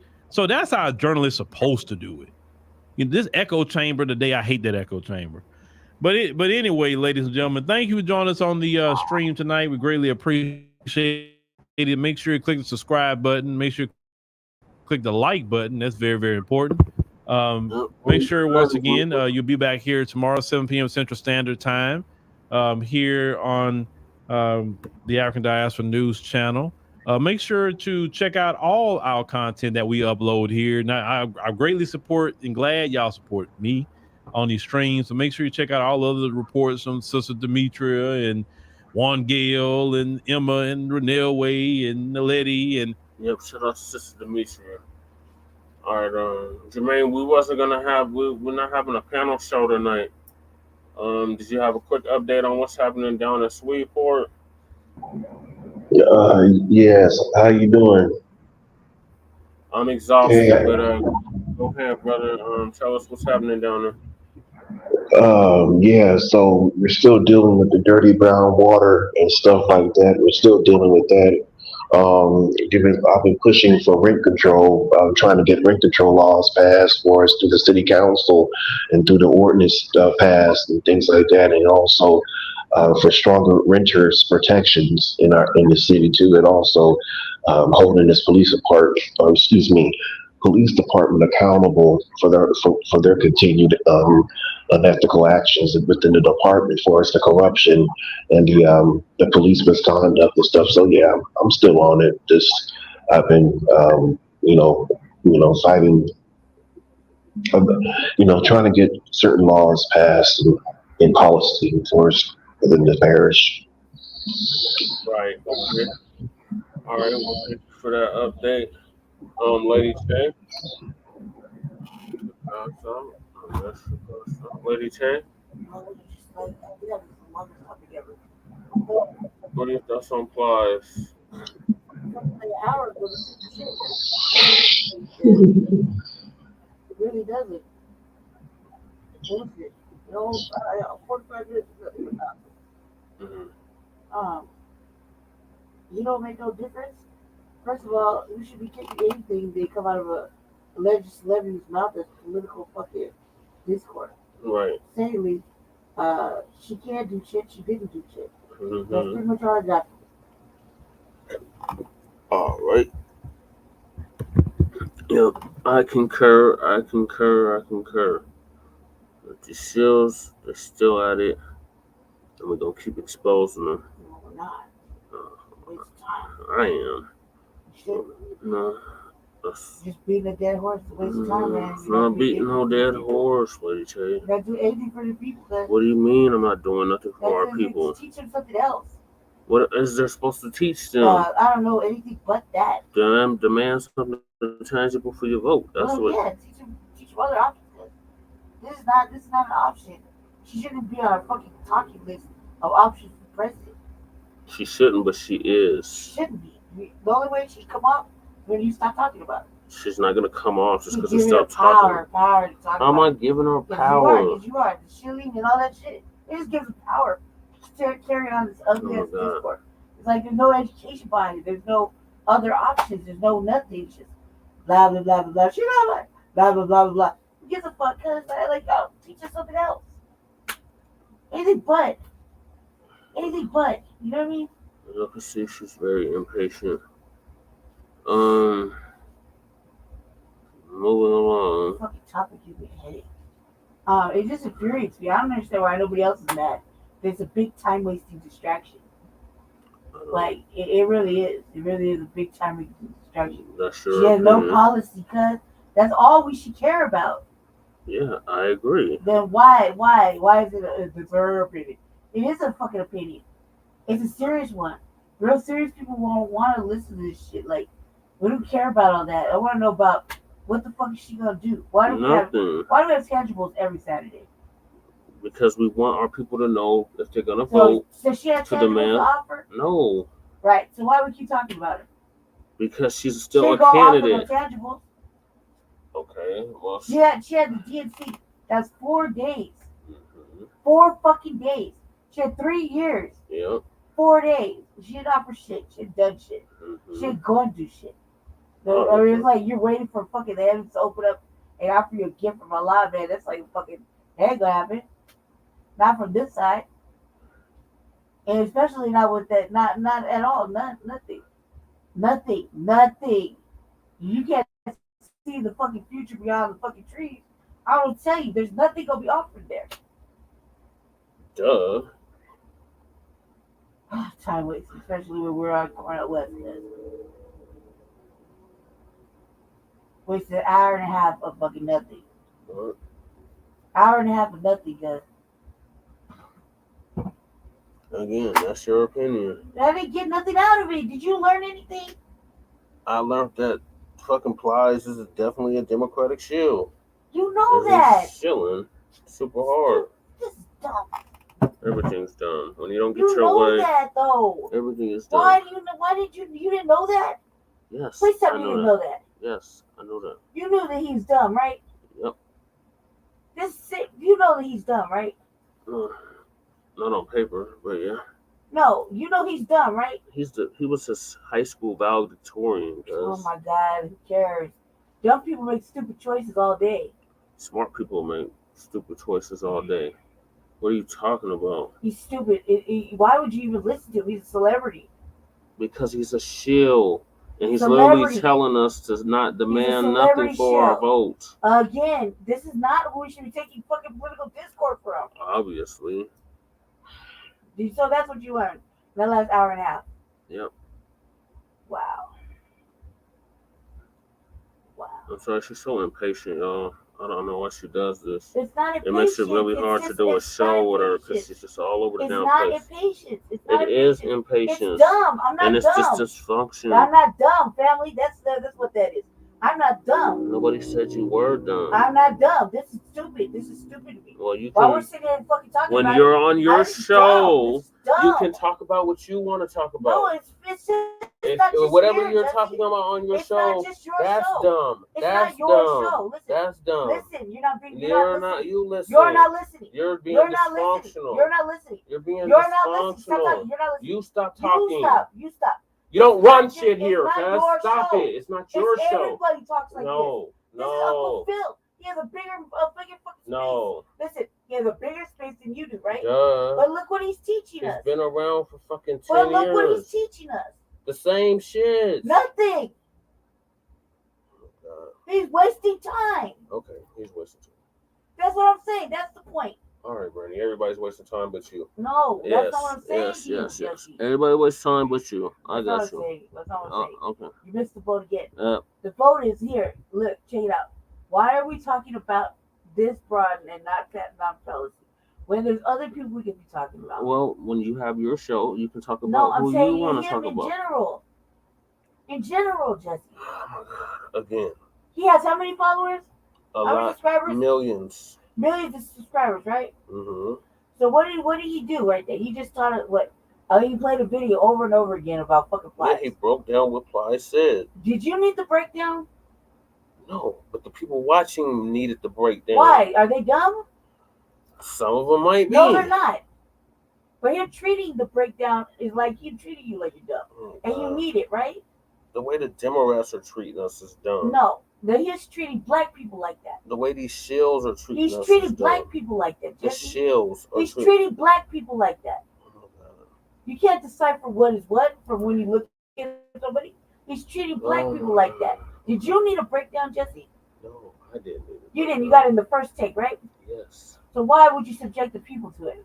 Because they need to know what the hell Because you he's think that talking people are about. dumb, right? No, that's not why. No, that's obviously why. That's why you No. do the breakdown. No, that's Yeah, why that's he obviously did why. the breakdown. I didn't do the breakdown. I would never. He did the breakdown. He did the breakdown. Why? Because some of our people need the breakdown. Because he thinks black people are dumb. I wouldn't say dumb, maybe You must be politically dumb. immature. You gotta be dumb if you gotta need a breakdown of a fucking flies video. Mhm. Flies of all people. Well, again, when you on your show, you This can is do the about it breakdown is about the show, Jesse. or not do a It's breakdown. about the teaching of black people. Okay. Well, demand something tangible for your vote. Just don't let What's nobody tangible? don't let no damn shield. What is tangible? That's something real. How you gonna try to ask me Well, what a tangible did you get is? any tangibles from that video? I got the fact that he's a goddamn shield, and this is the That's shit that it. we're talking you needed about. an hour and a half to decipher Yes, that. Brandy, I needed a whole hour and a half to decipher that. Now, next, I hate when you do this shit. It's like very frustrating. It makes it Because really you're hard to smarter do a than this, show with her Jesse. because she's very Because you're smarter animated than this. about the stupidest shit. Because it's smarter than this. Why Oh are my you treating God. people like you're dumb? Brandy, No. You don't just Brandy this, Brandy that. No, man, I'm not dumb. There's nothing stupid about me. I was already ahead. okay, why would we well, even everybody, discuss wait that? for everybody else to Flies catch is up. retarded. Obviously, Flies is retarded. He needs to stick to making up raps. He's retarded. obviously. Are you done? Obviously. Jesus I'm not a Christ. slow bus with y'all. You were on the slow No, I'm bus not. in the 80s and 90s. No, What are the you fuck I'm talking not. about? No, I wasn't. No, I wasn't. You were a No, I short wasn't. bus You can't shorty prove it. You too. can't prove it. So just carry on. Just you're better than that. You Carry act on. like you were. Carry on, Jesse. I'm trying to, Brandy. Act like you got some goddamn sense. It's I fucking don't know dysfunctional why as you fuck. play these videos. Because I can. No, When you can't. come Why up with the don't you do topics for the that? show, she always I complains. do. I have topics. She always complain about Come the on, topics, Jesse, y'all. play it But on. she don't never come up with no Jesse, topics. please, man. I don't want But to she watch you always feel want all to night. complain about some. No, dude, It's it's frustrating. stupid. This is stupid. Then you can type out. You don't have to be I don't here, want to guys. tap on. I want to contribute to the conversation, but there's no conversation being had. Because you won't stop talking to have Where's a the conversation. Jesse? You won't stop talking long Oh, enough to where have is a it? conversation. Show me where it is. It's obvious he's a goddamn Democratic shield. This is what Democratic shields look like. We're playing this to show our people what the goddamn shields look like and what they sound like. The New Black Media Center. Oh my God. Celebrities, cuz. And here you go. Okay, buddy. That's Okay. what they say. Okay. Is it wrong? Okay. Am I wrong? We shouldn't get our media from celebrities. Oh my God. I'm literally pointing out what example of not to be a Democratic shield. I don't know why you're so Who wants dense to be like and Plies? you can't see that. Who wants to be like Plies? Like, you're so dense, cuz. Like, No. you think you're so bright. No. But really, you're Well, I'm dense. not dense at all. Yes, Who you wants are. to be like Plies? Not me, Why show it? Plies is dumb. obviously. Big dumb. But he got motion. That's your boy. You love listening to his music. So that's But music. she That's always not got shit to politics. talk. That's music and not politics. Don't sneak diss me, cuz. Ain't no Fuck sneak you think you dissing, are? cuz. Who the fuck you think you is? This is my show, cuz. No, Last it's not. time I checked. No, it's not. Yes, it is. No, it's not. Yes, It's it ours. is. It's ours. Don't do You that. can do this shit on Just the come on. Can RBA, we go on? cuz. Can you go Can forward? you shut up long Yes, enough yes. so we Can can? you go forward? If you would shut up, Yeah, I would shut go forward. You shut up. I am. For once. God damn. I always gotta fucking say something. I'm sorry, y'all. She's so fucking dysfunctional. No, I'm not. That's why I don't have her on. Hey, what's going on? This is Tariq Nasheed. I'm out here at the Hidden History Museum here in Los Angeles. You're a disciplinary headache. That's why nobody wants to be bothered Can you with stop with that, Jesse, and just carry on, please? I'm trying. If you would You shut can just up, stop I talking. could. You could just stop talking. You don't have to fucking be a part of the show. Understood. Carry on. So which ones did they specifically Long the enough. immigrants. 60 minutes? Jesus. 50 minutes. Since you pocket watching and time watching, you don't even have a watch. You got something to go. You still got something to Randy, do in the morning, that's don't my you? business. Don't That has you? nothing to do with you. Right. I don't involve you. Mm-hmm. Anyway, the next topic is the Democratic shields again doing some plantation splaining on Twitter Space. Are coming over here because of Biden and Kamala's plans and policies, getting housing. They're getting money for food. They get more access to medical treatment than we do, sir. We're not getting that stuff. Why are there so many homeless Black people and these immigrants are not homeless when they get over here? So when they did the American Rescue Act, when they did the Inflation Reduction Act, they gave money to cities and states for homeless. That's a lift-all plan, sir. That's for everybody. So, but they didn't give. So you said that it's up to the cities and states to do whatever with the money. They didn't say specifically give this to immigrants. Yeah, they are giving it to immigrants. That's what these programs are for. They're for immigrants. How to identify Like Democratic DACA, shields. that's an immigrant program. I- We don't get Black Foundation of Black Americans. We don't get access to DACA. That's named after Foundation of Black Americans, the dream, Martin Luther King's dream. We don't get access to DACA. So what you talking about? What's in DACA that you don't have access to? I could if you was Sir, long enough, so I none of it.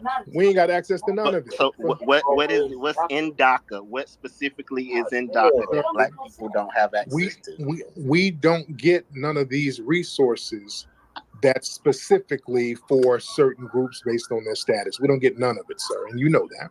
Hold on, let me get Brother Marcel in here. Brother Marcel, pop on, because you babbling. Marcel, go ahead, sir. Saturday without you acting like this. Well, first of all, the federal government has allocated billions of dollars as of last year. It's probably trillions now to local states, towns, and municipalities specifically to care for illegal immigrants. That's one. Specifically for illegal immigrants. It's earmarked for illegal immigrants. You should know that, and I'm sure you do. Number two, the first thing Biden did when he got in office was sign executive orders specifically to protect illegal immigrants who are not even Americans. Then he did it for Native Americans. Native Americans have gotten more funding on this administration than they've ever got in history. Then the COVID-19 Hate Crimes Act, which was unanimously supported by Congress, and in the reason for the bill, this is a part of the bill, they specifically mentioned how they want to protect Asian Americans and Pacific Islanders. And the Department of Justice set up a whole sub-department just to protect Asian Americans and Pacific Islanders. So please don't come up here acting as if specificity is something this administration has not done. They only don't do it for Freeman. And I get tired of hearing about y'all talk about disproportionately benefiting Black Americans. What Lift All program has ever disproportionately benefited us? We only disproportionately are affected by things that's negative. We're disproportionately impacted by abortion that's pushed on us. We're disproportionately placed in schools that are trouble. We're disproportionately overrepresented in poverty and lack of wealth. We're disproportionately represented in people whose lands are taken by eminent domain. The only time we're disproportionately impacted by something is when it's negative. We never, ever benefited from anything disproportionately than we should have. Right now, I can go to a public hospital. We are disproportionately the ones who are going to receive malpractice, who are going to receive the worst care. Right now, I can take a child to a public school, and we're disproportionately the ones who are going to get the least amount of quality education. So please stop that disproportionately we will benefit thing.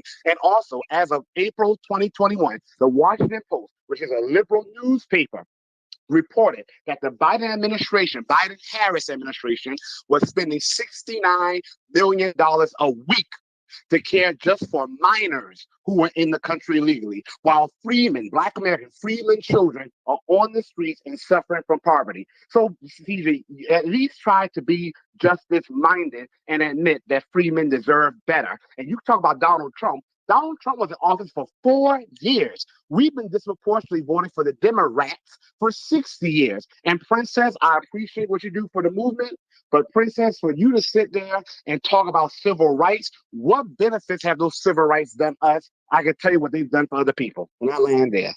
There you go. My man. Thank you so much, brother. DJ? So you talking about so that executive order that you just said that was signed, he actually did sign an executive order that was specifically for Black Americans. The same ones that he did for Native Americans, there is an executive order that... What is it? It specifically targets Black Americans, just the same one that you said was done for Native Americans and what is everybody else. What you can Google it, a Black Americans executive order. I shared it the other day. What Black Americans?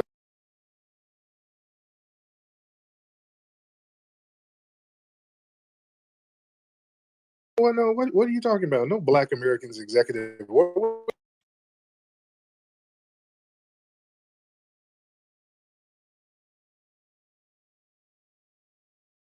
are you talking about? There was an executive order. He did an executive order for several different groups in Black. No, he didn't do no executive order for no Black people. You can't name it. He did do. There was an executive order, the same ones that y'all are pointing out. He did one for Black Americans. No, he didn't. He didn't. Name it. He did. It's an executive. Let me see an executive order for Black Americans. For what? But then as far as Marcel, as far as you said that there was nothing that disproportionate. Okay, no, hold on. We need to hear about this executive order you're talking about, this mysterious executive order for Black people. What's the order? What was it supposed to do? Because I didn't get nothing from it. And neither Black Americans. Did y'all get some from this executive order? I haven't heard about it. Please, what's the name of it? So what did the other? What did the? No, not what did the other? My ass. Name this order. What's the name of it? You trying to Google something? It ain't there, brother. You don't sit your ass. It is there. You told me to put the link in for the. You said put the link in the jumbotron. I'm getting. Where is it? You trying to Google it and it don't exist. Where is it? I'm not Googling it. I have the link for it. I'm putting it in the comments. I want to hear this. I want to see this. Some executive order for Black people. That don't damn exist. It's in the comments now. Executive order on the White House initiative for Black on advancing educational equity, excellence, and economic opportunities for Black Americans, signed October 19, 2021. Okay, hold on. What's the name of that again?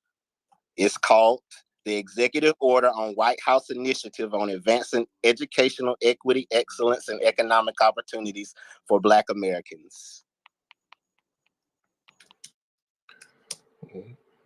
Hold on. I'm looking that up now. That sounds like a damn nothing burger. What the hell does that mean?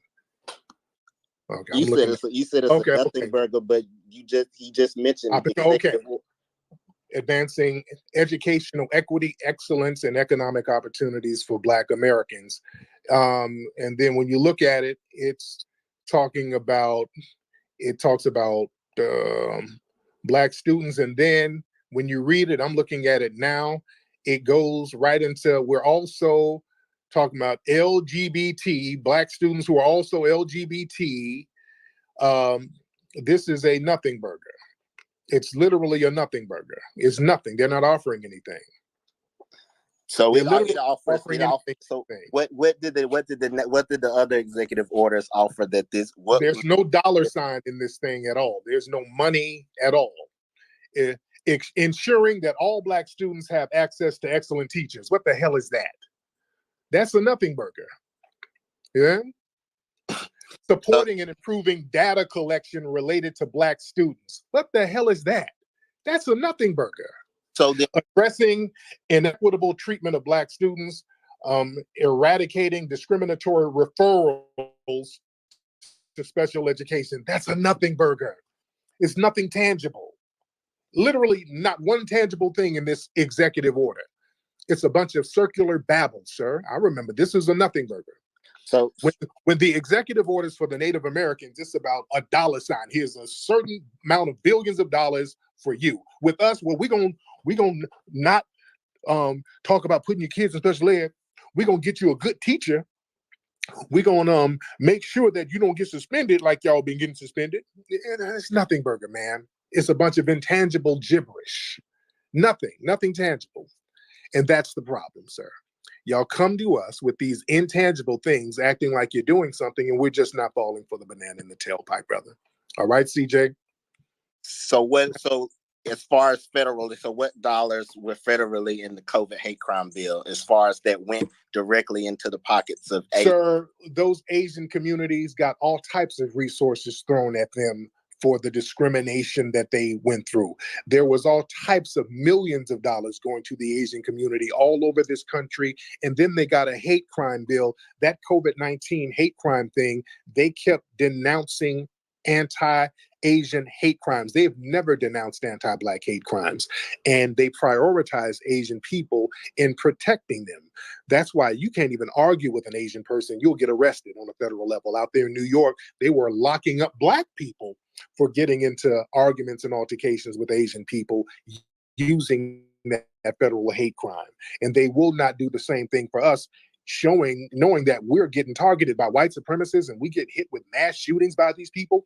We get hit with hate crimes left and right, and they don't do anything about it. They don't even treat them like hate crimes. So they got to go to the table and come through with the tangible, CJ. Go ahead and tell your bosses the benign neglect thing ain't gonna work, okay? So how is it that most of the hate crimes that are prosecuted in the country are white arrestees for anti-Black hate crimes if the hate crime laws don't benefit us or then don't denounce us?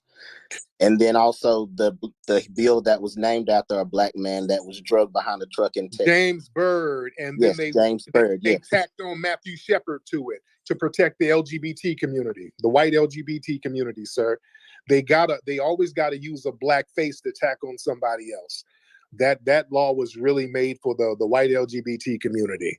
They needed to attach us to it because we were the ones who were seriously getting hit with hate crimes. Matthew Shepard, that situation wasn't even really a hate crime. He knew the dude and they had some kind of sexual relationship beforehand, but they had to tack a real hate crime with a Black person onto it in order to legitimize it. And that's the thing. They use our pain and suffering so that people can climb over us and incentivize prioritizing other groups. So that's a problem. So are you saying that no people that have committed hate crimes against Black people have been prosecuted under that James Byrd Jr. hate crime? Very few and not enough. And the thing is, in order for them to prosecute it, the people have to go damn near on a mass shooting. We got to get slaughtered for them to prosecute it. Whereas other groups, if you say the wrong thing to them, they throw that hate crime bill at your ass and protect them. We have to die in mass numbers in order for it to get enforced. And sometimes it doesn't even get enforced. So yes, that's a problem. We need to be named specifically, not tacked on to some other group. Like, for example, that making that anti-gay hate crime thing, you can't use anti-gay slurs on social media at all. On YouTube, on Twitter, you get flagged. On Twitter, you can use the N-word left and right and nothing happens. So that is a problem. So we have to be prioritized. So again, go down to your paymasters and let them know that these benign neglect policies is not going to work, CJ. All right? It's been more than a few.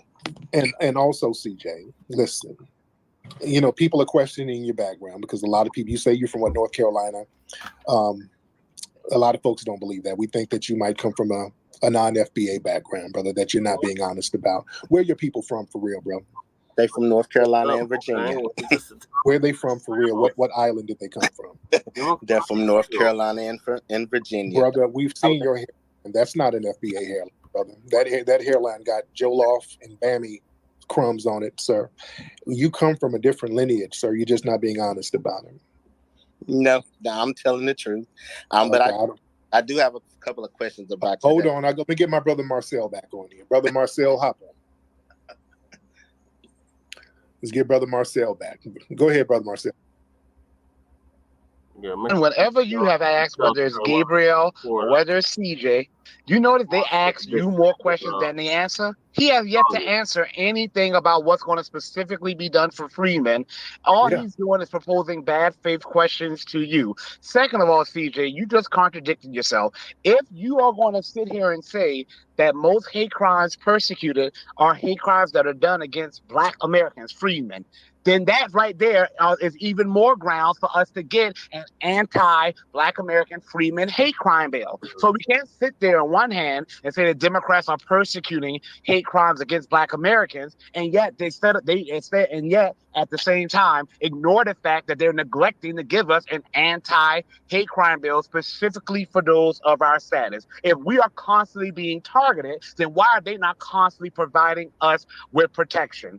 Number two, you know damn well you just lied and said that we had the same executive order done for us than for Native Americans. Native Americans have actually gotten cash that goes to their tribal governments, and that cash actually goes in the pocket of some of the people who are members of those tribes. And you know what a tribe is called, CJ? I know you may not know this one. It's called a status. We as foundational Black Americans have a status as well. We can also get cash allocated to us. The Democrats know how to do it, and the Republicans too, to be honest. But 90% of Black votes casted goes to the Democrats. So we're not going to sit here and let them get all the Black votes and then talk about they don't want to get the Black accountability. When we bring it to them, they say go to the Republicans. And again, Princess, you said that we aren't involved. We are involved. 90% of the Black votes casted, and most of those are Black American votes, are going to the Democrats. That's all the involvement they need right there to get in office, and that's all the involvement that's sufficient. Yes, indeed. Go ahead, CJ. Marcel, what is it that you wanted? Oh, he's gone now. So, well, I'm going to ask him, what is it that he wants in a Black hate crime bill that's not currently listed in any of the current hate crime legislation? I will tell you that what they have to do specifically denounce anti-Black hate crimes and condemn it, just like they did with the Asian hate crime bill. They specifically condemned it. They said the U.S. government condemns any hate crime towards an Asian person. And that's big and that's significant because that sets a legal precedent. When they need to protect themselves, they can show that executive order. We need the exact same thing. When it comes to us, it gets very vague about what should be done and what's actually condemned about anti-Black racism. So we need very specific language to us, just like they use very specific language in that COVID hate crime, because they used the word Asian several times in there, and they were very, very specific about it. But let me get on my brother Black Alpha in the building. Black Alpha. Black Alpha, where you at, brother? Black Alpha? Okay, Black Alpha, I'll get him back in a minute. CJ, is that your pit bull in the back, bro? So my question is, so you just basically essentially just want a letter that says that they denounce hate crime law. So you don't want any other additional criminal penalties or anything. So that's fine. No, that's a given. Of course we want that, but it has to be very specific. It has to be specific for us because that's the thing. It has to be specific, not no catch-all thing, because they're specific for other groups. It should be specific for us. And do the same thing they did with the Asians. Once you designate that a group meets a specific hate crime bill, then you start allocating resources to those communities in order for them to protect themselves, in order to create preventative measures so that they won't have hate crimes committed against those groups. So do the same thing you do with all of these other groups. That's what I'm saying. All right, CJ, let me get some other calls in here, man, but I appreciate you. I did ask you just one question. That's enough, CJ. All right. That's enough of the bad faith questions. You've asked enough. Thank you so much. You're asking a bunch of bad faith questions. What they need in the hate crime, what you want, because you be up here lying. Now I don't respect that. They have a hate crime, the executive order for black people. It's called the Black Executive Order. No, it ain't. It's not. It's a nothing burger. All right. A little sassy thing. Harriet, what's happening? Peace, power, and reparations. How you doing, Flex? I'm good, brother. How are you? I'm doing good, family. I see you up here cooking. Yes, sir. I want to respect your space and answer the question of the space, and then I'm gonna get to what I wanted to talk about. Will political shaming tactics work in this election? Man, hell no. Right. Smoky voice. America wasn't expecting American Freedmen Foundational Black Americans to be on this type of time. We stooped in our lineage, stooped in our culture, and stooped in our education. You know what I'm saying? They're not even teaching us this in our HBCUs. We on a different type of time right now. The Black American grassroots, we the authentic Divine Nine. You know what I'm saying? Yes. You know what I'm saying? Let me get into what I was talking about. What I want to talk about, family, and I hope that you support this. It's this petition that I made. I put it in a purple pill. I don't want to put it in your jumbotron because I want to respect your space. It's a petition to get a piece of legislation called the GI Bill Restoration Act. It will help Black American World War II soldiers get their GI Bill, and if they're deceased, it will go to their descendants. I put it in the purple pill, and I also put the legislators who are in charge of it. I put their phone numbers and everything in the purple pill. So if everybody in the space want to support this, it's in the purple pill. I'll be very thankful, and thank you for everything that you're doing, Flex. Man, I appreciate you, brother. Thank you so much. Let's get. Oh, I took Black Alpha out by mistake. Sorry about that, Black Alpha. Hop back up, Black Alpha. I made a mistake and took you out. I wanted to get you up next. So Black Alpha, hop back up. Hey, Black Alpha. I had Black Alpha up here. I want to get him back up here. Let me see. How many folks? We got a lot of folks in here today, man. Shout out to everybody in here. Don't forget to go to rootworkstyle.com to get that Rootwork deodorant. That's it, right? Got to get that Rootwork deodorant at rootworkstyle.com. Speaking of big and musty, we got T.S. Giselle in here. T.S. Giselle, hop on in here. Let's see what you got. Okay, so that's Tariq, thank you for letting me speak. How are you, dear? You Y'all good? can hear me? Yes, we can hear you great. You're good. Okay, cool. Peace to the chat. Oh, what's good, family? I just wanted to revisit real quickly what Dr. Scott was saying earlier about the Platinum Plan, and just make sure that I was hearing it, understanding him correctly, right? So what I think he said is that he's currently in talks with Trump right now to expand the Platinum Plan to be not just for the Black community as Trump had originally proposed, but to try to extend the benefits of the Platinum Plan to so-called underserved communities to the tune of $1 trillion. Yeah, and I thought that was very disingenuous and counterproductive on his part, because it sounded very much like a red flag to me, and I'll tell you why. Because as I said, the Platinum Plan was supposed to be specifically directed to the Black community. And so when you use inclusive intersectional language like underserved communities and shit like that, that allows for illegal Latino and Asian immigrants and LGBTQ people and Arabs, Jews, Ukrainian so-called refugees, and whoever else thinks that they are oppressed or wants to ride on our ticket to benefit from the program. that Donald Trump intended specifically for the Black community, which could squeeze us out entirely and further marginalize and disenfranchise Black Americans. And I can't co-sign that nor abide by that when the plan was based on the premise of helping Black America. So if it's really just a pump fake that's going to be used to benefit other ethnic groups, I'm gonna have to get at Dr. Scott, send him a DM or something and see where his head is really at. Because if he's advocating for anybody but us as Black Americans, no room with Trump representing us or speaking on our behalf.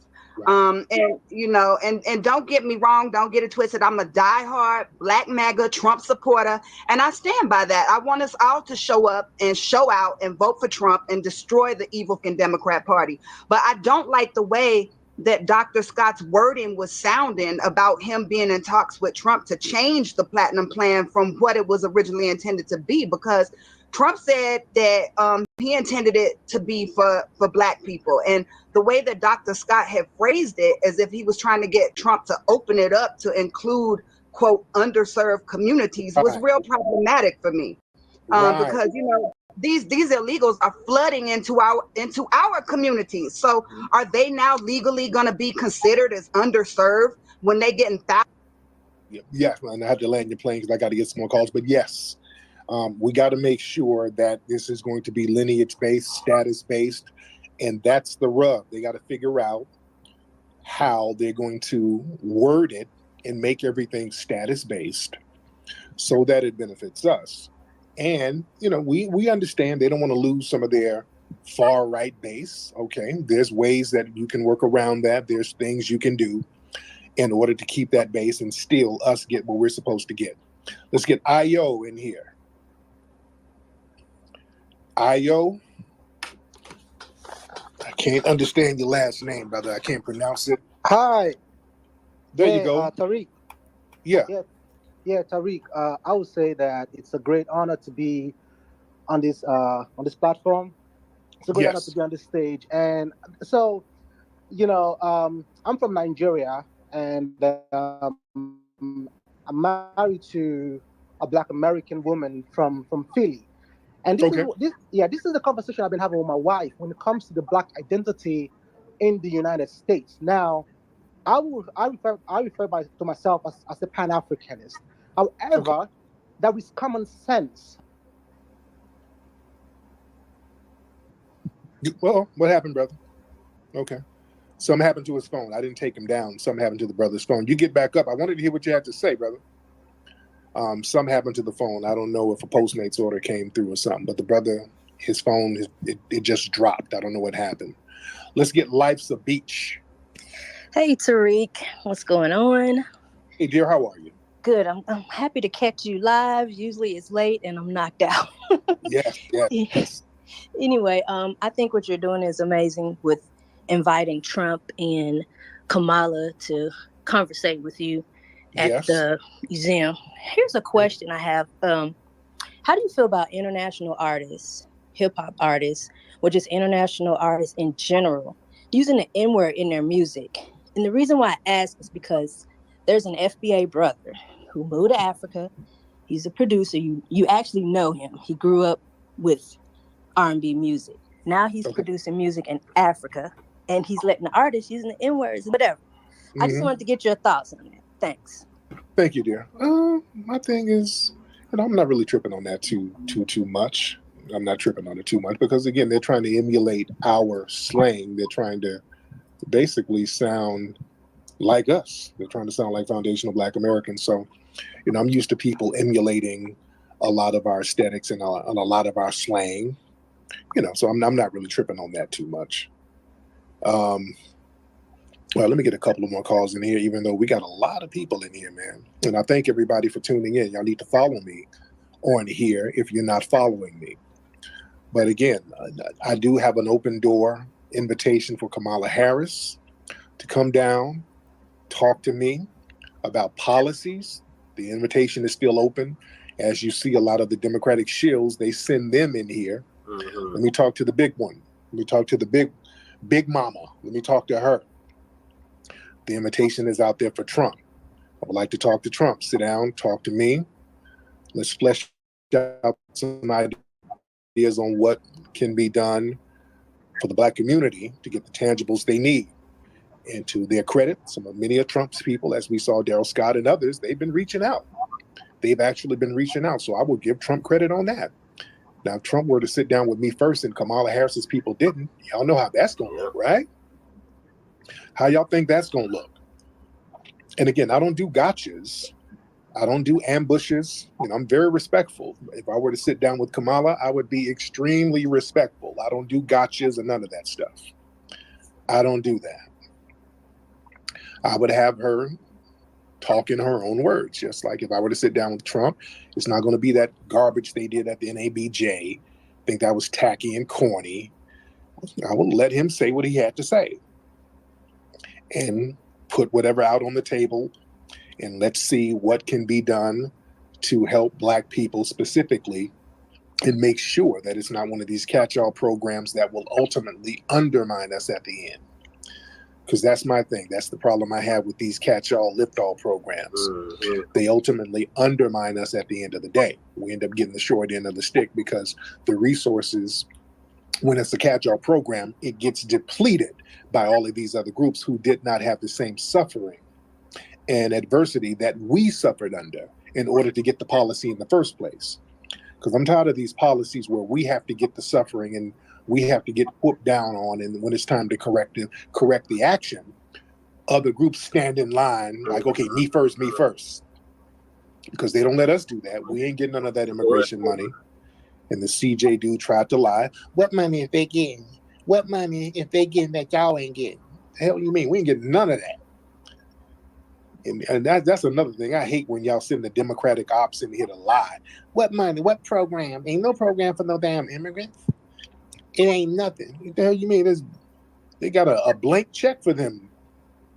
Man, every time you open up a news app, they got 300 million here, 400 million here for housing, 500 million for food, 500 million for job training. Just a blank check for these people. Is it from Kamala though? Did he write the check? Just come on, man. Don't miss me with the semantics. You know that the federal government, they can withhold or allocate money on state and city levels. They try to play these little games here, so we ain't playing that. All right, let me get one more call, ladies and gentlemen. Let's get Ayo back on here because he was talking and something happened to his phone. Let me get Ayo, and I can't pronounce your last name, brother, but go ahead. Go ahead, Ayo. Sorry, I don't know what happened. I guess I got knocked out. But what I'm saying is that the lady on Facebook was complaining about the worst form of racism that she's had in the U.S. because they refused to serve her in a restaurant in Tampa, Florida. And my thing is this, okay? Now, according to this lady, the worst form of racism she's ever seen in her life is to be refused to be served in the restaurant. Now, imagine a lady like that, tomorrow becoming a full-fledged U.S. citizen and running for office, and then she becomes categorized as a Black American without understanding the pain, without understanding what the actual Black Americans have done in that country to give her the privilege and the right for her to run for office in that country. So what the system does is that it takes people that cannot really understand, that do not really understand the pain, that cannot really identify with the struggle of Africans in that country, African Americans, if you can use the term, or foundational Black Americans in that country, to present them as, quote unquote, Black candidates and put them in office, like we see in the case of Obama. Now, I do not regard Obama as an African American, and I was one of the people that were opposed to Obama's presidency because I felt that if we're going to have, in quote, a Black American president, it should actually be, an actual Black American or a foundational Black American, someone who can identify with the struggle of African Americans in that country that have fought for decades, that have suffered segregation, that have suffered Jim Crow, that fought the civil rights, for, Black people, in that country to have a voice. Now, taking Obama and presenting Obama as this black person or the first black American president, and then using him to get the votes of black people, I think was unfair, and I think that it was a suppression of the black people in that country, because are they telling us that there are no qualified actual black Americans, that are no qualified foundational black Americans that can run for office? It's the same thing that they're doing with Kamala. My question is, why is it that people do not understand you, Tariq, and what you're trying to say? Like, why don't people get it? That's a very good question. And here's the thing, brother, they do get it. They know what we're saying. They understand what we're saying. They have to play dumb in order to reframe the narrative, because they understand we're saying, hey, we want to represent our lineage on our own and get people from our lineage to represent our lineage. What are you being divisive? Then they start playing dumb. So they know what the deal is. A lot of people try to play dumb because it's easier to play dumb other than to listen to what we're really talking about and take heed to it. But you're going to have to listen to what we're talking about and take heed to it, because you got no other choice. Mohit. Hey, how's it going, brother? How you doing, brother? Where you from? Doing all right. No, I'm Indian, actually. There you go. Okay. What's on your mind, brother? Yeah, so one thing that I had on my mind, like especially like in regards to Kamala, like the way that they try to divide us and everything like that. Like, for example, like when she needs to appease to the black people, she'll like play on the fact that she's black, right?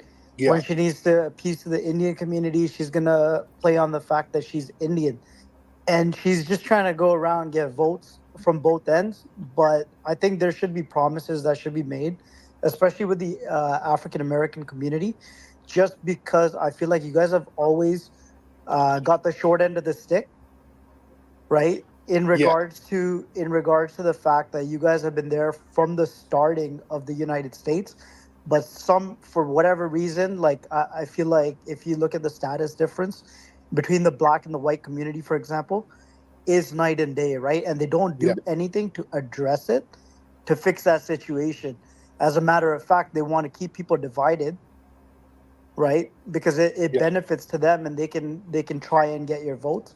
So find out what sort of program or something that they're going to instill to try to narrow the gap at least. I'm sure you can't eliminate the gap overnight or over one presidency, but at least narrow the gap, which is going to give the African Americans a chance to rise up again, right, and be financially stable. Just now, one aspect of that. Now let me ask you this: how does the Indian community, your community, feel about Kamala Harris? What's the support on your level? So I think because the Indian community is especially into businesses, right? I feel like the taxation aspect of the fact that she's trying to increase taxes all around, and I could speak for the Indian community because I belong to that, and even coming here as immigrants, for example, right? We're doing all right, but we have a very strong system that's in place for us, in the sense that like our community tries to support one another. Yeah. Which I've found, like, don't find it offensive, but I found that to always be a gap within the black community. I have black friends, and I find them more divided. Yeah, let me touch on that. The reason why your community, they don't sabotage you, and they don't go into your community deliberately trying to divide you. Yes. Nor do they sabotage your businesses. Yes. Our community, we got a bunch of agents, undercover ops that's sent in our community to keep up division and to undermine us. So I've done university and law and society and stuff. So I agree with you on that, right? There are planted agents that kind of like if you see like somebody who's doing really well, they try to do something to bring them down, right? Yeah. Yes. So that aspect of it, but I think what you guys got to figure out most importantly is how you guys can use your community for your strength. Like, you have to unite together. You know what I mean? You guys have the numbers. And when it comes that's what we're doing now, and what we're doing now, that's why we have a delineation movement, because we notice a lot of the people who are more quick to undermine us are people who don't even come from our lineage. It's people who come from a different lineage, so they're not going to have the same camaraderie. That's why us delineating, it has created more cohesion within foundational Black American society. And now we see a lot of people who've been undermining us. They're on the outs, and they have a lot of aggression towards us because we're not letting them into certain circles of ours. And another thing I noticed, brother, I haven't seen really too many East Indians from your community support Kamala. Yeah. I've not seen too many of them. I'll tell you, it's because of taxation, right? So yeah. Kamala wants to increase taxation. They're they want to pay as little as possible, right? This whole idea of just increasing taxes, I don't think that sits too well with the Indian community. That much for sure, I can tell you. And Trump, I find, is still pro-business in the States. So just Trump coming in, it helps support small businesses. That's interesting. Versus, I don't think Kamala has any sort of stand when it comes to how they're going to support small businesses. Right. Because, every East Indian that I know, they're Trump supporters. Almost every single one. Yep. I've yet to meet an East Indian person from your community who supports Kamala. That's very interesting. But thank you so much, Mohit. I appreciate No worries. No worries. See, family, ain't that interesting? They keep trying to shame Black people we're not from that woman's lineage at all. Foundational Black Americans, she ain't from our lineage. Right. But they keep trying to shame us and make us damn near obligated, especially Black men. They try to make us like we're obligated to support her. And we're looking at each other like, how? But the East Indian community, where she has direct lineage, they ain't messing with her. Mm-hmm.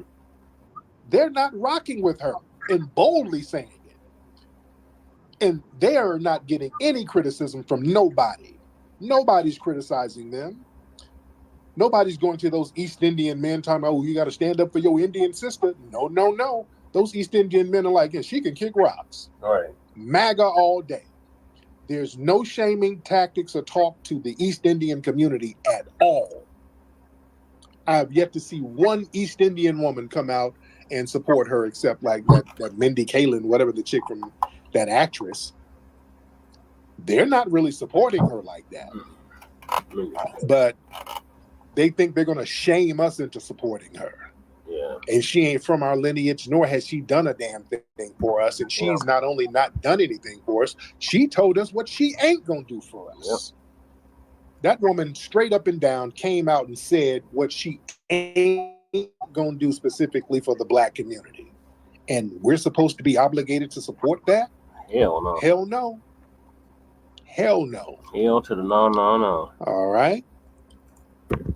All right, so that's the music. Well, tonight on the podcast, ladies and gentlemen, the mainstream going on. So this is gonna be the last topic right here. I gotta do the food bank later on this morning. So, corporate white-owned media has been caught spewing disinformation about VP Kamala Harris. So they're saying that they wasn't calling her Kamala or Kamala all this time. Kamala, they wasn't saying Kamala all this time, and some other stuff that they are trying to deny that they've been saying for the past 3-4 years. So Uncle Phil's gonna bring that back to our attention. Into the race, they have been all working overtime to create a positive narrative around Vice President Kamala Harris. Now, a lot of the media companies have donated to her campaign, so they have something to gain by doing that. But I want you to see what they have been doing. Literally, they have been caught. Yep. Now, from saying that she didn't lock up parents to saying that she wasn't because you say, hey, she was the border czar. She's the reason why all the immigrants are over here. They didn't check the immigrants. Now you got a Venezuelan gang terrorizing American citizens.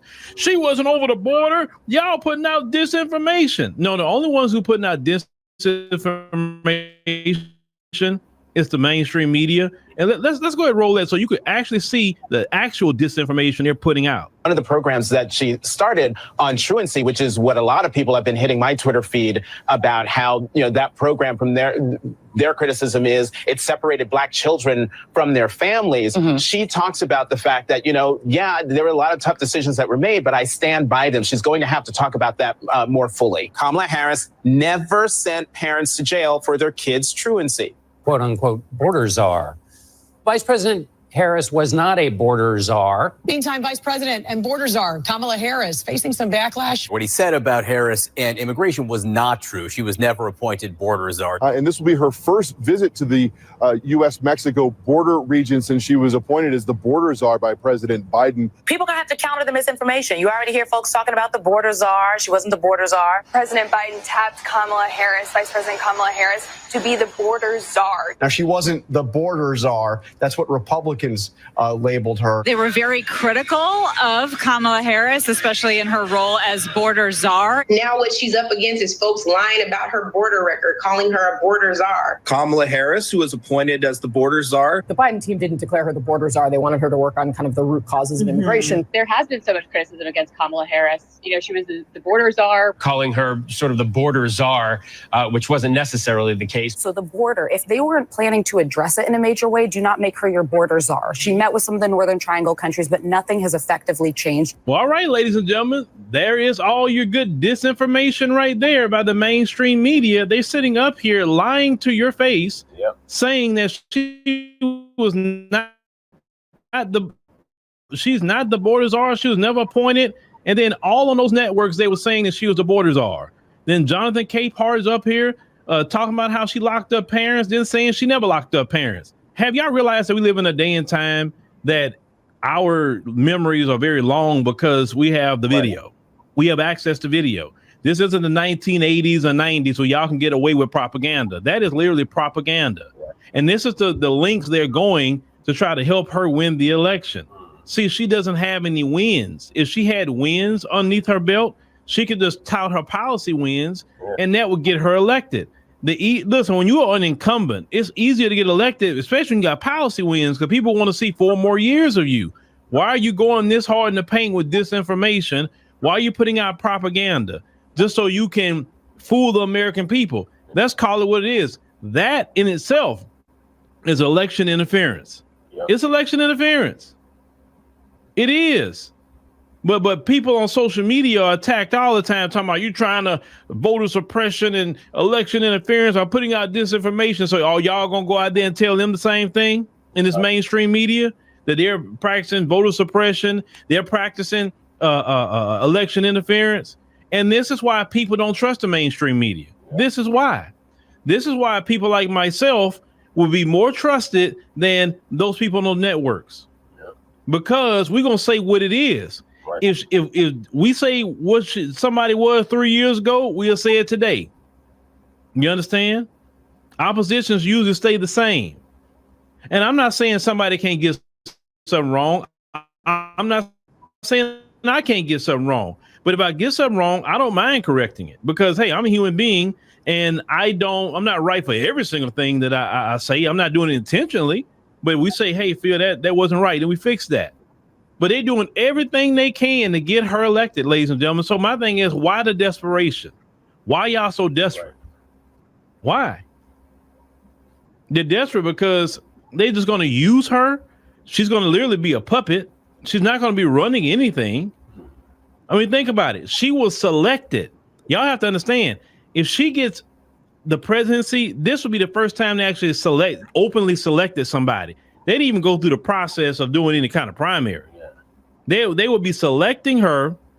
Nell came from the donor class and the top brass of the DNC. They installed her. They gave her the nomination. She wasn't voted in like that, right? She didn't have to run a campaign and everything to even get to the primary. She didn't have to do anything. She was literally given the position. But this is the person that some black people want to be the president?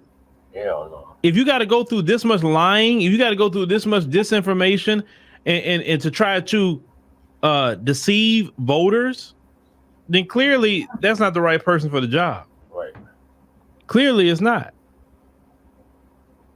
Now, you're going to see more and more of this. This not it. This is not it. You're going to see more and more of this.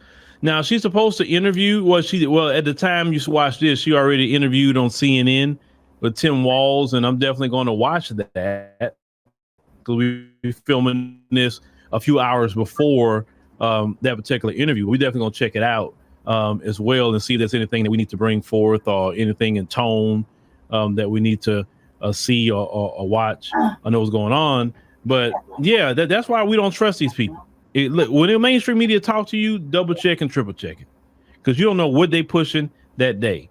But these people just straight lying to the American people, lying. That's why people like myself is always going to have a place to do our podcasts and news and anything else that we're doing. Because as long as these people are lying, shoot, you need some people at least trusted in your community that's out here willing to talk. Right. Well, you let me know what y'all think about this. I mean, the straight up lying, boy, that man, that just interesting to me. How they lie like that. They have no integrity. No, they don't. They don't even say, well, let's go and watch our old tapes before we come out here with this narrative. But we know they wage propaganda campaigns all the time with the American people. Now they're just getting caught in real time. That interview with CNN that you were talking about. That 3 days ago. She did that 3 days ago. All right, so it's the last topic. That was the last topic. So what are your thoughts on that?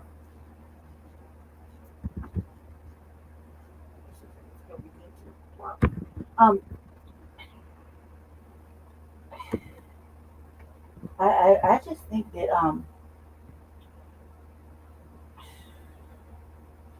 my cat feels like I don't even know what to say. I think that it's almost like she doesn't have a team helping her, even though that's the priority. She hasn't come up with no policy yet, really. What she was hollering at the DNC wasn't really anything of substance. I don't much care for it. I think that as far as like the shilling is concerned, I mean, even in our own city, we're seeing it more and more. So it's just tedious work, dirty business. So I think. What about the media? The media make swerving on her or doing the same shit. Like they did in 2019, and now they're trying to walk it back, saying they didn't say that. Yeah. The czar part was supposed to be like a joke. That's what I said. Because she never went to the border. She's supposed to go to the border. She didn't go to the border. She wasn't there when old boy dropped off all them immigrants at her house. Yeah, that was in 2020. That shit is still hilarious to me. And they try to walk it back. It's almost like playing. It's like playing in your face. Basically saying, "No, we didn't say that. No, you did say that." And that shit is irritating to anybody who's fucking intelligent, especially when they have the time to scroll back the archives and play it. That right there shows people have time on their hands to do it. It's just like playing the American public. We're just going to use everybody as in general, in jest. Playing like the American public is too dumb to remember when they said this and they said that. And now they're acting like they didn't say it and try to pull it back. It's not going to help her interviewing skills. It's not going to help that she's not going to do anything specifically for foundational Black Americans. No. And we're going to get under the auspice of everybody and their mother inclusivity packages. And those inclusivity packages are not really, they didn't really help us. They haven't helped us. There's not even a real trickle-down effect with them. So I don't, it is true what he said about the selection. She didn't have to go through that process. I didn't really understand it at first. After seriously watching it, and watching how this is like the first time they've done that. And since 1968. Yeah, when they selected a person, they didn't even really want her. They suffered through it. It's like they cringed and suffered through it to try to make her as palatable to the consumer as humanly possible. And that's what happened. To the voter, yeah. Yeah, the voter, yeah. And I didn't like that either. It's just like, again, you're gonna accept it because it's I'm white and I say so. Fucking dominant society pushing it on us, and black people getting involved in helping propagate the facade, and I don't really much appreciate that either. Um, I'm not with Trump either. I don't. His dialogues haven't gotten much better either. So it's all a lot of misinformation, a lot of deflection, a lot of pacifying, not a lot of meat and potatoes to the point. You know what I mean? There's not nothing substantive for the black voter for real out of either one. If we're looking at it from that aspect, that's what I think. Okay, is that your final thoughts? So then stay black and dangerous. Yeah. Yeah, so I agree. I'm Lady Che on that. Yeah, they're definitely insulting our intelligence with this nonsense. And we've been trying to warn y'all for 5 years now that Cotton Molly was no good, that Sleepy Jim Crow Biden was no good, which I just had to have the orange man out. Anybody but the dump as in human shit. And I want to make that perfectly clear. And here we are. We are under siege. Right here where we at right now. Under siege. Under Democratic leadership, Democratic control, Democratic policy. So hopefully this gave y'all something to think about when it comes to November. So I appreciate everybody that tapped in with us. I do apologize for the dysfunction. What dysfunction? It's not dysfunctional if it's a healthy debate. That's not dysfunctional. Really. It's just two different views on the same subject. It's not dysfunctional. That is pretty healthy. That just means that using free thinking thoughts. That's not dysfunction. Yeah, well, there's a time and place for everything. No, not really. Not when we're talking about politics. It shouldn't. You not have an opinion. Everybody's just be quiet and be sheep. No, you should have an opinion. Well, therefore, then it's a healthy discussion. If you would stop pulling the damn Band-Aid off, it would be all right. You act like I can't have a fucking freak thought in my mind that this is wrong, or even point in a different direction, because you're focused on this direction, and this direction over here. There's a real landfill. There's a real landmine. There's some real explosions going on over here. Hey, turn around, look over here. This is what's really happening. That's not wrong, cause it's a healthy debate. Like, that's what free thinking is. If I wasn't a free thinker, I wouldn't have these comments, these discussions. If I was a sheep, I would just like, okay, yeah, you right. Yeah, you sure right. And it's not. I'm not saying you're not right. I'm just saying there's other shit ahead. There's other shit being played around with that we're not really acknowledging. That's all I'm saying. That's just a free thinker using their mind to think critically. It's not dysfunction. What's dysfunctional is the other shit that happens, the sneak dissing, the shit talking, and blah blah blah blah. When in reality, I don't even want to do any of that. I just want to point in the right direction. Of look, well, we're sitting here talking about this useless crap. This shit right here is important. That's all I'm saying. Because I don't think that the shilling should get any more airplay. Really, I don't. If you could stop the airplay of the shilling, then we could focus on some real stuff, like some real shit. You know what I mean? Like what's really going on out there. The Democratic shilling is just there to distract and deflect from what's really happening, and all this other this identity politics and shit. That's not even. She's not even on the spectrum right now. So why we keep dividing the conversation? That's dysfunctional. When you stop talking about that, then we move to more serious acts of racism and white supremacy is happening right here clearly in front of our face that we're not acknowledging. We are acknowledging. You're just missing the boat because you've been out of the loop for over a week. I didn't miss anything. What did I miss? What did I miss? I didn't miss anything. I was right on point. You missed about this like experiencing this. For what? We literally did 3 shows. Okay, but I didn't miss anything that's really happening. I didn't miss anything really happening. You're still talking about her not being this and Democratic shilling and fucking celebrities talking this and that.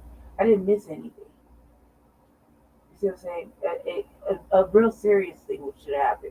Nothing's happened yet, and now we're all waiting for the debate. You know, so that's another week of waiting for debates.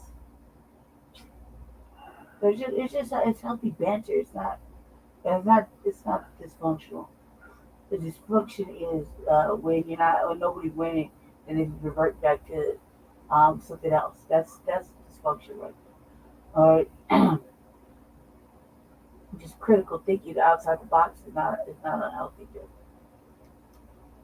I didn't say it was, but again, there's a time and place for everything. Like when? Not when is the time during and a place? live broadcast. Like this is ridiculous. Why not though? Why not? Because if you don't do the right thing at the right time, then everybody's sheep. And I'm not sheep. I don't think everybody else is sheep. I'm not thinking everybody's just on the slow bus fucking nothingness. I think above that, like that's not my fault that I'm thinking that everybody's better than what's being presented. How's that my fault? That's a hope. I hope you're better than that.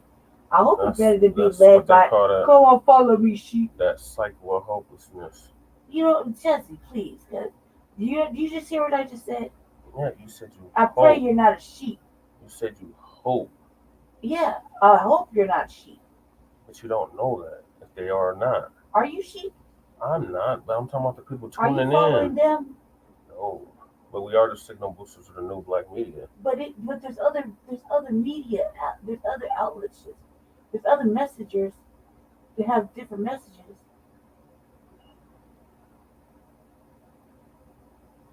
Our show is predicated off of black people's perspective on shit. Facts. So not every other media. So we can't show New Black or Black Alpha Network. We can't show TBA. We can't show Professor Black Truth. We can't show Great Black Shark. Everybody we can't that show we anybody show, else. everybody that we show is part of the new black media. Okay, so what are you talking because about? Because there are different perspectives of different things. Their videos are super long too. That video was super long. That was not super long. Not that one. The one before was that like wasn't even super long either. That wasn't no 2 hours. It was like an hour at the most. Of shilling, of exposing the shills. This is what a shill looks like. This is what a Democratic shill looks like. This is what a Republican shill looks like. It's not. No, they don't know. That's the problem. They're pretending they don't know. You assume that everybody knows. They're pretending they don't know. They clearly know. She give y'all way too much credit. She assumed that y'all know. No, I don't think you're dumb. That's my process. I don't even think are we saying the same thing? I don't even know if we're saying the same thing. I'm trying to close the show out because you're just ranting and raving as usual. No, I'm not. I'm trying to close the damn show out. You. All right, I apologize. Go ahead. I apologize. You're right. You're right. I'm interested. I apologize. Go ahead. So again, thank y'all for tuning in. Like I said, I do apologize. Don't apologize. Real leaders don't apologize. Go ahead. For this dysfunction. Don't apologize. What are you apologizing for? But it's a bad look. It's not a bad look. It's a real bad look. No, it's not. No, it's not. Fucking free thinking is not a bad look, guys. Don't apologize. You ain't got nothing to apologize for. There you go. Free thinking. You ain't got nothing to apologize for. What are you apologizing for? I sure as fuck am not apologizing. You never do. Then don't apologize. Because you never do nothing wrong. You apologize is like you apologize for me, kid, and you're not apologizing for me. So don't apologize.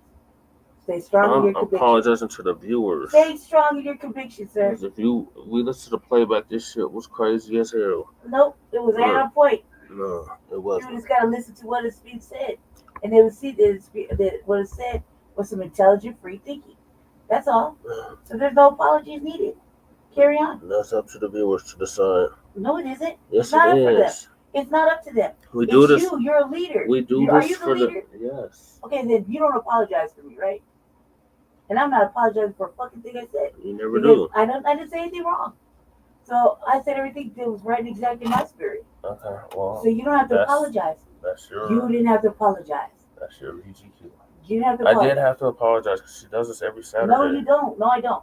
You didn't have to apologize. If I run that beautiful bean footage. And am I wrong though? Every time after I say something, what happens? What happens, Jesse? It magically appears. It manifests, right? So if I say the right exact thing in my spirit, how is that on you? Why do you have to apologize for what comes out of my mouth that's right and exact at that moment in my spirit? You don't. So you don't have to. So no apologies needed. Thank you, Jesse. This was a great show. Yeah. I learned much. You're not welcome. It did. I don't know I why actually she did does learn this type of something. shit. Jesus. I'm trying to close the damn show out. You She can't just accept a wants to thank be you? just because it's very facetious. Thank you. It's not a real No, it thank you. isn't. I actually learned something. Okay, well, I'm glad to hear that. Hopefully, y'all learn something too, because that's why we do this, so y'all can learn something. And what good is it if we know this shit and y'all don't? So that's why we do this. So hopefully now you know how to identify these goddamn shills. You know how to combat the bullshit that they're trying to throw at us if we don't support Kamala or even the dump, because it's Republican shills too. But we Team Cornell West over here. We've made that perfectly clear numerous times. So if you feel the need to want to participate in this illegitimate system known as politics, United States politics, just know that politics is an exchange. If I give you my vote, I want something in return. I scratch your back, you scratch mine. Basic, simple concepts. So we are done with this program tonight. Thank y'all for tapping in. Make sure y'all like and subscribe to Front Line Blacc News on YouTube and Facebook. The Revolutionary Agenda on YouTube and Facebook. And Shabaka's Black Experience Enhanced on Facebook and Twitter, now X.com. So peace, love, light, reparations, and separations, and black empowerment. Oh, I forgot the topics we didn't get to. That's going to be on part 2. Why Democrats are purposely not addressing the concerns of Black America. California State Senate just passed bill to allow migrants to purchase homes with zero down payment. Then we got the Venezuelan gangs who came under the Biden-Harris administration open border policy are creating chaos in America. Simply right here where we're at in Aurora, Colorado.